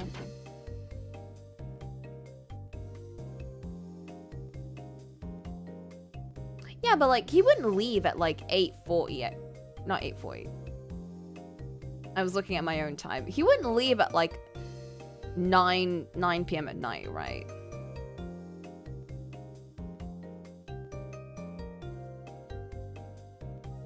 It's dark. It's not safe to travel at night. And they're making Spanish omelet for breakfast. He's kind of a dummy, isn't he? I'm sorry you had to run all over the hotel for my sake. Don't worry about it. I got nothing better to do. Oh, Posh. I'm sure you're a very busy man. I wouldn't put anything past Angle. Oh. He really do be. But now that you're here, please feel free to sit for a spell. My room is your room. Thanks. Oh, I'm so happy. Yeah? Oh, yes, dear. Don't you get excited when friends come to pay you a visit. Everyone likes to have visitors. And you're not just any visitor. I find our conversations quite peculiar, Mr. Hyde, but in a good way. You make me feel like I did 10 years ago. Wait a minute. Oh, that's a memo, not that. What are you reading in that little book of yours? Nothing?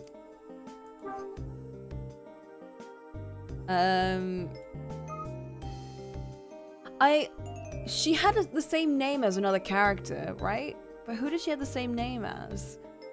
It was someone. Was it Summer's old friend? Was it them?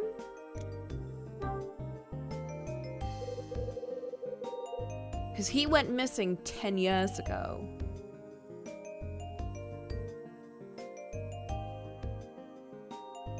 Yeah, what happened 10 years ago?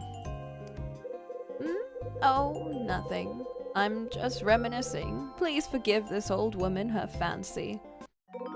The old gal is hiding something. Time to drag it out of her. Bro. But Mr. Hyde, I thought you brought a wine label for me. I did.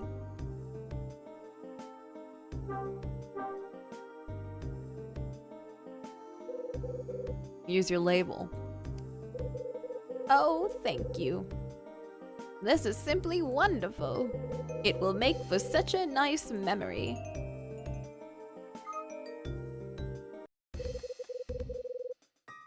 Mind if I ask you something? And what would that be?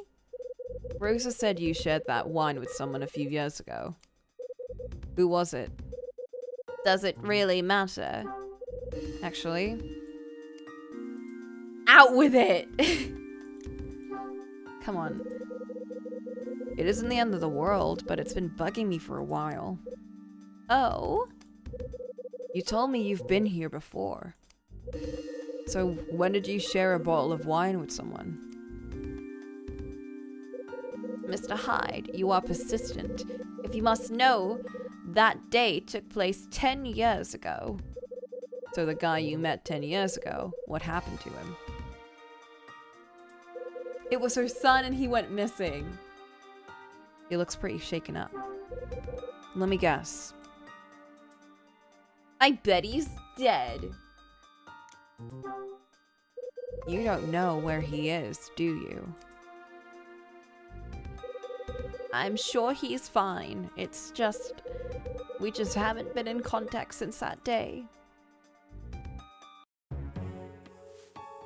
It's because Summer stole his book, and now he's like, it was the only thing he had left. Let's talk about the person you met 10 years ago.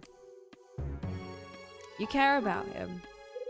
The person is pretty special to you, right? Oh, yes. That person meant the world to me. But then I betrayed him. Oh no! What do you mean? Why did you betray him? Because I'm selfish. Because I was only thinking of myself. Of what I thought I wanted. I left him behind, Mr. Hyde. I abandoned him.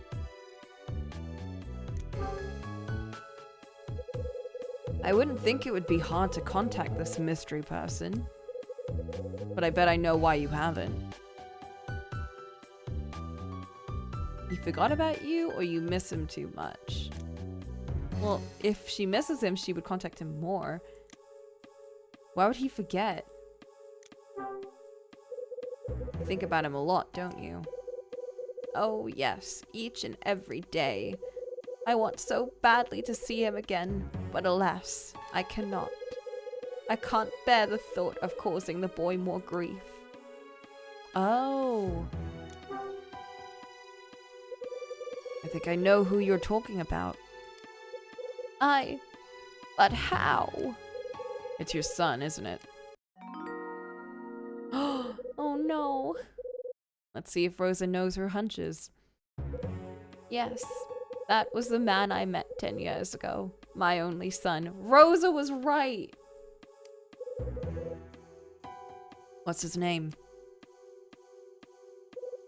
Alan.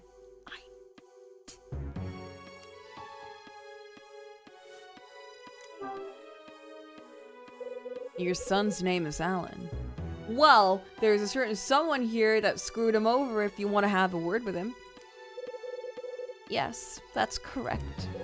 Alan Parker. Nice name. We met here for dinner 10 years ago, and then went our separate ways. Any chance you gave him a fountain pen? Why, yes. Yes, I did, and it's been under the table for like 10 years? Or did Summer just... Okay, so to catch you up, Alan is the name of someone that Summer knew for 10 years ago.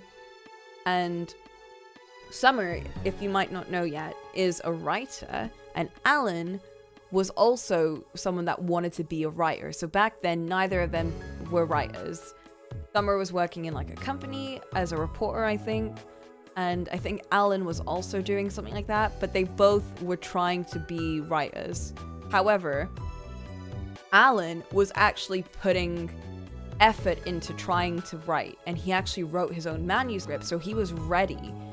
And he showed it to Summer to get his advice because he trusted him. And then Summer went and saw the manuscript and he was like, this is really good shit. And he took it and he published it himself. And then Alan disappeared. So assumingly that Alan must have been very upset and then ran off. And we found Alan's pen under the table that Summer was at, and Summer was like, that's my pen. It's mine, give it to me. And he said, my name is actually Alan, but Summer is my pen name. So he straight up lied about everything. We found the actual manuscript, and it said Alan on it, and it was written differently from Summer's penmanship, so we were like, this is definitely not you. Like, you didn't write this book.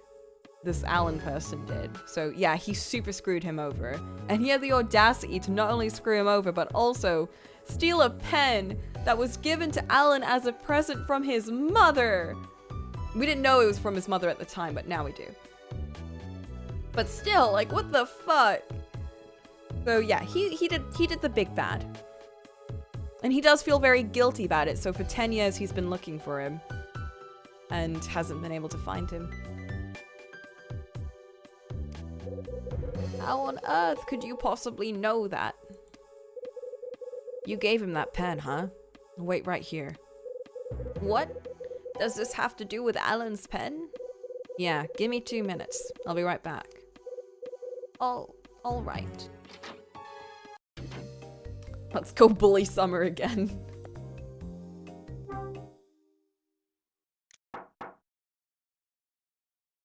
Summer, you gotta give your pen to Alan's mom.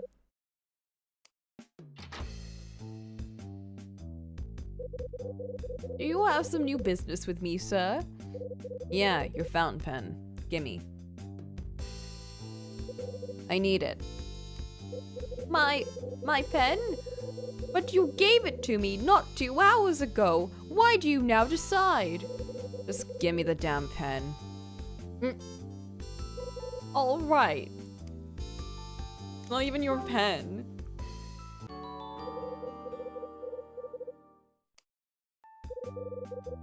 That should do it.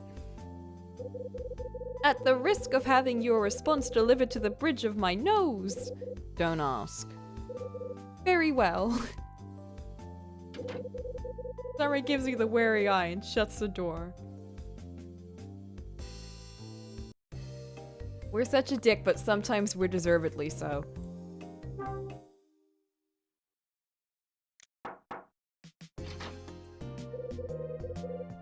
Good evening, Mr. Hyde. Won't you come inside? At least she's been very nice to us.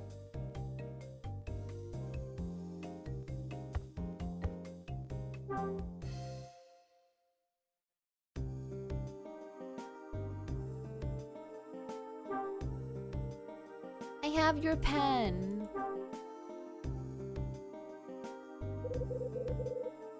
Never seen this before? Where did you get this? It's his. It's my son's.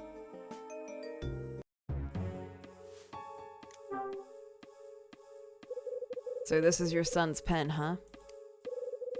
That's correct. I gave it to him 10 years ago when we finally reunited. Reunited? So you were on the outs for a while, huh? It was because I left him behind. I abandoned him, Mr. Hyde. I walked out of his life. Mr. Hyde. You must tell me. How did that pen come to be in your possession? I found it in the restaurant. A guest dropped it. A guest dropped? So my son. That means Alan is in this hotel. No, he's not. But then who dropped the pen if not him? A friend of his. Well, he's not much of a friend, actually. But why? How? Oh, this is all too much. Alan is missing. The guy with the pen's looking for him. My boy is missing. Please, Mr. Hyde, tell me that's not true. As I understand it, Alan wrote a book, and this chump stole it from him. Sounds like your boy was shook up about it, and vanished soon after. That can't be. I wish I had better news for you, but there it is. My son had always dreamed of being a writer. On that night 10 years ago, he told me he'd almost achieved his dream. It was hard work, but I knew he would never give up. It was a dream, after all. Oh, to think that it had been taken from him. It breaks my heart. It truly does. Yeah, it's a shame.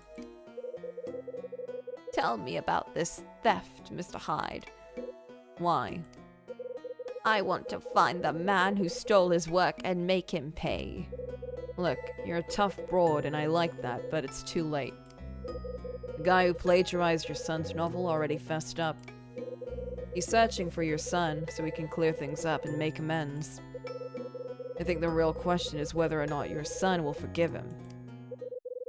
I have faith that he will forgive this man. I know my boy, Mr. Hyde. Alan will surely forgive him. You seem pretty sure. That's just the way he is. His heart is large, and he has forgiven greater trespasses before this.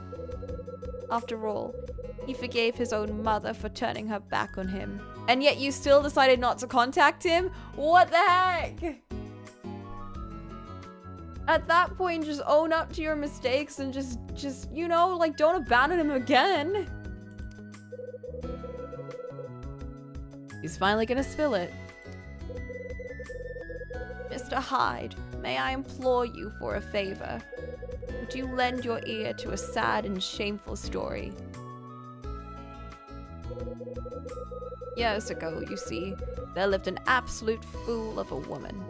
In her youth, she became enraptured with show business and magic. But soon she married, and her husband convinced her to settle down.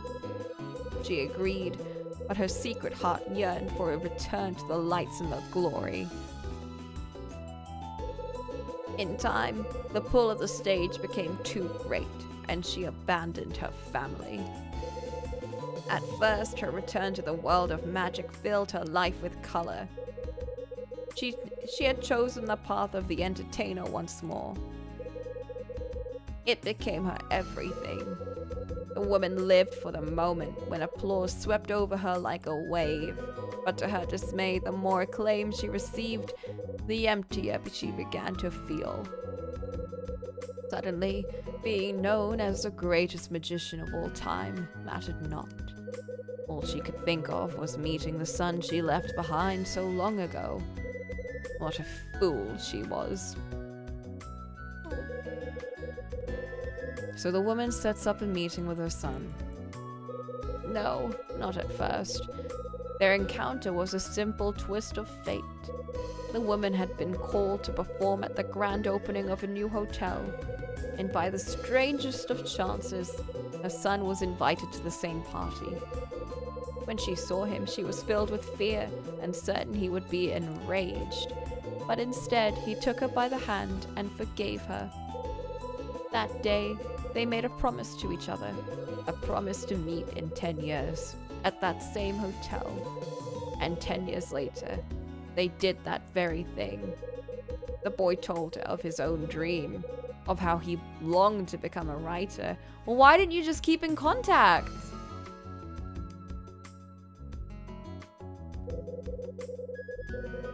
The woman presented her son with a small fountain pen to help him on his way. It was the first and last gift she ever gave him, or so I hear. They made no more promises, arranged no more meetings.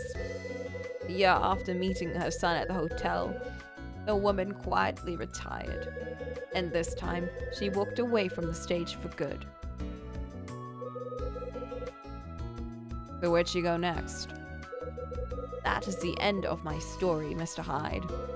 Where she went and how she spent her days after that, no one knows. Yeah? Well, let me tell you what I heard. Oh? The woman's son told his thieving pal how much the hotel meant to him. Said it was his most special place in the world. A place filled with memories that he treasured more than anything. At least that's what I heard. Oh, Mr. Hyde. I think you should have this pen. Maybe you can give it back to the owner someday. I don't have the words. Anyway, sorry to take up all your time. I'll see you around.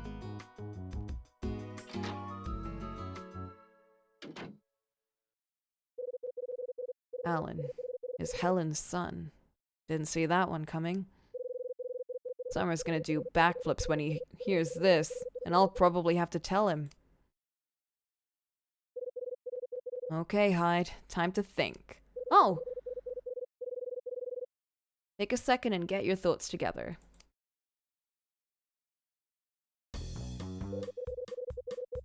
Just before 9, I made my way down to the bar for a couple of belts. Louis was working the bar and doing a damn fine job of it. I know, he actually helped a bit. Well, I'm hoping that she finds him and then also boxes Summer's ears in. That's why she came here to wish, because she wanted to wish for him to come back. Or something. Probably to see him again. The next person to stumble into the bar was Iris. Was it Iris? Yeah, it was Iris and then Summer. No, wait, it was Helen. Nope. Iris didn't come through until a bit later.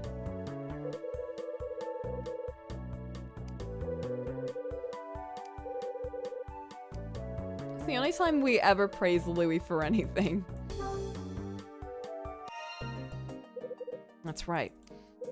The old lady from 212, Helen Parker, was the next person to enter the bar. Me and Helen shot the breeze while she sipped a gimlet. The drink loosened her up, and she told me how she'd stayed here before.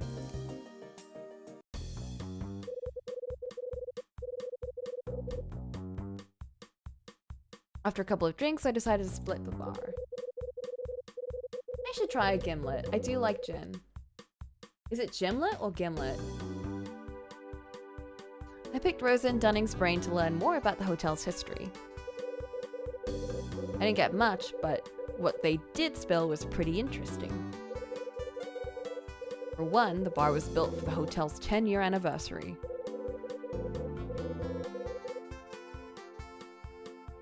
Which means the hotel was built 20 years ago. Also, I got Dunning to talk about when he took over the place. It was 5 years ago. That's right, 5 years ago.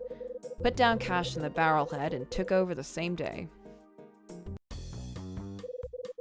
Next, Rosa came by and made me deliver a wine label to Helen. After ransacking the whole place for the bottle, I finally got the label. What kind of wine was she drinking again? Does it matter? That's right. Helen had a bottle of red. Went for the same stuff she had 10 years ago. When I dropped off the label, Helen was all smiles and started chatting me up. We got to talking about who she came here with 10 years ago. Her companion's name was... Dunning.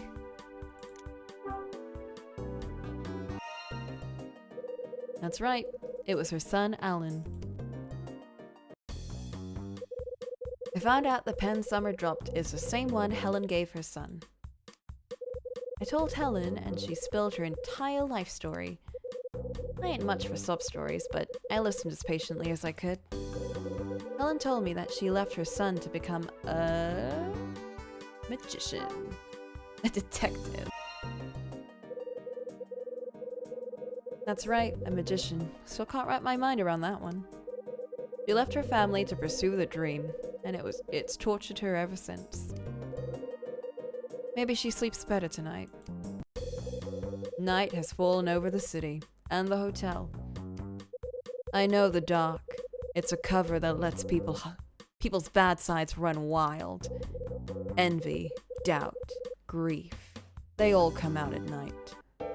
Bradley. What do you think of at night when the darkness comes?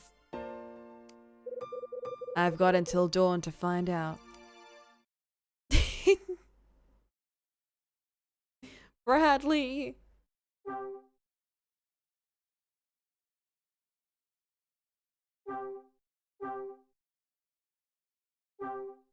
They just play it so straight. I love it.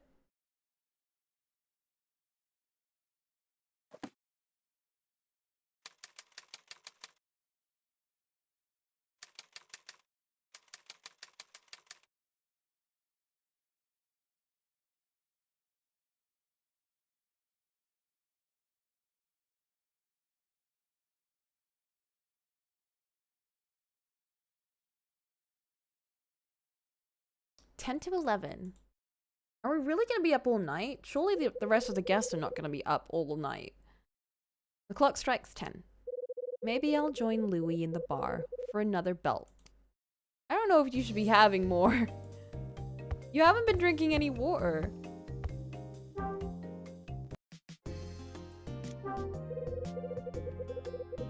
Last thing I want is water. No, you need it. No, Kyle.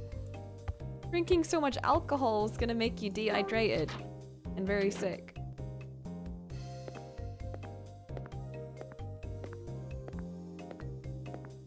The bar is open till midnight, so Kyle has to keep drinking.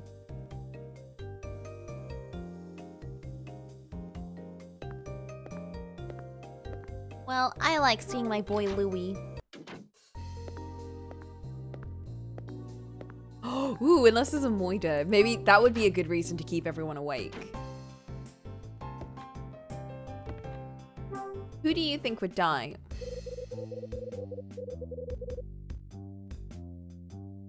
My bet is...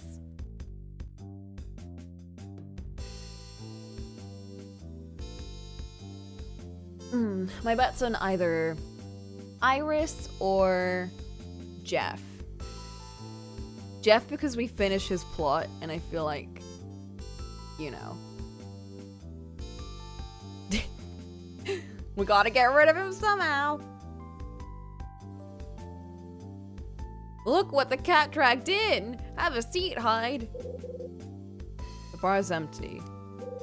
Yeah, got the entire place to ourselves. Take a load off my man. You want a drink? A scotch or a martini? He seems like a scotch boy, you know? Maybe Rosa. No, not Rosa.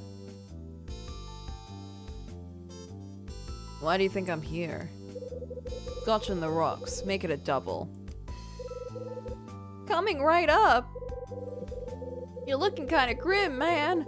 Something got your shorts in a bundle? Something like that.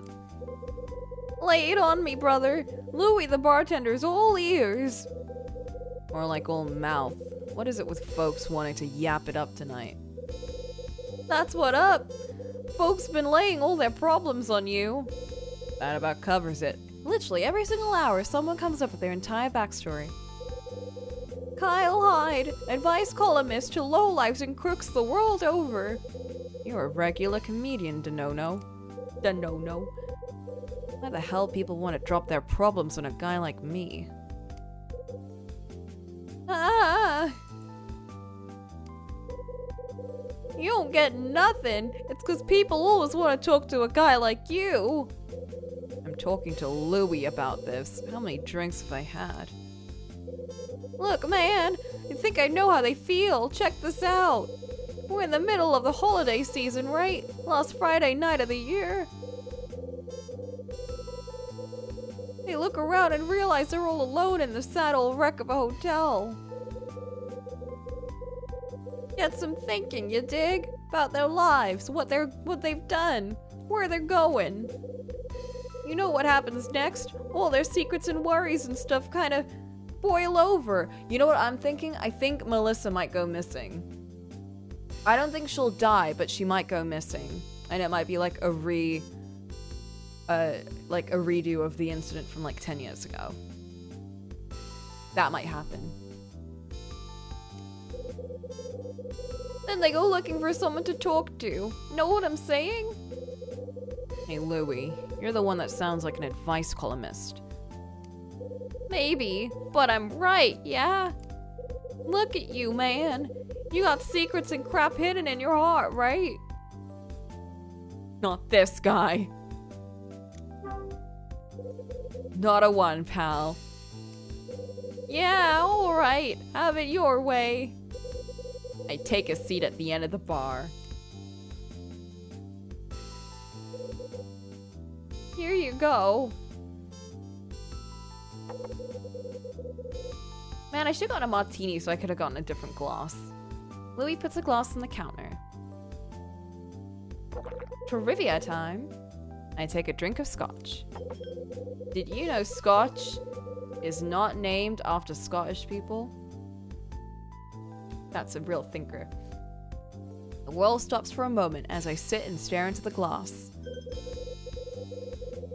The ice shifts, a single piece slips beneath the surface, never to rise again. Then I hear Bradley's voice in my head. Hey buddy, when this case wraps up, we need to have a chat. There's something I need to talk to you about. Can you make the time? I don't know if he sounded like that, but that's how I remember him. Yo, hide! Yo, hide! Huh? How's the scotch? Goes down smooth, don't it? I take a seat at the end of the bar, drinking my scotch to try and hide the cracks in my heart. The cracks that Louis is slowly fixing.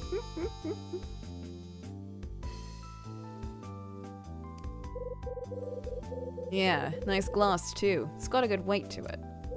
Nice, huh? I can tell what you like, my man. This reminds me of my... It reminds me of one of my friends who keeps going to bars and stealing glasses. I don't know how she keeps managing to do that, but... If there's a nice glass, she'll comment on it and I'll be like, oh. And then later on she'll be like, yeah, I took it.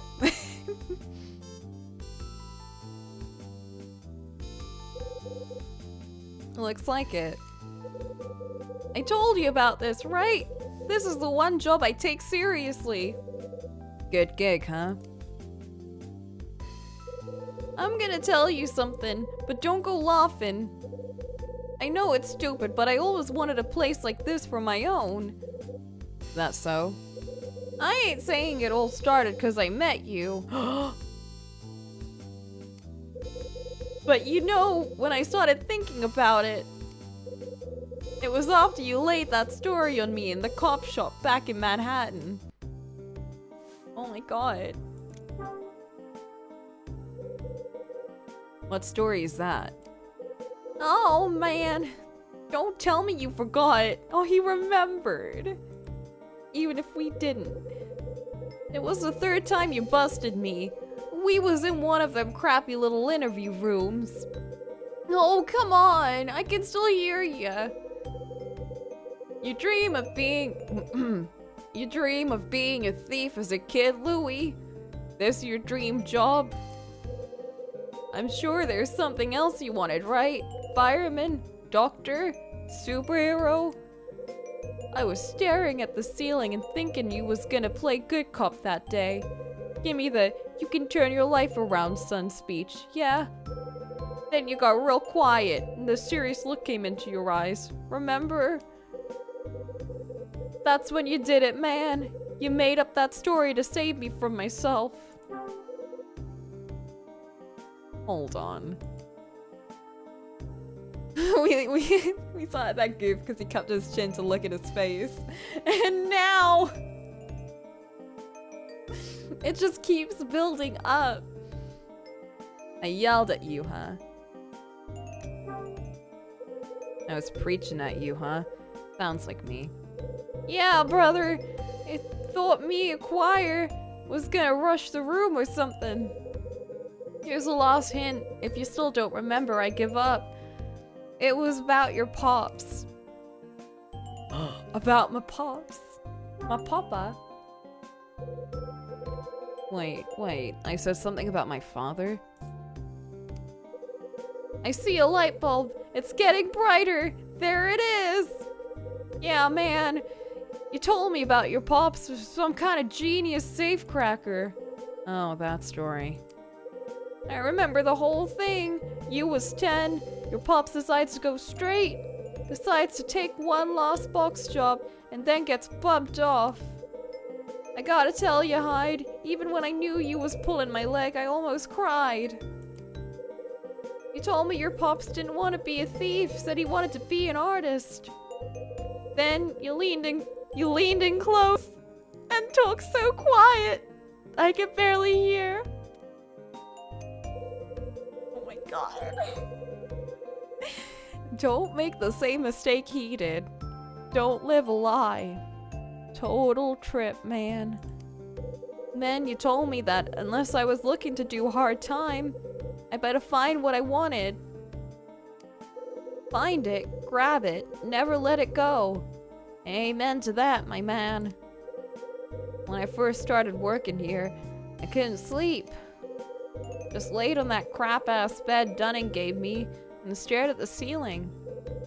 Then one night, that story just pops in my head, yeah. And it hits me. Even though I'm just a damn street punk, I got something. Seems pretty small to most normal folk, but it's mine, and I got it. Aww.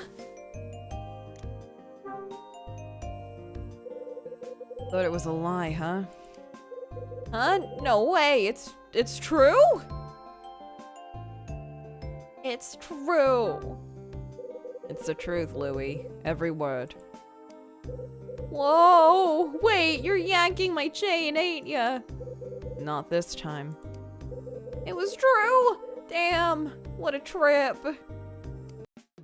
I like how complex the characters are. Barely any saints here, but still people trying to do good in the end. Yeah, I really love that. Louie's like the best example of it, because he starts off very, like, this is a goofy, dumb character, and then the first thing we know about him is, oh, we busted him for picking pockets, and, you know, he's being really silly. And then you kind of realize, oh, he's a good dude, he's trying his best. You get the same impression for, like, Rosa and, like, everyone else. Like, you know, Rose is, like, this mean lady who, like, goes around yelling at people. And, like, she's like, this place is all clean, but now it's all messy. How dare you? But then, you know, you keep talking to her and she's like, yeah, I got a son. And, you know, like, he could provide for me, but, like, I want to do things myself. And I like it like this. And then, you know, she's taking care of, you know, she sees, like, Mila. And she's like, I'm going to take care of this girl. Like, no one's telling me to do this, but I'm going to do it. I'm going to take care of her. It's good writing, man. It's just like Ghost Trick. Play Ghost Trick. Ghost Trick's really good. It's by the same writers as Ace Attorney, and it's a trip. It's really, really good. Lots of complex and very interesting characters. It's not too long, too. If you get stuck in any of the puzzles, you can ask me, because I've gotten stuck in all of them, and I've learned. I played that one just before this game, and it's also like an old DS game. It's really, really good, though. Why not? What do I want next?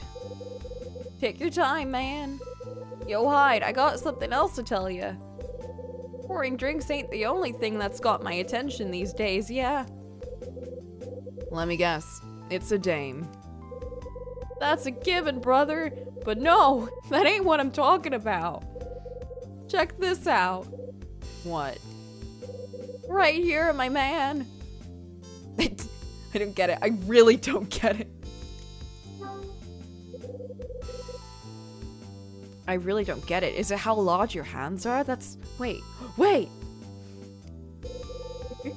Stop tripping, man.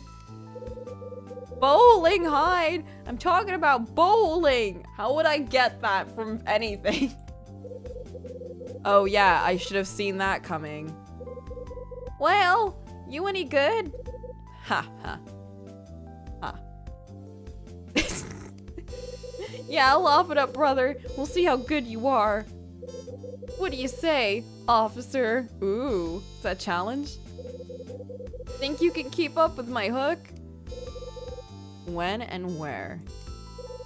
Wanna try and beat me? Be here at 11. Here? What are you talking about? There's no way we can bowl in here. It is like the Death Parade bar. It's gonna like, everything's gonna flip around and this place is gonna like open up into some giant bowling alley. There's gonna be air hockey and darts, and there's gonna be arcade games all over the place. It's gonna be wild. No joke, bowling tonight, 11 o'clock sharp. Imagine, oh my god, imagine if Louis was like one of the arbiters. Can you imagine Louis as an arbiter?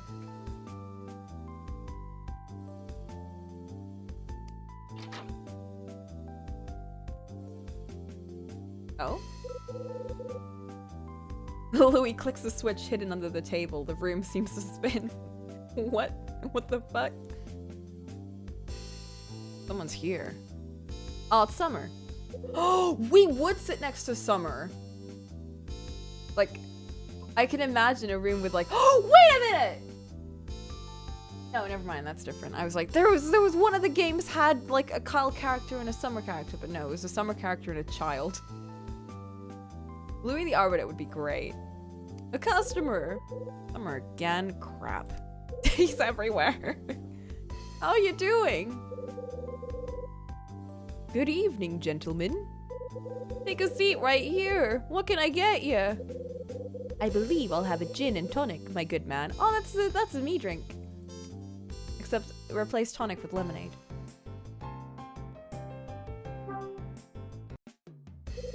Louis. What? Nothing. I just wanted to say hi. I just wanted to say your name.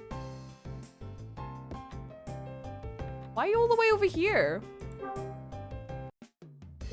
Oh my god, that note that down. Note that down and send it to me. I get to draw him like in a Death Parade bar. Yes, of course. I got something I wanted to talk to you about. What a coincidence. You see, I was hoping to run into you. There's something I had hoped to discuss with you as well. I'm surprised he hasn't asked us about the pen. Like, he doesn't have any right to, but I'm still surprised he hasn't said anything, you know? If you are so inclined, Mr. Hyde, please begin. Plagiarism. I don't know about Alan. Well, it's about your buddy Alan. Alan, you say? You sure you got no idea where he's at? Quite sure. No clues or leads or anything like that, huh? No, nothing of the sort. But it's not like you went out of your way to look for the guy. And what, may I ask, do you mean by that? Common sense. It's better for you if he's out of the picture. Mr. Hyde, I will be checking out of this hotel on the morrow. I will then proceed to the offices of a local newspaper and tell them my story. I believe they will enjoy the tale of the famous author and his fall from grace. Oh! You see, I plan to use the media to search for Alan. Didn't see that one coming. Listen, Summer. I stumbled on your secret by accident. I didn't have any plans to tell anyone about it. You didn't have plans? Yeah, but, well, I was talking to someone and it slipped. I see. Well, then it is fortunate that I'm planning on telling my tale to the public. If I may ask, to whom did you reveal my secret? I might as well tell him the truth. The old lady in room 212. Name's Helen Parker. Helen Parker? She's the one who had the pen engraved for Alan. Mr. Hyde. I gave the pen back to her. Here you go. 1 gin and tonic. Ooh. Looks like you're having yourselves a good time over here. Yeah, definitely. No, nothing. Yeah, well, I'll just go over here then. Louis leaves. Bye, Louis. You said there was something you wanted to talk about. What is it? Quite right. I was so surprised by your admission, I completely forgot my own topic. Actually, it's about the woman we met earlier in this very establishment. Who, Iris? Yes, that's her. I must say, she bears a striking resemblance to the actress Cecily Lee. Cecily Lee. If you felt a sense of déjà vu upon meeting Iris, you now know why. I wonder how you knew that. There's a quite striking photo of her doppelganger on this month's issue of Vavoom. Vavoom? What kind of actress is this Cecily Lee? My good man! Are you truly unfamiliar with her? I don't get out much. Did she act in a movie adaptation of that story, maybe? She is an up-and-coming thespian who garnered quite a bit of recent popularity. She got her start on one of those tawdry daytime soap operas. Her performance received with wild praise from critics and fans alike. Hey, those tawdry soap operas are my bread and butter, I'm just saying. How dare you say that? Next you know he'll be complaining about K-dramas. I believe she is scheduled to make her debut on the silver screen next year. Few people know she was a model before she took up the craft of acting. She's not as young as the other new starlets, but she has a certain something. That's quite the intro, Summer. You steal her biography? Please, Mr. Hyde. I'm merely reciting the information I've heard. And I do not appreciate your attempts at jocularity at my expense. The question, sir, is why would Cecily Lee be staying in this hotel on her own? It does arouse one's curiosity, does it not? Alright, enough chatter. I gotta blow. Truly! I stole that from Louis. Gotta blow. Oh! Was it a double meaning? I shall remain a while longer and savor the preferred spirits. I can't with them continuously, like, switching between the O's and the OU's. I swear there was one of the quality assurance members on the team has to have been, like, British or something. Louis' like, yeah, he said gotta blow. Yeah. Alright, gotta blow. Hey, it's Melissa. She's not kidnapped yet. Hey, Squirt. Hi, mister. What you doing here? Dad's gone. Melissa, you should be in bed right now. What, again? Are you looking for him? Uh-huh. Well, he's not in the bar. A bar? It's a place for adults. It's called the 7 Stars Bar. It's through that door at the end of the hall. See the sign with the big star on it? Star? Oh, I remember. I saw that before. It was all pretty and stuff. It was kind of like the star on top of a Christmas tree. Yeah, I suppose. Did you get any Christmas presents this year? Yeah, tons. Yeah, tons. I had to chop down a redwood tree so they could all fit under it. Wow! Nice. Shut up. Uh-huh. How about you? You get anything?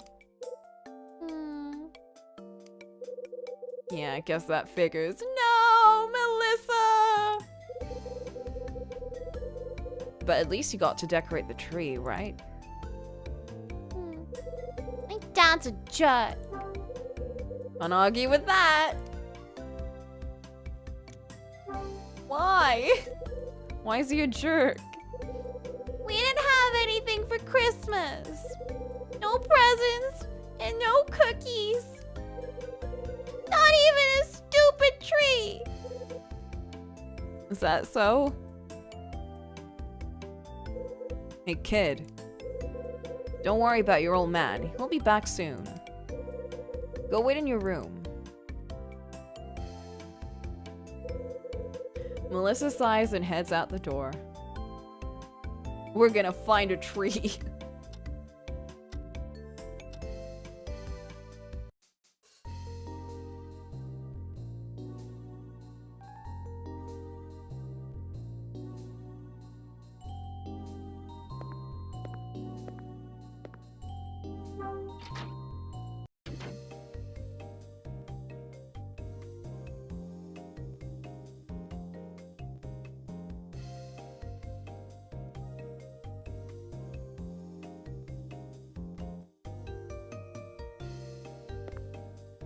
You look always pretty good too. Oh no, that's not I haven't gone very in with that one yet.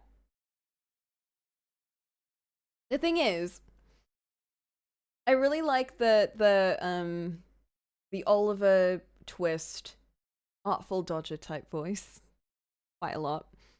But Melissa as a character has gotten a lot more intricate as the game's gone on. So I've gone less for the comedic one and more of like a more, well, not realistic, but more toned down. He's been saved from it, basically. Oh, Mr. Hyde, good evening. Kyla's such a dick sometimes. You still cleaning? Oh yeah, everyone else gets to take a break, but not Rosa. Oh no. Don't lie, you love it. You love working. You're one of those people, like, if you're not working, then you're, like, marinating and thinking of working. But this is it. Once I'm done here, I'm finished for the day. Melissa come through here. Melissa? Yeah, she just went up to the second floor. Why? Why are you asking? Looks like the kid actually went back to her room. But the poor thing looked as sad as can be. Did something happen? What happened? She misses her mom. Her dad's a jerk. Oh my god, maybe if we tell Rosa, she'll be like, I got a tree! He's looking for her old man. You haven't seen Woodward, have you? Why, no, I haven't. He left her alone here? No wonder she's upset. I suppose. Mr. Woodward is not getting passing marks in parenting from me. No, he is not. She will, like, find a tree and uproot it with her bare hands. A child shouldn't be made to look for a parent at this time of the night. I know that young girls can be a handful, but it's bedtime. Fuck. A father must watch over his children, Mr. Hyde. Surely you agree. This is the kind of thing that drove his wife away. I'd bet my mop on it. Not the mop. Ouch. You knew? You knew about Melissa's mom taking a powder? Taking a powder? Honestly, Mr. Hyde, no one talks like that. That's movie talk. Yeah. But no, I didn't know about it. Doesn't surprise me, though. She's just very... I feel like she'll guess the mystery of this whole game. Like, I feel like she'll come up with it in her head. And we're gonna be like, you silly. Rosa, that's silly. Don't... What are you saying? And then it's gonna be real. And we're gonna be like, oh my god, Rosa knew.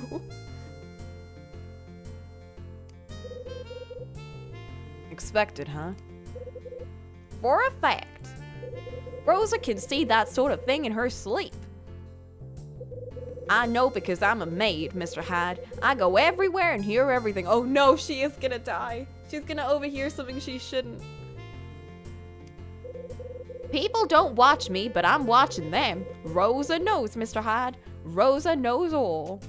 No, don't be a moida victim. No. Give me 10 seconds with someone and I can tell you that person's a problem. Ooh.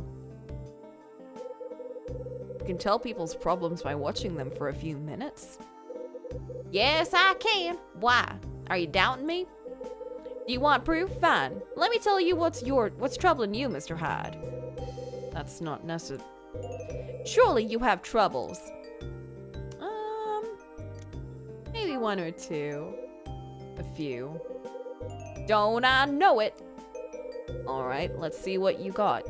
Gaze into your crystal mop or whatever you use. Don't make fun. Now let me see. You're troubled by a lack of money. Huh. I'm right, aren't I? Oh, for the love of Rosa. Alright, I've got to get going. Wait, Mr. Hyde. Wait just 1 second, please. There's something that's been bothering me. Shoot. It's about Melissa. See, she asked me if the hotel had a Christmas tree. Oh. Well, I told her that we did, but Christmas has already come and gone, you see. I explained how done it always takes down the decorations on the 26th. No! And well, she just looked so sad and it broke my heart, it did. Yeah, that's sad, alright. Why'd you take it down on the 26th? You're supposed to keep them up until like the end of the year, and then you take them down after. I don't know, I haven't actually put decorations up in like ages.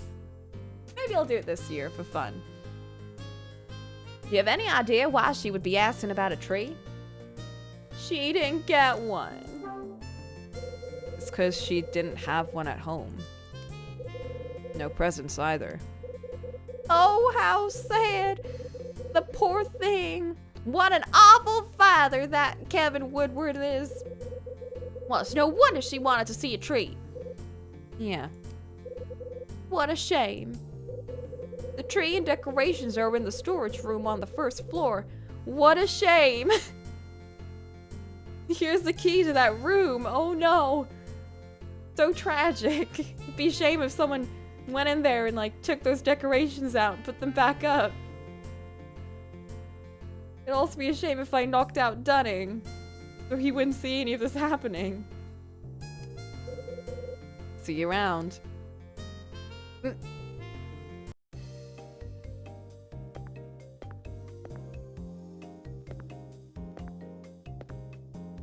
What? Are we not allowed in?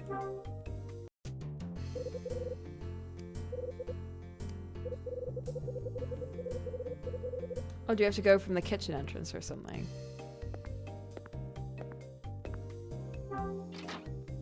What a shame.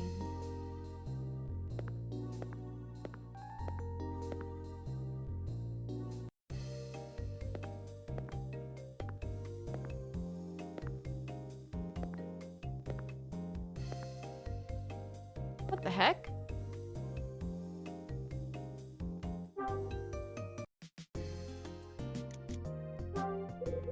Bunch of cardboard boxes and stuff.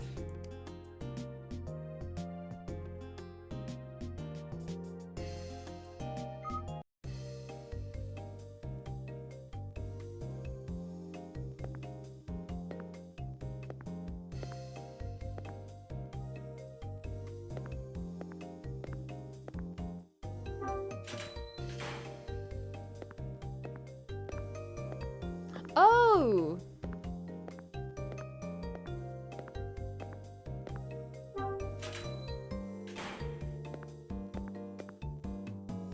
On this side.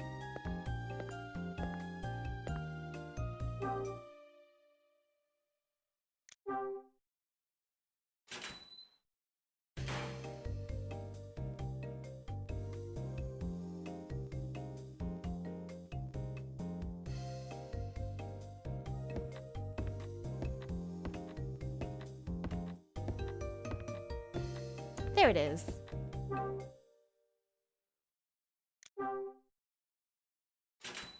Someone or something is in here.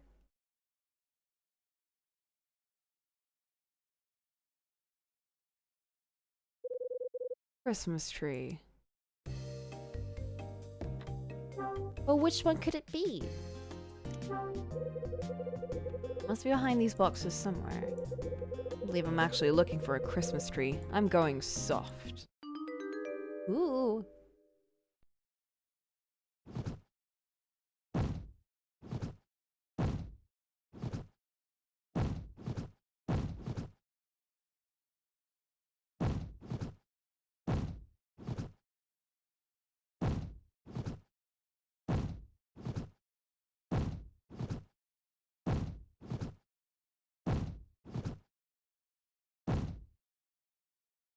There it is. It's the only box like this with the actual Christmas tree on the cover. That's the tree box. Oh, he's so happy. Wait, is Melissa here? Who's there? Hey, Squirt, what are you doing here? Rosa came into my room and told me to get down here. She said I could see a Christmas tree if I went to the storage room. She said you'd be here too. And she told me I could decorate the tree, so can I, huh? Rosa saw right through me. This hotel is turning me into a real sap. Who would have thought this game is actually a secret Christmas game? Hey, mister. Let's decorate the tree together. Come on, huh?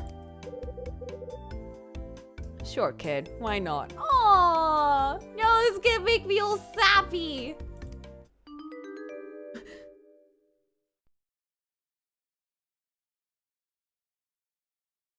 Okay, I'm gonna put this one is gonna, oh. Do I have to put in the right colors? Oh. And then this one is gonna go in the red. Oh. No, it has to go on yellow. You will not let me put it in the wrong spot. That one will go up there.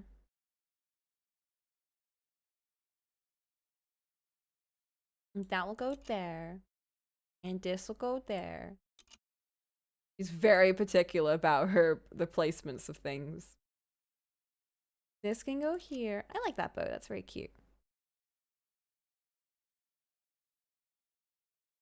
And this goes there.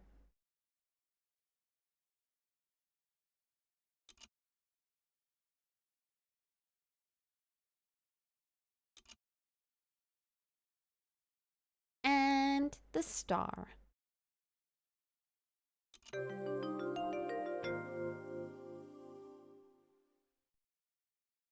Beautiful.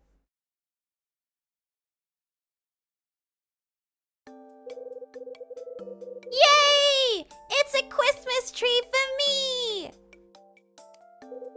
Sure is. Aww. Uh-huh. Well, Squirt, it's 3 days late, but here you go. Merry Christmas, kid. Merry Christmas, Mr. Hyde. Who's there? Every time we do this. Oh shit, it's Mila. Mila? Oh, did you come to see my tree? It's my tree. It's pretty, isn't it? It's the best tree ever! Yay, tree! Mr. Hyde and me decorated it together. What are you doing here? That came up a lot ruder than I expected. Who else is gonna waltz in here? Oh my god, everyone's here. That'd be me! Except I don't waltz, like Mambo maybe, but... Louie. What do you want? Easy, man! No need to go junkyard dog on me. Rosa told me what you was up to. Said you was gonna have a Christmas shindig, right? When I heard Melissa and Mila were gonna be here, I knew I had to swing by. Can't have a party without Louie, brother. Am I right? Woo! Oh, Mila, did Rosa tell you to come here too? Aww. Figures. Come on, let's have ourselves a good time. Time to party like it's 1990. Do whatever you want. Just stop trying to make me have fun. We got it. Louie, you gotta teach Kyle the spirit of Christmas. It's just like a Lifetime movie. Wait, no, those are the bad movies. It's just like a Hallmark movie, except Kyle is the he's the gruff like business lady who goes to the back to their old hometown, and then they meet this boy who's like, I'm gonna teach you the spirit of Christmas.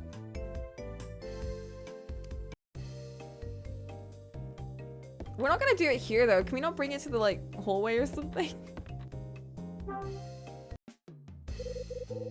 How's the tree? Good, man. Of course, these lovely ladies make it even better, yeah?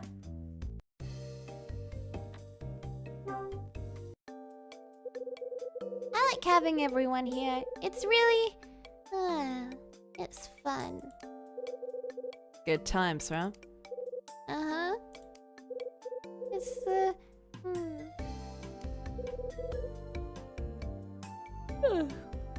Getting sleepy? Hey. Out like a light. Hey, Louie. Yeah? Melissa fell asleep. Take her back to her room. Me? Why do I gotta do it? I wanna chat up Mila, man. Flash her a bit of the Denono charm. Louie, the kid's asleep. Take her back to her room before she catches a cold. You work here, remember? Oh man, like I forget. Yeah, alright, I'm going. Melissa, hey, come on, let's get you back to your room. Louie picks up Melissa and carries her out of the room. That's great. I feel bad though, because we moved all of the boxes around and now it's gonna be a nightmare to find everything. Oh god, Mila brought the sad vibes with her. How are you feeling? Is fever gone? Good. So, what did you do for Christmas? Who'd you spend it with? I opened my notebook and handed it to Mila.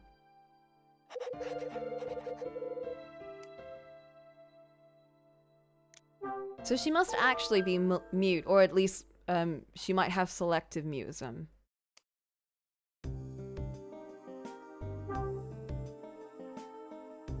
I have no one! Oh my god. Creepy.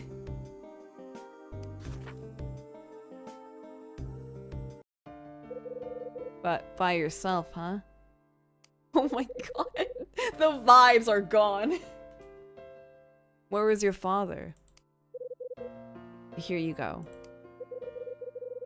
You hand Mila my notebook.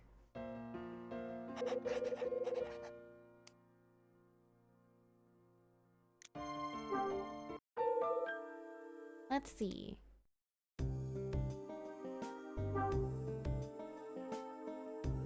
Where is Dad now? Yeah, where is he? He's gone? What, you don't know where he's at? What does your father do? What's his job? Can you tell me where he lives? Just write it down for me.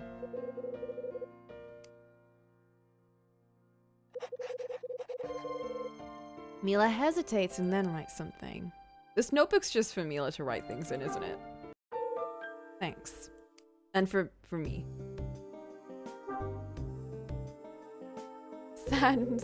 Santa Monica Gallery May?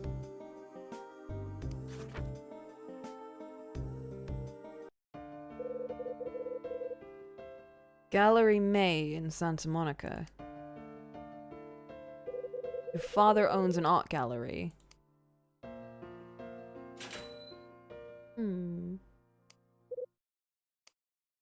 Uh-oh. Oh, it's you. Oh, look at that. What a lovely tree. I bet Melissa was happy. Yeah, her and Louie both.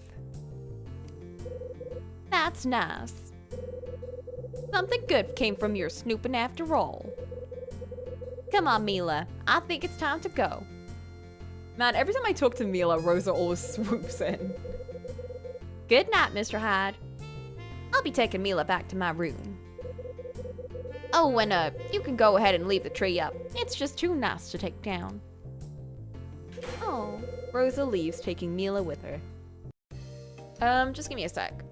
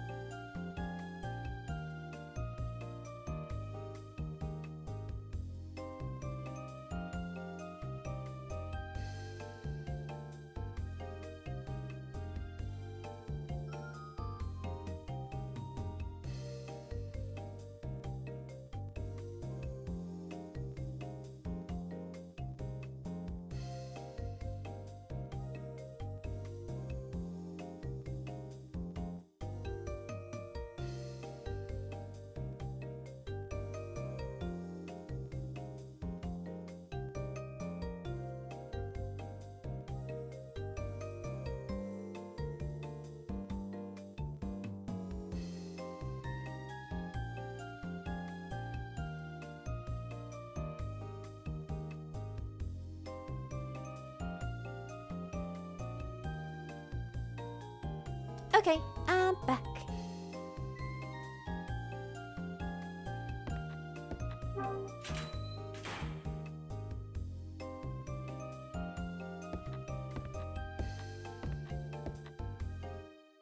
Ooh. Huh?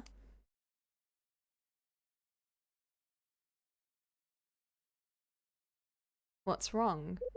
Is that door open? Which one? The office? Dunning's room? Oh no.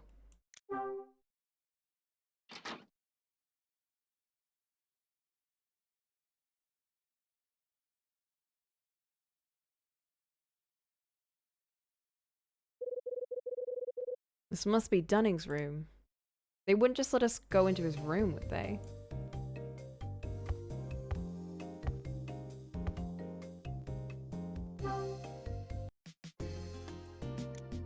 He's got an American flag for his table mat? Shut up. It's a sports page. All of his hockey and whatever it is he watches. Baseball? Can't remember. Tablecloth looks like the Stars and Stripes. Of course, I like to say it's half full. You said it was half empty, though.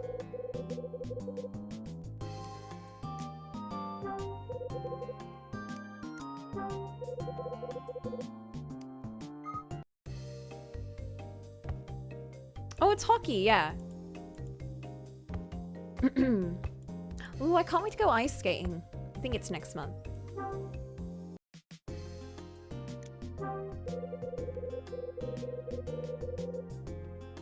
It's a hockey stick. Goes well with flower painting. Is it flower painting? Oh. Sunflowers. Pretty. I need more paintings. I need that skitty painting. Sculpting? I didn't realize you liked sculpting. No idea what this thing is. Does it not say what the award is for? Tax evasion.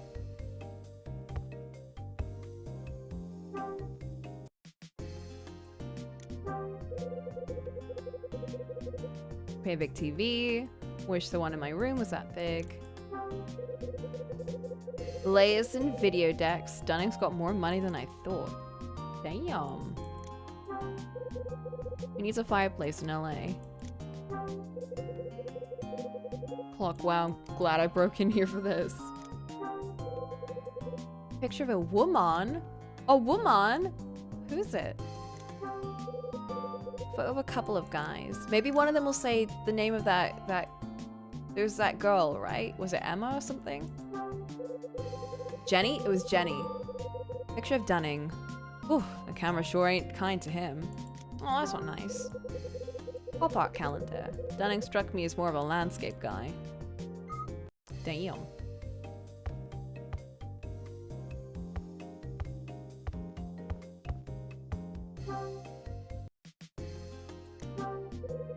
Picture. There's a framed photo on the shelf. It's a picture of a young girl. That must be Jenny. Oh no. Huh? Uh-oh. Oops. You know what's probably better off that that this happened, because I honestly thought that if we kept looking around we'd find your dead body, so this is the better outcome. What in the hell are you doing in here? Isn't this the lobby? Don't get smart with me, pal. This is my own room. My mistake. Sorry to barge in. If you're sorry, then haul yourself out of here. Yeah, the fact that they let us go into his room, it felt a bit like he wouldn't just leave his room open. So maybe someone went in there, offed him, and then left. And that's why it was open. No, I want to talk to you about things. Oh. A picture of the young girl in Dunning's room. Who could it be?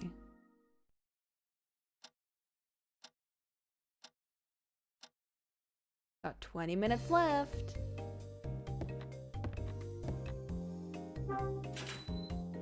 She did look a lot like Melissa to me, but maybe that's just how they draw kids. Oh, it's Melissa's dad. Yeah, there seems to be a dad chapter, you know?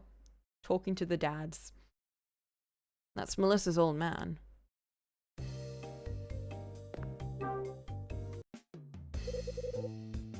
You got a minute?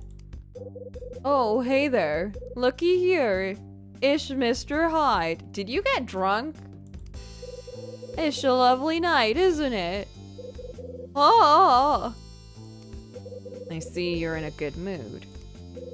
That's not true. I'm just... Drunk as a skunk. Been to the bar, huh? I have. Yes, sir. Your daughter was looking for you. You're a liar, Mr. Hyde. A liar. I'm a liar. That's right. My little girl, she hates me. She never looked for me. That's why I know you're lying. Oh. She was looking for you. Go to your room and ask her if you can make it that far. Mind your business. What do you know? Nothing. Dash what? Get out of my life. Leave me alone. Kevin turns and stumbles his way towards the front desk. Bro, what the hell's eating him?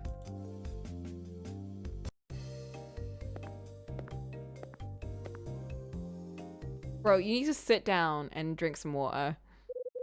Hey, Woodward. Oh my god. He ignored me. What the heck?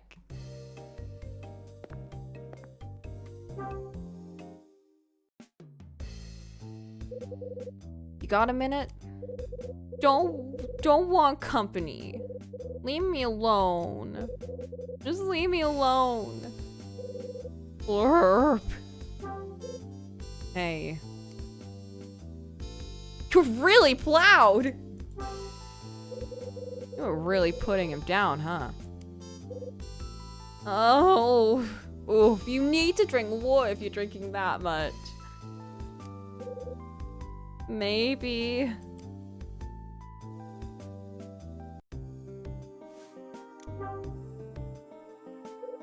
Who are you drinking with? What difference does that make? It's none of your business. Have it your way. Don't want company. Let me alone. Okay, let's find out who he's drinking with.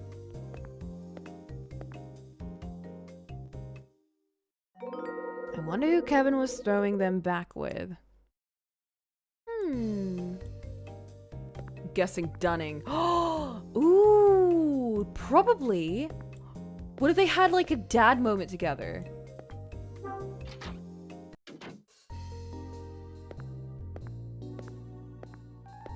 Louis gonna get he probably has old beats. Oh, Iris. It's Iris. Thanks for coming. The drinks were delicious. I was pleasantly surprised. Good to hear, I think. Anyway, hope you come back. I will. See you later. Hey. Yeah, damn it. Stop sneaking around, Hyde. You're gonna give me a heart attack. You weren't mooning over that dame, you'd have heard me come in.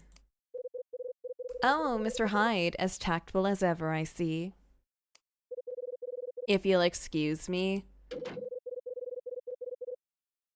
Iris turns and totters out of the bar. They called her old or older than other actresses for starting out, but I'm a bit like, she doesn't look that old. Like, she looks like she's in her mid-20s at most. Mid-20s, maybe 30.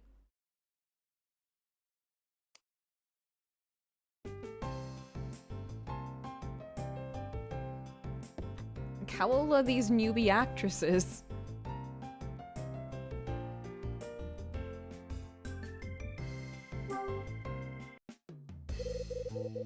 Looks like you were having a good time. Don't be getting the wrong idea, brother. I was just making sure the lady enjoyed herself. Part of the job. Whatever you say, Louis. You may want to pick your tongue off the floor, though. Yeah, the thing is, Louis wasn't he with us? Give it a rest already. You want a drink? No, not now. Yeah, I hear ya. You've had enough tonight anyway. Knowing when to stop shows you appreciate a good drink. Can't abuse the stuff, right? Forget that and you'll end up like the dynamic duo I had in earlier. Slosh to the gills, never mind.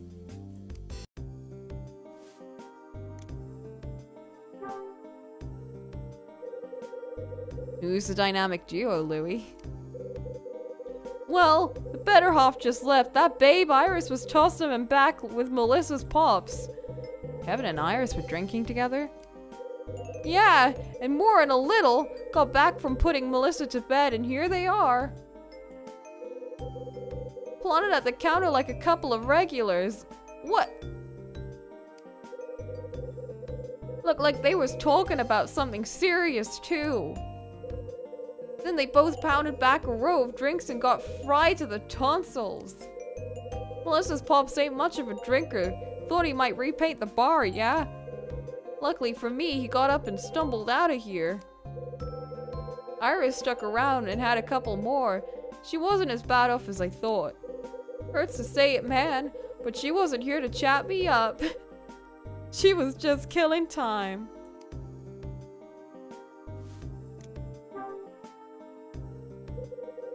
So what were they talking about?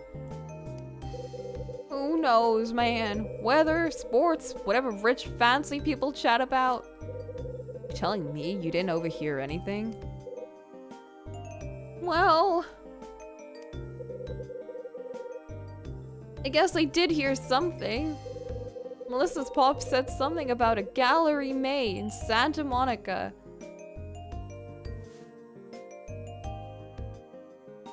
Gallery May in Santa Monica. Wait a minute. What did he say about the gallery? Sorry, brother. All I heard was the name. Guy was slurring like a prize fighter, yeah. Gallery May in Santa Monica. Does all this tie into where Mila's father works?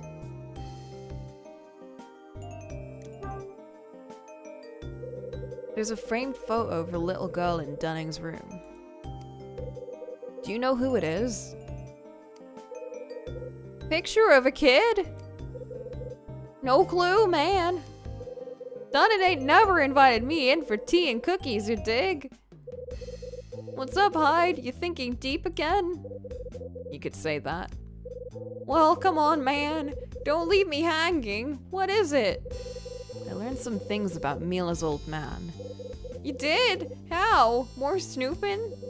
I asked Mila some questions and had her write the answers in my notebook. Damn, why didn't I think of that? Sign, please. If they did that, it would be a duet between Kyle and Louie. I bet it's gonna happen at the end of the game. Mila's old man is named Robert Evans. He owns Gallery May in Santa Monica. Whoa! There ain't two of them, no? Doubt it. Yo, Hyde, you thinking what I'm thinking? It depresses me, but yeah, I guess I am. Strange things from strange sources, huh? I better have a chat with your drunken friends.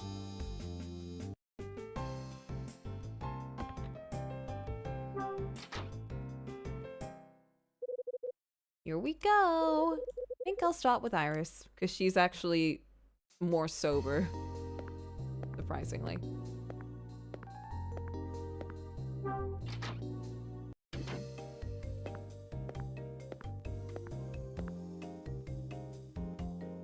You gotta know your limits. Don't drink too much.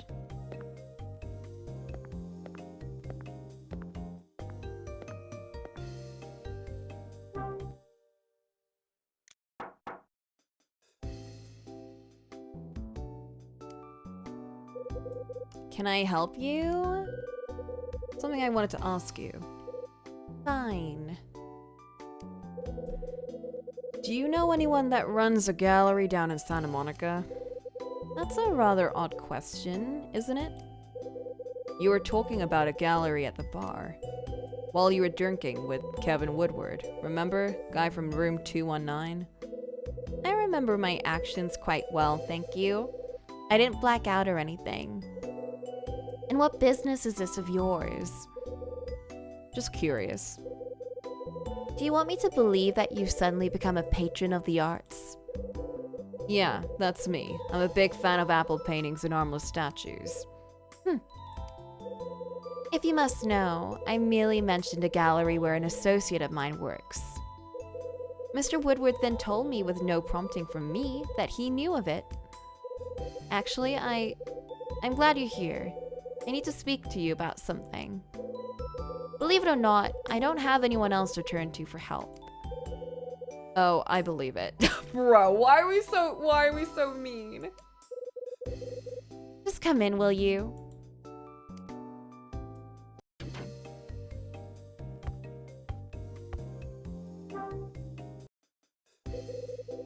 But where's the fire, Iris? When I returned to my room, it felt odd. Then I saw it, and it is odd. Hey. Odder than you! Ha!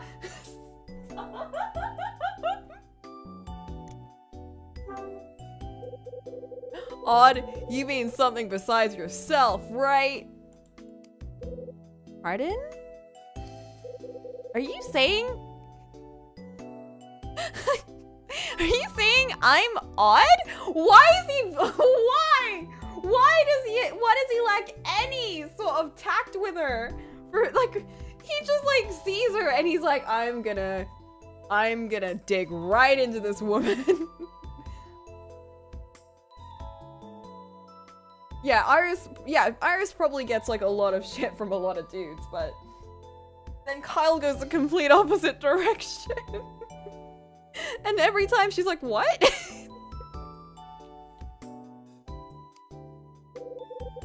You're such a cad. Get out! Iris, wait! 1 sec! Iris, I'm sorry! You again? What now? Sorry about earlier. I got a bit carried away! Talk to me, I promise to close my head and listen. Very well.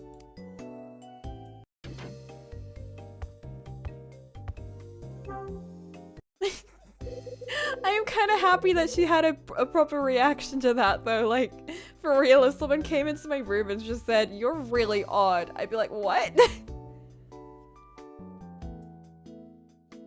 Get to the point, did something happen? Yes, something happened. My suitcase has been moved. It's subtle, but it's definitely moved. Someone's been in my room. Whoever it was must have waited until I was out and then broke in. Who could it be? Like, Oh, it must have been Dunning. because Dunning was out of his room, and then she was with the old dude. Yeah, but Iris, wait 1 sec. Wait. Iris, wait. Is that you? Are you implying something, Mr. Hyde? Yes, but you didn't answer me, so okay. It's fine. Yeah, Kevin was way too sloshed. He wouldn't be able to do anything. But he was also with her, so I don't think he'd have enough time to like run into a room. Was anything stolen? Yeah. You contact the front desk. I hear Dunning has experience with this kind of thing. Not yet. I mean, I should, but there'll be so many questions, and I hate questions. Besides, no one ever tries to catch a thief unless lots of money is stolen. So they didn't take your money. That's right. So what did they take? I can't say. Then I can't help. You would consider helping me? Depends on how cooperative you are. I lost a small envelope. Yeah, Summer is also a suspect. Technically, the old lady is also a suspect. I don't see why she'd ever break into this lady's room, though. I think Louis was with the kid, taking it to her room.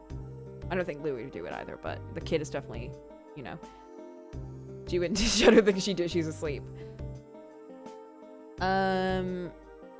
If Jeff is still here, I don't know if he is. They haven't said if he is, but he could potentially be one.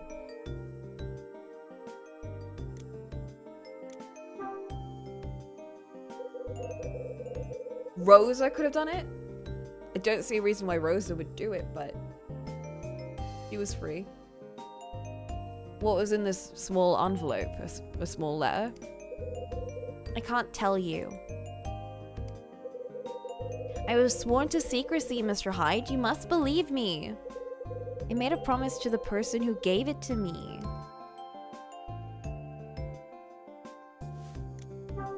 Okay, who gave it to you then?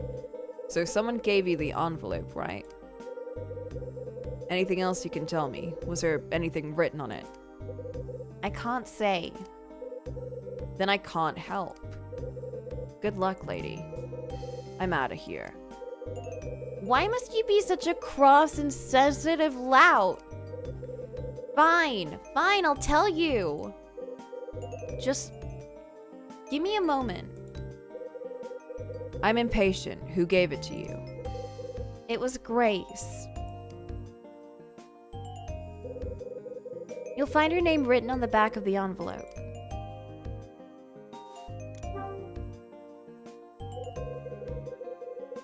You gonna tell me who Grace is? She's a friend. What kind of friend? She's a friend, Mr. Hyde. What about that is so difficult for you to comprehend? You may live your life all alone under a rock somewhere, but I... Oh, why am I talking to you about this? It's none of your business. None of my business? All right, lady, whatever you say.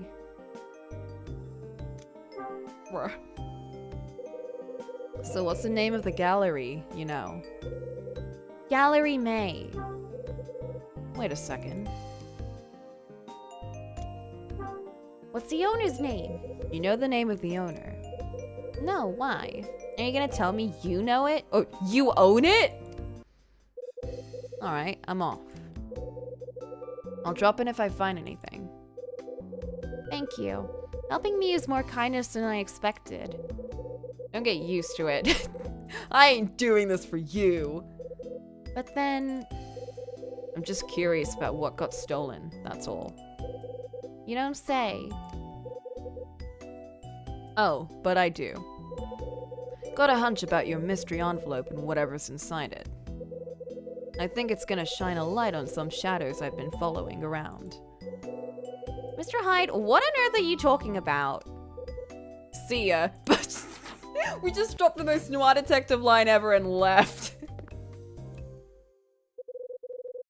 A little envelope. Something that would fit inside a little envelope. A picture? Ooh. Huh. What are you doing here? Nothing. Goodbye. Kevin leaves. Wonder if he was hoping to see Iris. Either way, he's up to something. That's very suspicious.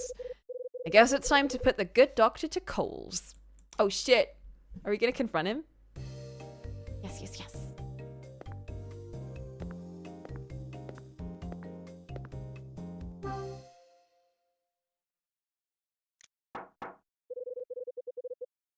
Where did he go?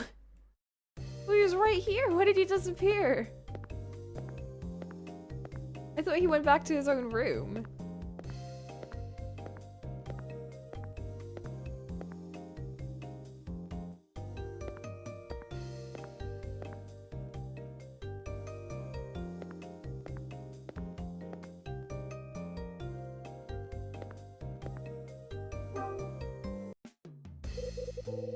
You got a minute? Go away. What are you doing here? Go away. I just want to be by myself. I got questions for you. Didn't you hear me? I'm not in any condition to speak right now. I saw you hanging around room 216. Were you looking for Iris? It's none of your business who I see. Easy, Doc. You two had business. Were you looking for Iris? I heard you two tossed a few back in the bar. And if I were? Is there a law against me drinking with Iris? What were you and Iris chatting about? You two been friends long? Why are you asking me these things? You have no right. It doesn't matter who my friends are or who I talk to. You don't have a right to hound me like this. I don't have to tell you anything. Don't be a mean drunk, Doc. Just talk to me. Enough! I'm out of patience and I'm tired of your questions. Tired of you. Close your head. He keeps saying that. Do you mean close your mouth? You're a loser! I ain't asking these questions for my health, alright? Then why are you asking them? Why are you... I'm looking for someone. Looking? You? Huh, I don't believe it. That's right. There's a young girl staying here who's looking for her father. Are you talking about Melissa? How dare you? No, a different kid. So I need to ask you about Gallery May in Santa Monica. It seems the girl's father owns the joint. Really? You know the place, right? Gallery May. Yeah. How? How? Well, my wife used to work there.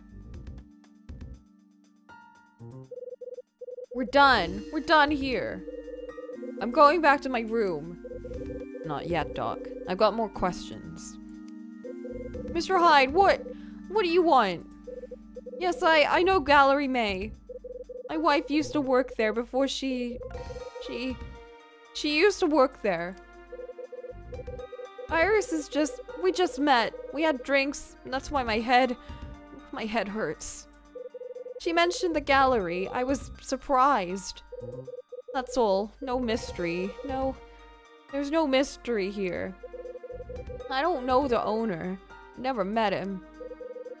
You playing straight with me? Yeah, enough, please, Mr. Hyde, please. My head hurts and I'm tired and I know nothing. Nothing, huh? You're hiding something. Spill it. How dare you? We're done. My problems are mine, got it? Mine. Not yours. Not yours. Not my business, huh? Look, you were kind to my daughter, and I think maybe you mean well, but that's enough. I have limits. I'm not gonna unfold my life to a stranger. Alright, point made.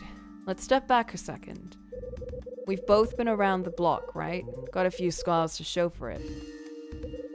I got no interest in digging in your private life, except we kinda do. But there's something you know. And that something's the key I need to find what I'm looking for. What you're looking for? What's that? It's got nothing to do with you. But you answer my questions and I'll tell you what you want to know.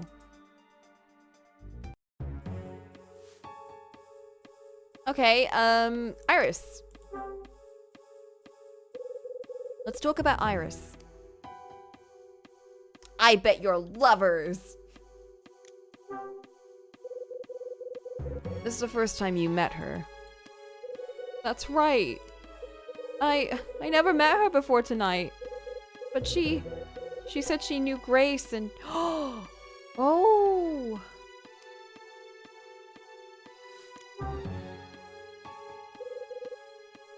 Who's Grace? Melissa's mother, my wife. Iris mentioned Gallery May in the bar. It surprised me. But then she told me she knew Grace. I didn't know what to say. What else does she know? Does she know your wife left you? I don't know. Why didn't you ask her? Maybe she knows where your wife is now. No, I'm tired of talking to strangers about how my wife left me. I have some pride, but Melissa, do it for Melissa. Oh, who am I kidding? It's all my fault. She left because of me.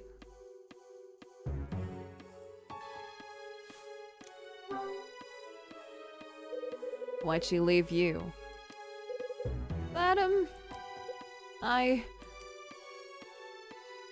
Uh-oh. What happened there? I got a hunch about Gallery May. You work there too? I don't think he worked there.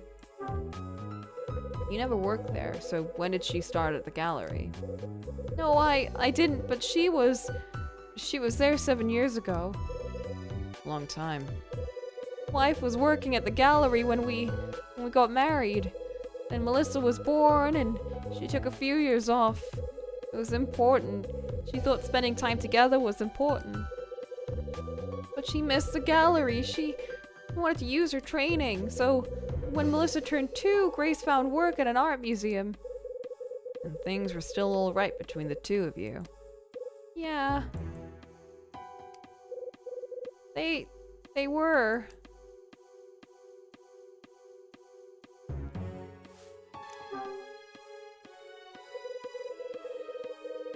I bet I know what went wrong between you and your wife. It was you! It was you, right, Doc? He did say that. Yes, it was. It was all my fault. I mean, it usually is never- it's never gonna be the kid. It's always the parents.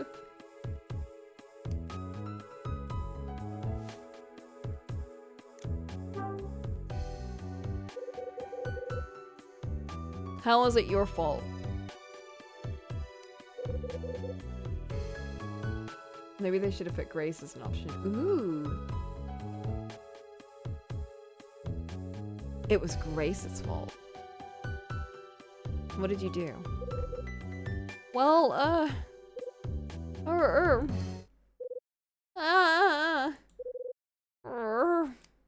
you okay?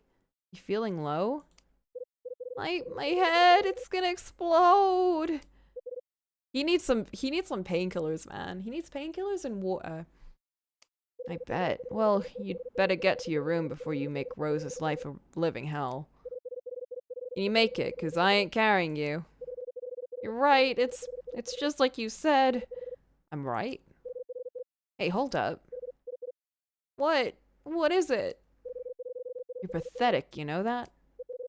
I give you a load of crap about how you raise your kid, and you don't get mad. No woman likes a coward, pal. I bet that's why your wife left you high and dry. Oh, yeah! Oh, yeah!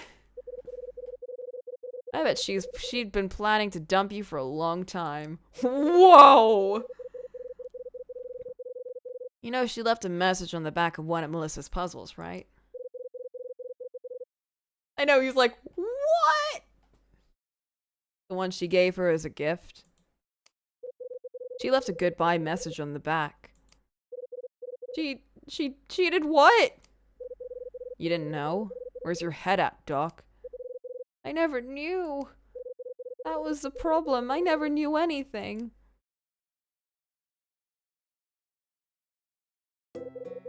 You want to hear my story, Mr. Hyde? I'll tell you everything. Tell you what, you want to talk? I'll stand here till I get bored. 2 years ago, I lost a patient in the operating room. I did what I could, but the family, they sued for malpractice, and they won, huh? Oh yeah, they won. Court made me pay. It was so much money, and my insurance wouldn't. Yeah, but was it actually malpractice? I didn't have it. I couldn't get that much. It was just so much. I was drowning. I didn't know what to do. Grace, she kept working at the museum while I waited. When they gave me the verdict, I asked for a divorce. You asked? It was my mistake. I didn't want Grace to pay for my mistake. Bro! You're married for a reason! Like... You're supposed to communicate this shit! But Grace refused. She said no. She told me no. This won't beat us, she said. I won't lose my family, she said. She told me she would raise the money. And? She did. Yeah, I don't know where it came from, but she did. That's a bit worrying. How? He made me promise not to ask. Oh, that's very worrying. Said it was the price we paid to stay together. Said we'd be together forever. Oh, okay, never mind. What? He was wrong. Wrong. I loved her. From that day, I just loved her so damn much. She was everything. But you know what? I didn't trust her. How crazy is that? Yeah, you know, I'm gonna be real, yeah. If I fucked up really badly, and I lost a lot of money, and my partner was just like, I got the money to fix it, and I was like, where did it come from? They were like, don't ask. But we'll be together forever, but don't ask, okay? I'd be like, oh, what? That's very worrying. I mean, where did she get that money? It was a lot of money. So I asked her and asked her and asked her. But she wouldn't tell me. So we fought. Oh, we fought about everything. Everything. Then one day she... Uh-oh. She left you. Yeah. I tried to find her. I've been everywhere and tried and I don't know. I don't know. Why'd you come here? Matches. I found a matchbook from this hotel. It was in her purse. So I came here. I thought I could find a clue or a clue. So him telling his kid that he's like the reason why he keeps jumping around so much is because of his job. That was a lie because he's been looking around for just one little clue. But I failed. I didn't find a damn thing. So you're right, Mr. Hyde. I don't know anything. I'm a loser. I'm pathetic. That's one word for it. I know. But I think you're going to pull out of this. You've got a chance. I do? Comes a day in every man's life when he realizes he's a fool. But you got someone who needs you, no matter what a lousy drunk you are. You know what I'm saying, Doc. You can pull your ass out of the gutter for that person, right? Do it for Melissa! Mr. Hyde. Melissa loves you more than anything. Your family, hell, you're the only family she's got left.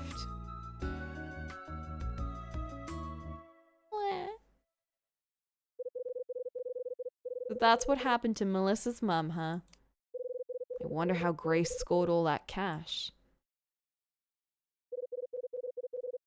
Why did she come to Hotel Dusk? How are Iris and Grace connected? Take a deep breath, Hyde. Get your ducks in a row here. Ooh, end of chapter. I went down to Seven Stars Bar at 10 to meet up with Louie.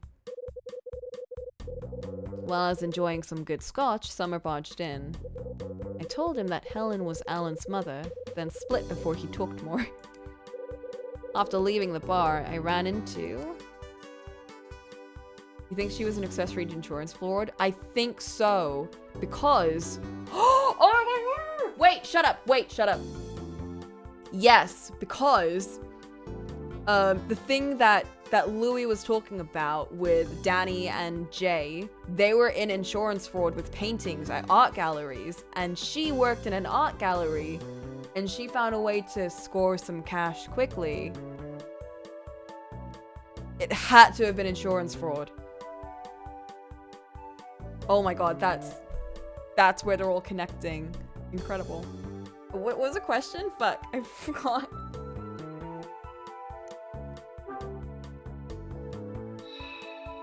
No, that ain't right. I didn't bump into Iris.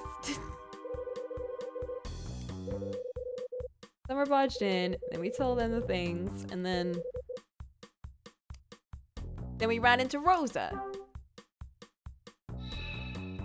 Wait, no, we ran into Melissa.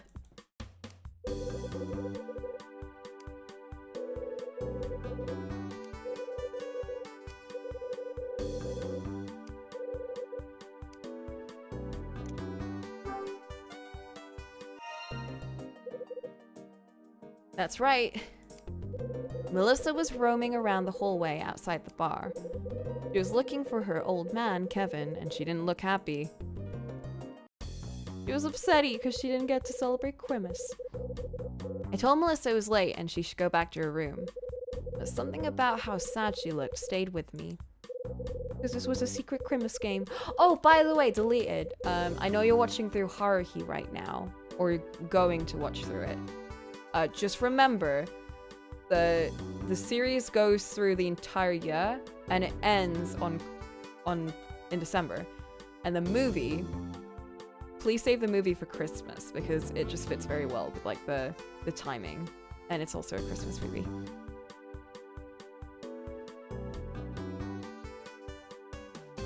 Yes, if you go through it, yeah. You don't have to watch it on Christmas, but like watch it around December. After talking with Rosa, I decided to get the hotel Christmas tree out of storage. You loved episode 1? Yes! I'm hoping you'll enjoy the first arc, because like the rest of the show is exactly like the first arc, except even more. Just even more so. It's just a whole trip. I figured a tree with all the trimmings might pick the kids' spirits up. The room where I found the tree was the storage room. That's right, I dug the tree out of a box in the storage room. Then I decorated it for Melissa. Hadn't done anything like that in years. Made me look like a sap. Oh, you enjoyed it. It actually wasn't a half bad time, I guess. Whatever. Melissa came to the storage room to see the Christmas tree. She looked pretty happy to celebrate Christmas, even if it was 3 days late. A couple of other people heard about the tree and came down to join us. First was Mila, and then Louie. That's right. Who else would crash a party but Louie? Guy's got a nose for bright lights and dames. The lights of the tree pushed back the shadows of the storage room for a bit. After Melissa fell asleep, Louie took her back to her room. Mila and I were left in the storage room, so I got out of my notebook. When I learned that Mila's father owned his own business, the name of it was Gallery May. That's right, Mila wrote the name down in my notebook. Mila's father owns an art gallery in Santa Monica. It's called Gallery May. Louie told me that Iris and Kevin were drinking together. So I'm guessing if Iris's dad owns Gallery May, then whatever kind of insurance fraud and shit was happening there would have definitely got to her dad and potentially also to her. That might be why she's like, why she's running around like this. He said they were talking about Gallery May. That's when I decided to ask the two of them some questions. When I went to 216 to see Iris, I learned something else. A mystery man broke into Iris's room and nicked something from her. The thief made off with a small envelope. That's right. Whoever it was took a small envelope. At least that's what Iris said. What was in the envelope? Just another question for the pile. The evening wasn't a total bust, though. Kevin tied one on, and I waved the fumes away long enough to grill him. He told me Melissa's mum, Grace, worked at a place called Gallery May. Also told me about some malpractice suit he lost a few years back. But I need to know how Grace raised the money to pay the thing off. As I listened to Kevin spill his guts, an idea started to swirl in my brain. There's a connection here. Bradley disappears with Osterzone's angel painting. Doc's missing wife works at an art gallery. Like my old man used to say, where there's stink, there's flies. Ew. You hear me coming, Bradley? Hotel Dusk's got the key to this whole mess, and I'm gonna find it tonight. Ooh. Oh, man. What a good game. I'm really loving the way this mystery's being built. That will overwrite the data! They yell at me. Are we on chapter 8 now? Chapter 8. Okay, unfortunately, though, 11 to 12 a.m. Unfortunately, it is almost 11 p.m. right now. And I've got work tomorrow morning. So, deleted. You might not know this, but we do not play these games every single day. The games that we play on the weekend are only played on the weekend. And right now, Hotel Dusk is our weekend game, so we're not going to be playing this for the rest of the week. But if you're interested in watching more, I'll be playing more of it on Saturday. Oh, I'm glad you enjoyed it. We'll find out the rest of this mystery on Saturday. Potentially, if I have the time, I might just play through the rest of it. I don't know if like I can finish the game in one more session, but I'll try to. So yeah, that will be a big one. Yeah. So we'll put on our see you laters, and I need to get ready to wake up at 6 a.m. tomorrow. Yay!